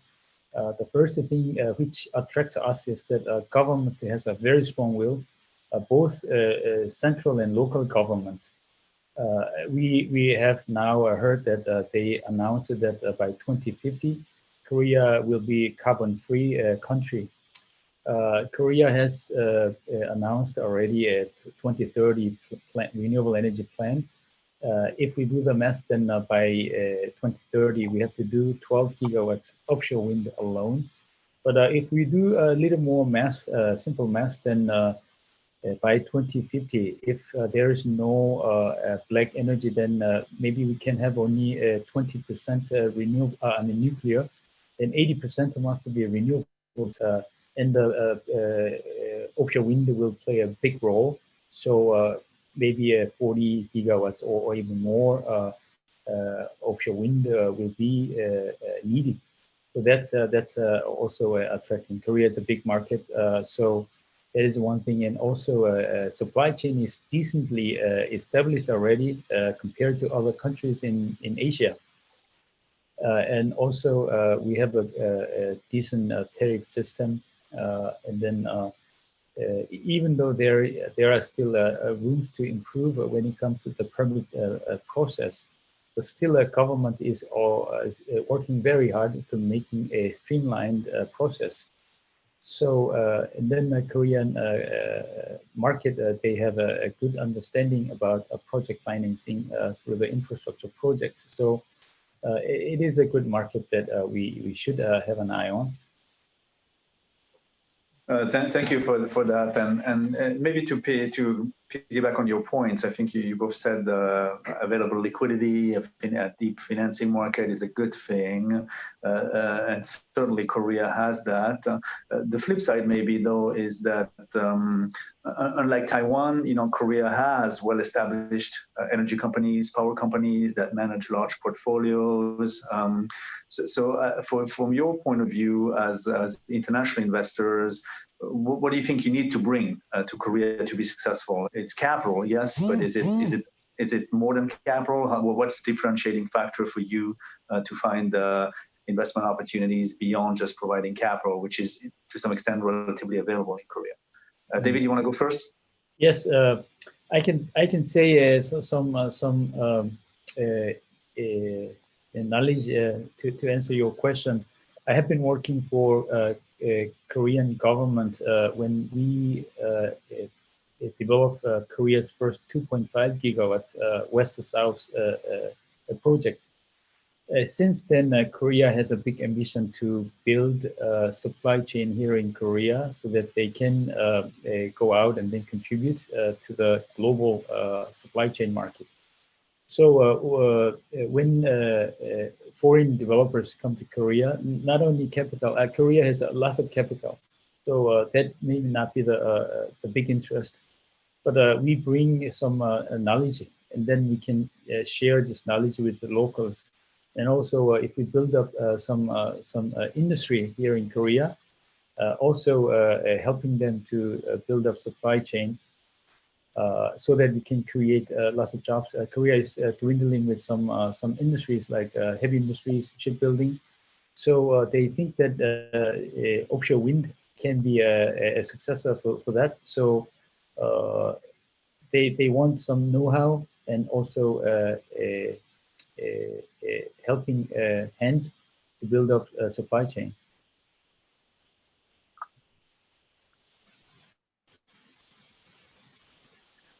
Brad, any thoughts on what differentiates your value proposition beyond just 26 billion of assets under management?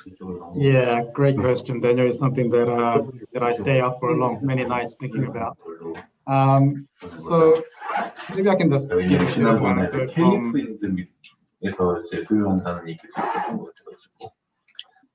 Sorry, maybe if you can go on mute. Thank you. Yeah, so just looking back, I've been working in Korea on and off for the past 20 years. And where I think investors like us and like COP, for example, COP can make a real difference in the Korean market is for our capital to be enabling capital. I don't think foreign capital is going to be the main investor into these nation-building type projects like these large offshore wind projects in Korea. What we can do, though, is bring the lessons learned from overseas. We can lead with the examples in our capital to help structure these projects from very early on, such that we can really mobilize the local capital to invest into these projects with greater confidence. And some of the examples I can give, for example, is when we first came to Korea 20 years ago, literally, at the beginning of the SOC movement, all of these projects were done through a modified project financing structure with a heavy element of sponsor recourse to the regional developers. What we did at my previous job was to develop the very first non-recourse project financing structures for these projects. But the only way we could convince the Korean investors and lenders to take those projects on and accept those structures is by our investing our equity into these projects ourselves. And I think it's very similar in offshore wind. So one of the things that I see the likes of CIP and us leading with is really going to be across, for example, multi-contracting, where we are asking the investors and the lenders to step away from their heavy reliance on a turnkey EPC contract, but we're actually saying, look, trust the sponsors, trust the developers to get the structure right, to structure these contracts into a properly risk transfer structure without having to pay someone a huge amount of margin and premium to ultimately just end up with a corporate risk. So I think it's those kind of enabling capital that we can bring to the market and help the market grow and develop. If I add a little bit, Korean stakeholders also they worry that the foreign investors who knows how to do the projects, they come and then they reap the fruit, harvest, and they leave. So that's their biggest worry. So if foreign investors wants to come to Korea, then they also need to bring some gift to the Korean market. So what we do, one of the gifts of what we do is that we just like we do in Taiwan, project finance, non-recourse project financing for offshore wind is new to Korea. So just like we did in Taiwan, we can help Korean investors, banks, insurance companies about what it is and how to do it in the right way. And then we have been successful in doing that in Taiwan and been welcomed. So that's one of the things that we like investors can do in Korea.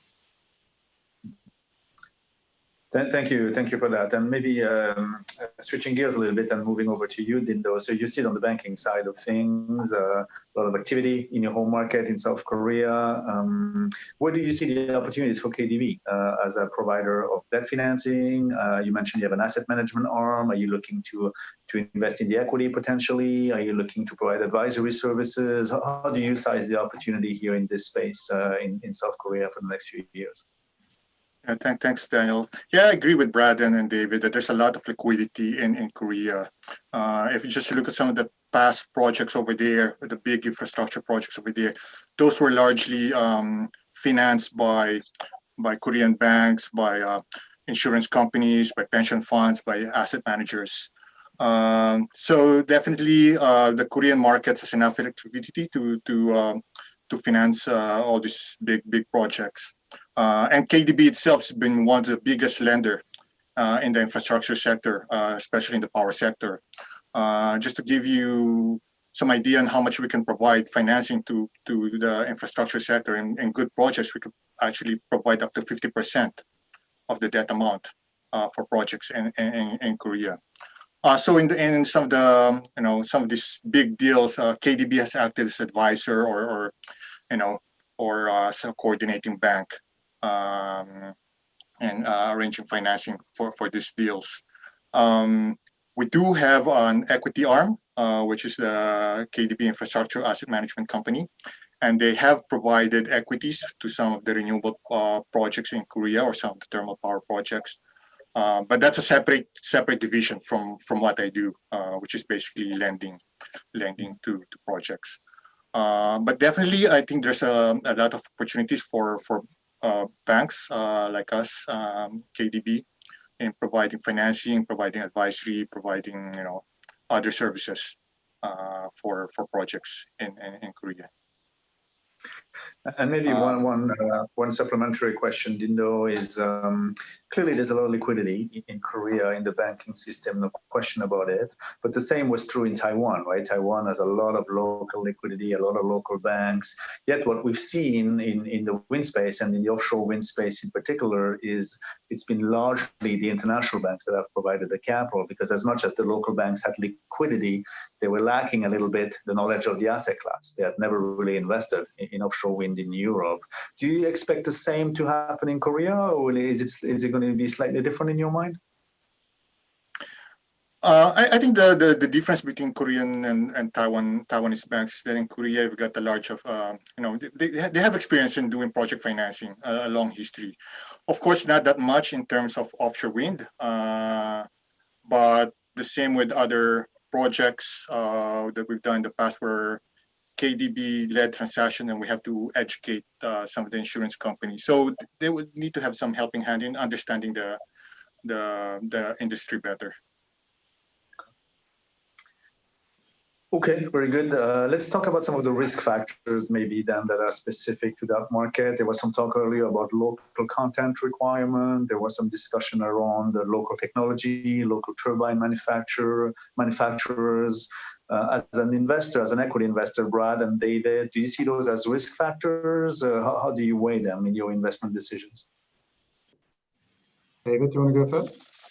Yes. Yeah, that's definitely a risk factor. Korea is still an immature market when it comes to the renewable energies, especially offshore wind. So the policy is also a big risk. Right now, the policy is dependent on the ruling party. So if there is a regime change, then there might be some policy change. So that is one of the biggest risk.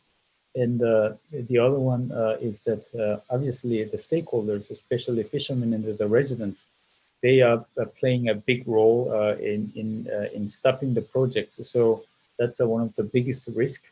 That's why government is trying very hard to make some sort of collaboration between the developers, government, and the stakeholders. So that is also very crucial.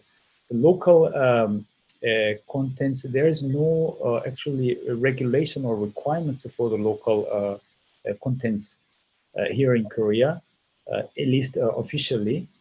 Government has a wish and a big expectation that the turbine can be used, local turbine can be used, but we don't believe that the local turbine can cover entire the pipeline here in Korea. So we need to understand this as a threat in the right measure. And then the other the risk factor we see is that the still immature permitting system, and there's no main driver. Of course, the ministries, there's still a lack of streamlined communication. So that is also a risk factor. And the lawmakers, legislators, they do not understand the full life cycle of the offshore wind. So there are lots of law changes, fixings. So this all creates lots of confusions to the developers and to the market. So these kind of stuff can be taken as a risk, and obviously grid and the other infrastructure like ports, especially for floating wind, we need a different kind of assembly ports needed, but there should be a deep understanding about this requirement here in Korea. So those are some of the risks that we have an eye on. Brad, do you want to add some more? Yeah, I think you've hit most of the points. When we did a review of all of the different permits that are required to develop an offshore wind project, I think at a simple count, we came up with over 60 different permits between over 20 government entities that we need to procure. And obviously, as David says, because the sector is as yet inexperienced in doing these projects, there's no clear guideline as to how you go about getting all of this, when do you do what, and the order in which you have to get all of this done. So clearly that's a big potential risk area. I think it does mean that there is a requirement and a need for the developers to understand the process really well, but also have a very, very strong and close relationship with the government in order to be able to navigate the framework.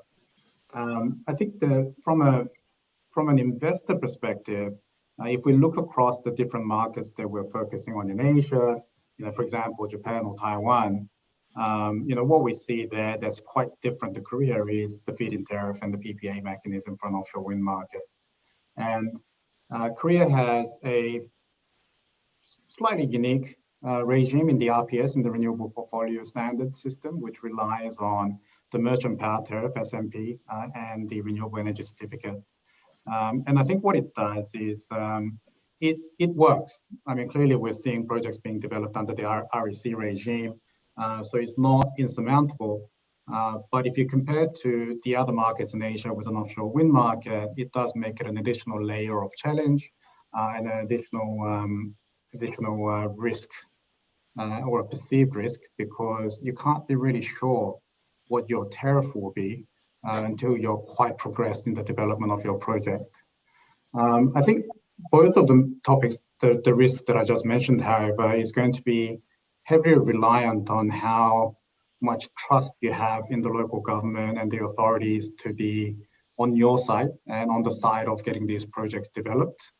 If you take the approach that there's always going to be something going wrong, then I think they're both very, very, very challenging risks.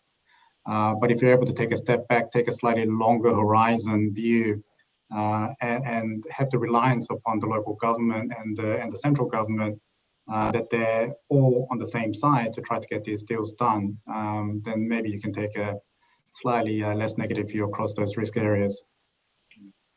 Maybe for the benefit of audience understanding, I can give one example what Brad just has introduced. As an investor's point of view, we have a big risk because we have to make this 20-year fixed price long-term PPA, Korean PPA, before we know how much we will get as a tariff. This multiplier for REC will be decided or determined at COD. But we have to decide. We have to enter into this PPA at least 2 or 3 years before that. So that's the big risk, because this can be changed during the course of construction. The other risk is that if we use foreign turbines, domestic turbines as well, but especially foreign turbines, there's a requirement. The local type certification has to be done so that we can get the subsidy. So if foreign developers is not happy with that, then I mean, we have a limiting ourselves in choosing the right turbines, which is needed for the profitable projects. So that those are some of the practical challenges we see here in Korea. Thank you for that. And then Dindo, on the financing side, on the lending side, so Brad mentioned multi-sourcing EPC strategies, moving away from a full wrapped EPC. We talked about uncertainty around tariffs. We talked about floating offshore, which is an evolution, really. How do you think the banking community will address those risks? And especially will the local banks embrace those approaches on the lending side? Yeah, definitely for floating, I think that's still considered to be a new technology. So there'll be some challenges in that one. More due diligence would have to be performed to be able to go over those issues. So the banking community would need to have a better understanding on how everything works for floating wind farms. For for the tariffs. I know that tariffs has been coming down, so that's becoming a challenge also for not only for the sponsors. Of course, banks would need to see a robust regime for these kind of projects that could provide satisfactory DSCRs. So most of the time they would look at more of like a fixed tariff where you've got this bundled pricing system where you fix the REC and fix the S&P. So maybe that's one way to look at it, especially with the way things are going now with how low the tariffs are. Of course, banks will have to do their due diligence and see and look at all these different risks and find good mitigants in order to be able to do these projects. Thank you. And to me, I think this is maybe an area where there's value in combining, on the one hand, ample liquidity available domestically with some of the lessons learned by some of the international financing participants that have gone through some of those issues, like multi-contracting strategies in Europe, or even have looked at floating offshore wind technology from a bankability standpoint. So I think this could be situations where parties draw comfort from each other and using lessons learned in other markets to pool sources. Maybe moving back to partnerships, and especially on the equity side, David and Brad, this would be, I believe, your first investments in the wind sector in Korea, if I'm not mistaken. Do you see a lot of value in creating partnerships with local investors, co-investing alongside some established local companies, or how would you approach an investment of this magnitude in a market like Korea? Definitely, the partnership is very valuable, and it's a must. I think when we go to the new market, doing power business, especially offshore wind power business alone, is very risky. So for many reasons, floating, for example, it's a new technology, new business, and also we do not know the local code, no local regulation and stuff. So it makes sense for us to team up with local partners, reliable local partners, so that we can share the burdens, risks, and the burdens. So in short answer, yes, that is what we are interested in. Yeah, I completely agree. I think well, let me start again. I think David and CIP are sitting in a more experienced and more capable space in terms of actually being able to do the development of these projects themselves, which is quite unique for a fund. But for the rest of us, we're a financial investor, so it's very difficult for us to be getting involved with our sleeves rolled up at the very early stages of a development. And really our role, as I see it, is to work with partners and to help them get the deals done.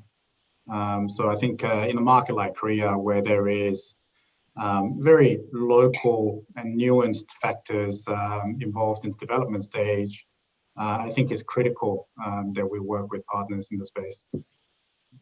Thank you. A couple of questions from the audience that are somewhat related. A lot of investment activity on the radar screen in the asset class, in the sector. So really, do we think that the supply chain is capable of keeping up? And in a way, what we've seen in Taiwan a little bit is early days of the industry. The supply chain was maybe not quite there, which had a bearing on costs of the initial projects. Do we think the same will happen in Korea, or is the supply chain a lot more developed and will be able to keep up with the amount of development that's currently on the drawing board? And then an ancillary question, same thing for labor. Is labor readily available to embark on some of those large projects? We heard from Ocean Winds just before that. Or will there be a need to work through quarantine and immigration to make sure that labor keeps up? What's your view on those two topics, supply chain and availability of labor? Brett, this time, do you want to go first, or you still want me to do it first? I think you can answer this question much better than I can ever try to, David. So why don't I leave it to you? Okay. When it comes to the supply chain, Korea is better than the neighboring countries because we have already a globally renowned tower supplier, CS Wind, and then Dongguan SNC, and also a cable, subsea cable supplier, LS Cable, and also the array cable supplier, Daehan Electrical. So, and then also foundation, we have Hyundai Steel and Samgang, and there are some other small suppliers. And we, as you know, we have three local turbine OEMs, Doosan and Hyosung Unison. It used to be 11 suppliers before, 10 years ago. And we even have a supplier for blade, Human Composite. So when it comes to the supply chain, we have some built up. But still, we still need to mature the supply chain. But this is the game of creating market first. Without creating market, there is no supply chain. They may not make a big decision to make investment in their facilities. So there's the big role that the developers play. So in short, if there is a project, somebody has to take risk, early stage development risk, putting DevEx money in creating opportunities. Then I think naturally the supply chain will be equipped. But at the same time, developer cannot just wait. The supply chain can be built by themselves, but we go proactively out and help them to develop, to set up their facilities, and then also help them to get what they need, what it takes. For example, we can facilitate some partnership between the advanced European suppliers together with local suppliers, so that we can help this supply chain can get matured faster than enough. So I think that is my view when it comes to the supply chain. Thank you. I'll just add a couple of points, if that's okay. The first is just an anecdote from our project in Taiwan. So Formosa 2 is a 376 megawatt of offshore wind farm. It's being developed, it's being constructed now. And it requires a large number of pin piles. These are piles that go into the ground, and 4 of them make the foundation for the turbine. And our suppliers for these pin piles were kind of like 85% out of Korea, and the remaining 15% from other parts of Asia. And throughout the COVID-19 situation, what we've all been really impressed by is that the Korean supplier for these pin piles were not delayed in any way. So in the first couple of weeks of the COVID-19 getting heavy in Korea, there were small amounts of delay, but by the end of the delivery period, they were actually ahead of the schedule.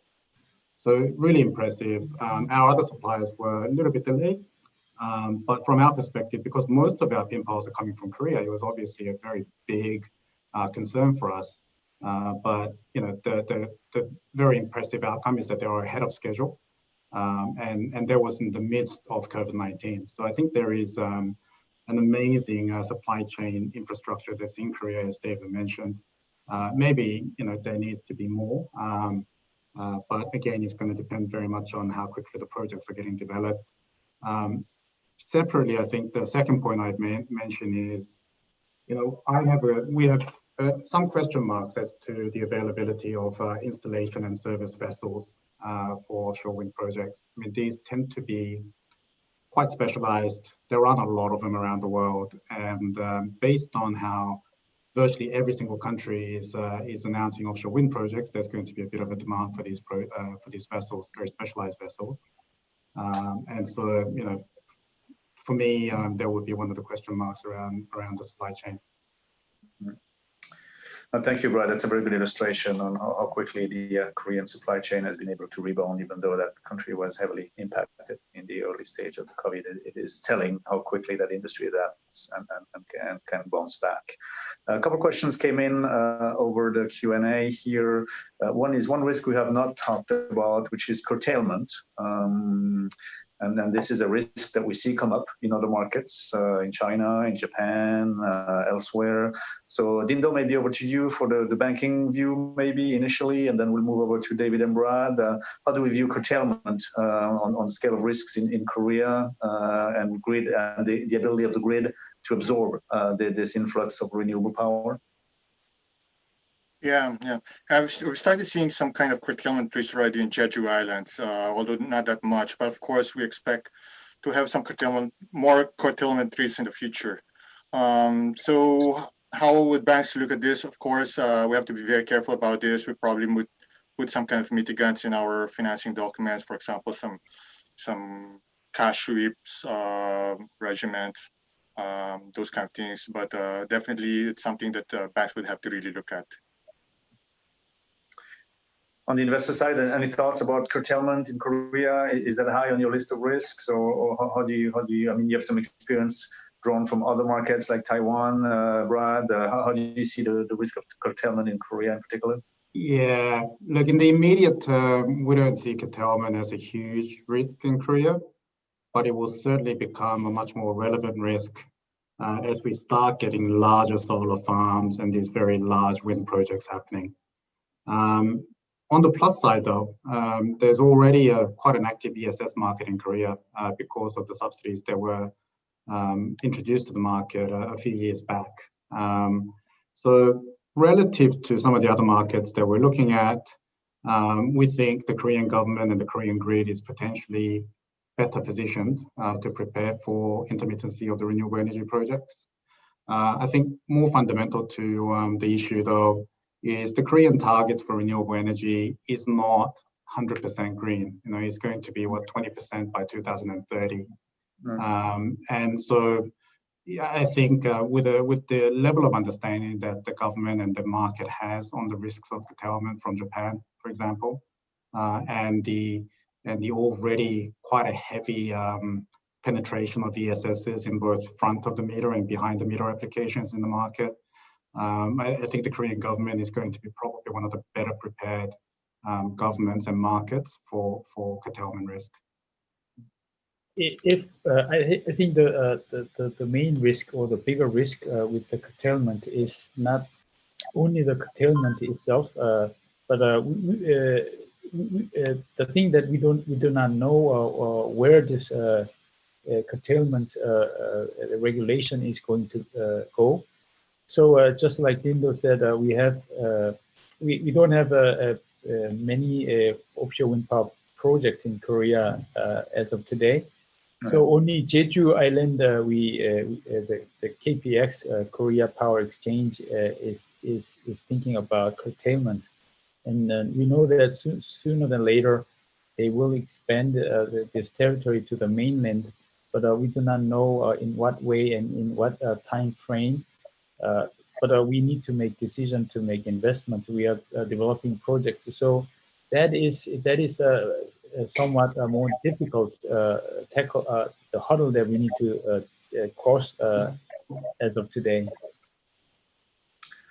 Thank you. I think we're coming towards the end of our session here. There was one question on the Q&A also about solar, and we spend most of the time talking about wind and offshore wind in particular. But let's maybe conclude on solar. I mean, Brad, you mentioned you invest across asset classes. Do you see opportunities in solar in Korea? How do you see the risk profile, return profile? Your thoughts on that, please? Sure. I mean, until now, solar has been quite challenging for large international institutional investors like ourselves. And I think the main reason is because a lot of the projects that have been developed so far have been very small. I think if you look at the statistics, you know, something like 80% of all operational solar projects in Korea is less than 1 megawatt in size. which makes it extremely difficult for an institutional investor to invest in it, very difficult for project finance lenders to undertake due diligence and put in the appropriate structures to lend to it. Going forward, however, the government is changing regulations to facilitate larger projects happening. And I think one of the main changes that's coming forward is in allowing the land conversion of high salinity farming lands or agricultural lands, and allowing solar farms to be developed on those, and we're already seeing the effect of it, where the average size of projects that are coming to us now tend to be in the 20+ megawatt size, compared to say 12 months ago, where the average size would be less than 10 megawatts. So I think that market is happening, but as with everything, with the good comes the bad. And I think the challenge that comes with these larger solar projects is going to be in the grid connection and the availability of grid capacity. So there's a bit of a back and forth that needs to happen. I think it does need a more concerted effort between the developers as well as the utilities to get the grid sorted out, and to be more aligned also on when you develop which projects, how much RECs will these receive, how would you contract these RECs, and also in terms of the certainty around the grid connection as well. Thank you. Dindo, any thoughts on the financing side for solar? Do you see this as an active market for KDB, or? Yeah, we did finance some solar projects, but there's not that many opportunities out there, just because, again, what Brad said, there's some the land issues. Land are expensive. You need availability of land, and also acceptability by the residents and having solar projects in their community. But it's something that we were able to finance previously. But again, opportunities, whether there's going to be opportunities for us to finance projects. Okay, very good. Thank you. I think we over a lot of time here. It's almost 5 o'clock in Seoul. So thank you very much for your insights. I think it's an exciting time for the sector in Korea. I think the fact that we see so many international investors, experienced investors in the sector flocking to Korea tells us a lot about the size of the opportunity. In my mind, there will be a lot of room to forge partnerships between domestic and international investors, both on the equity and on the debt side. And I look forward to a very active transaction volume over the next 3 or 4 years in the country, as offshore wind in particular will be a great accelerator of the energy transition in the country, given the scale that it will be able to achieve. So thank you very much, and I'll pass it over back to you, Holnam. All right, thank you, Daniel. Many thanks for your really professional moderation, and of course, thank you, Adolfo, Brad, and Mr. Bright. Thank you so much for your really hate and impressive discussion, independent discussion, focusing on investment opportunity of the wind energy in South Korea. It is truly and really informative panel discussion. And I think all of our audience all have gained a lot of insights into the investment opportunity in South Korea market. And also, thanks again for your participation in such an international panel discussion. Thank you all. Thank you. Thank you. Goodbye. And this is pretty much all about today's virtual event, Green Energy Virtual South Korea. So on behalf of the organizing committee, I would like to sincerely post my appreciation on all of our distinguished speakers from the morning session to the afternoon session. And it is truly your valuable content and the presentation that make it possible for us to bring so much comprehensive knowledge to our audience who are focusing on the booming Korean renewable energy market. And we, Leader Associates, is willing to see all of our friends on site at our physical event in South Korea next year. And please stay with us in the renewable energy journey to explore more exciting moments when the whole world is inevitably going green and going renewable. Thank you so much for your listening and your watching. Bye-bye.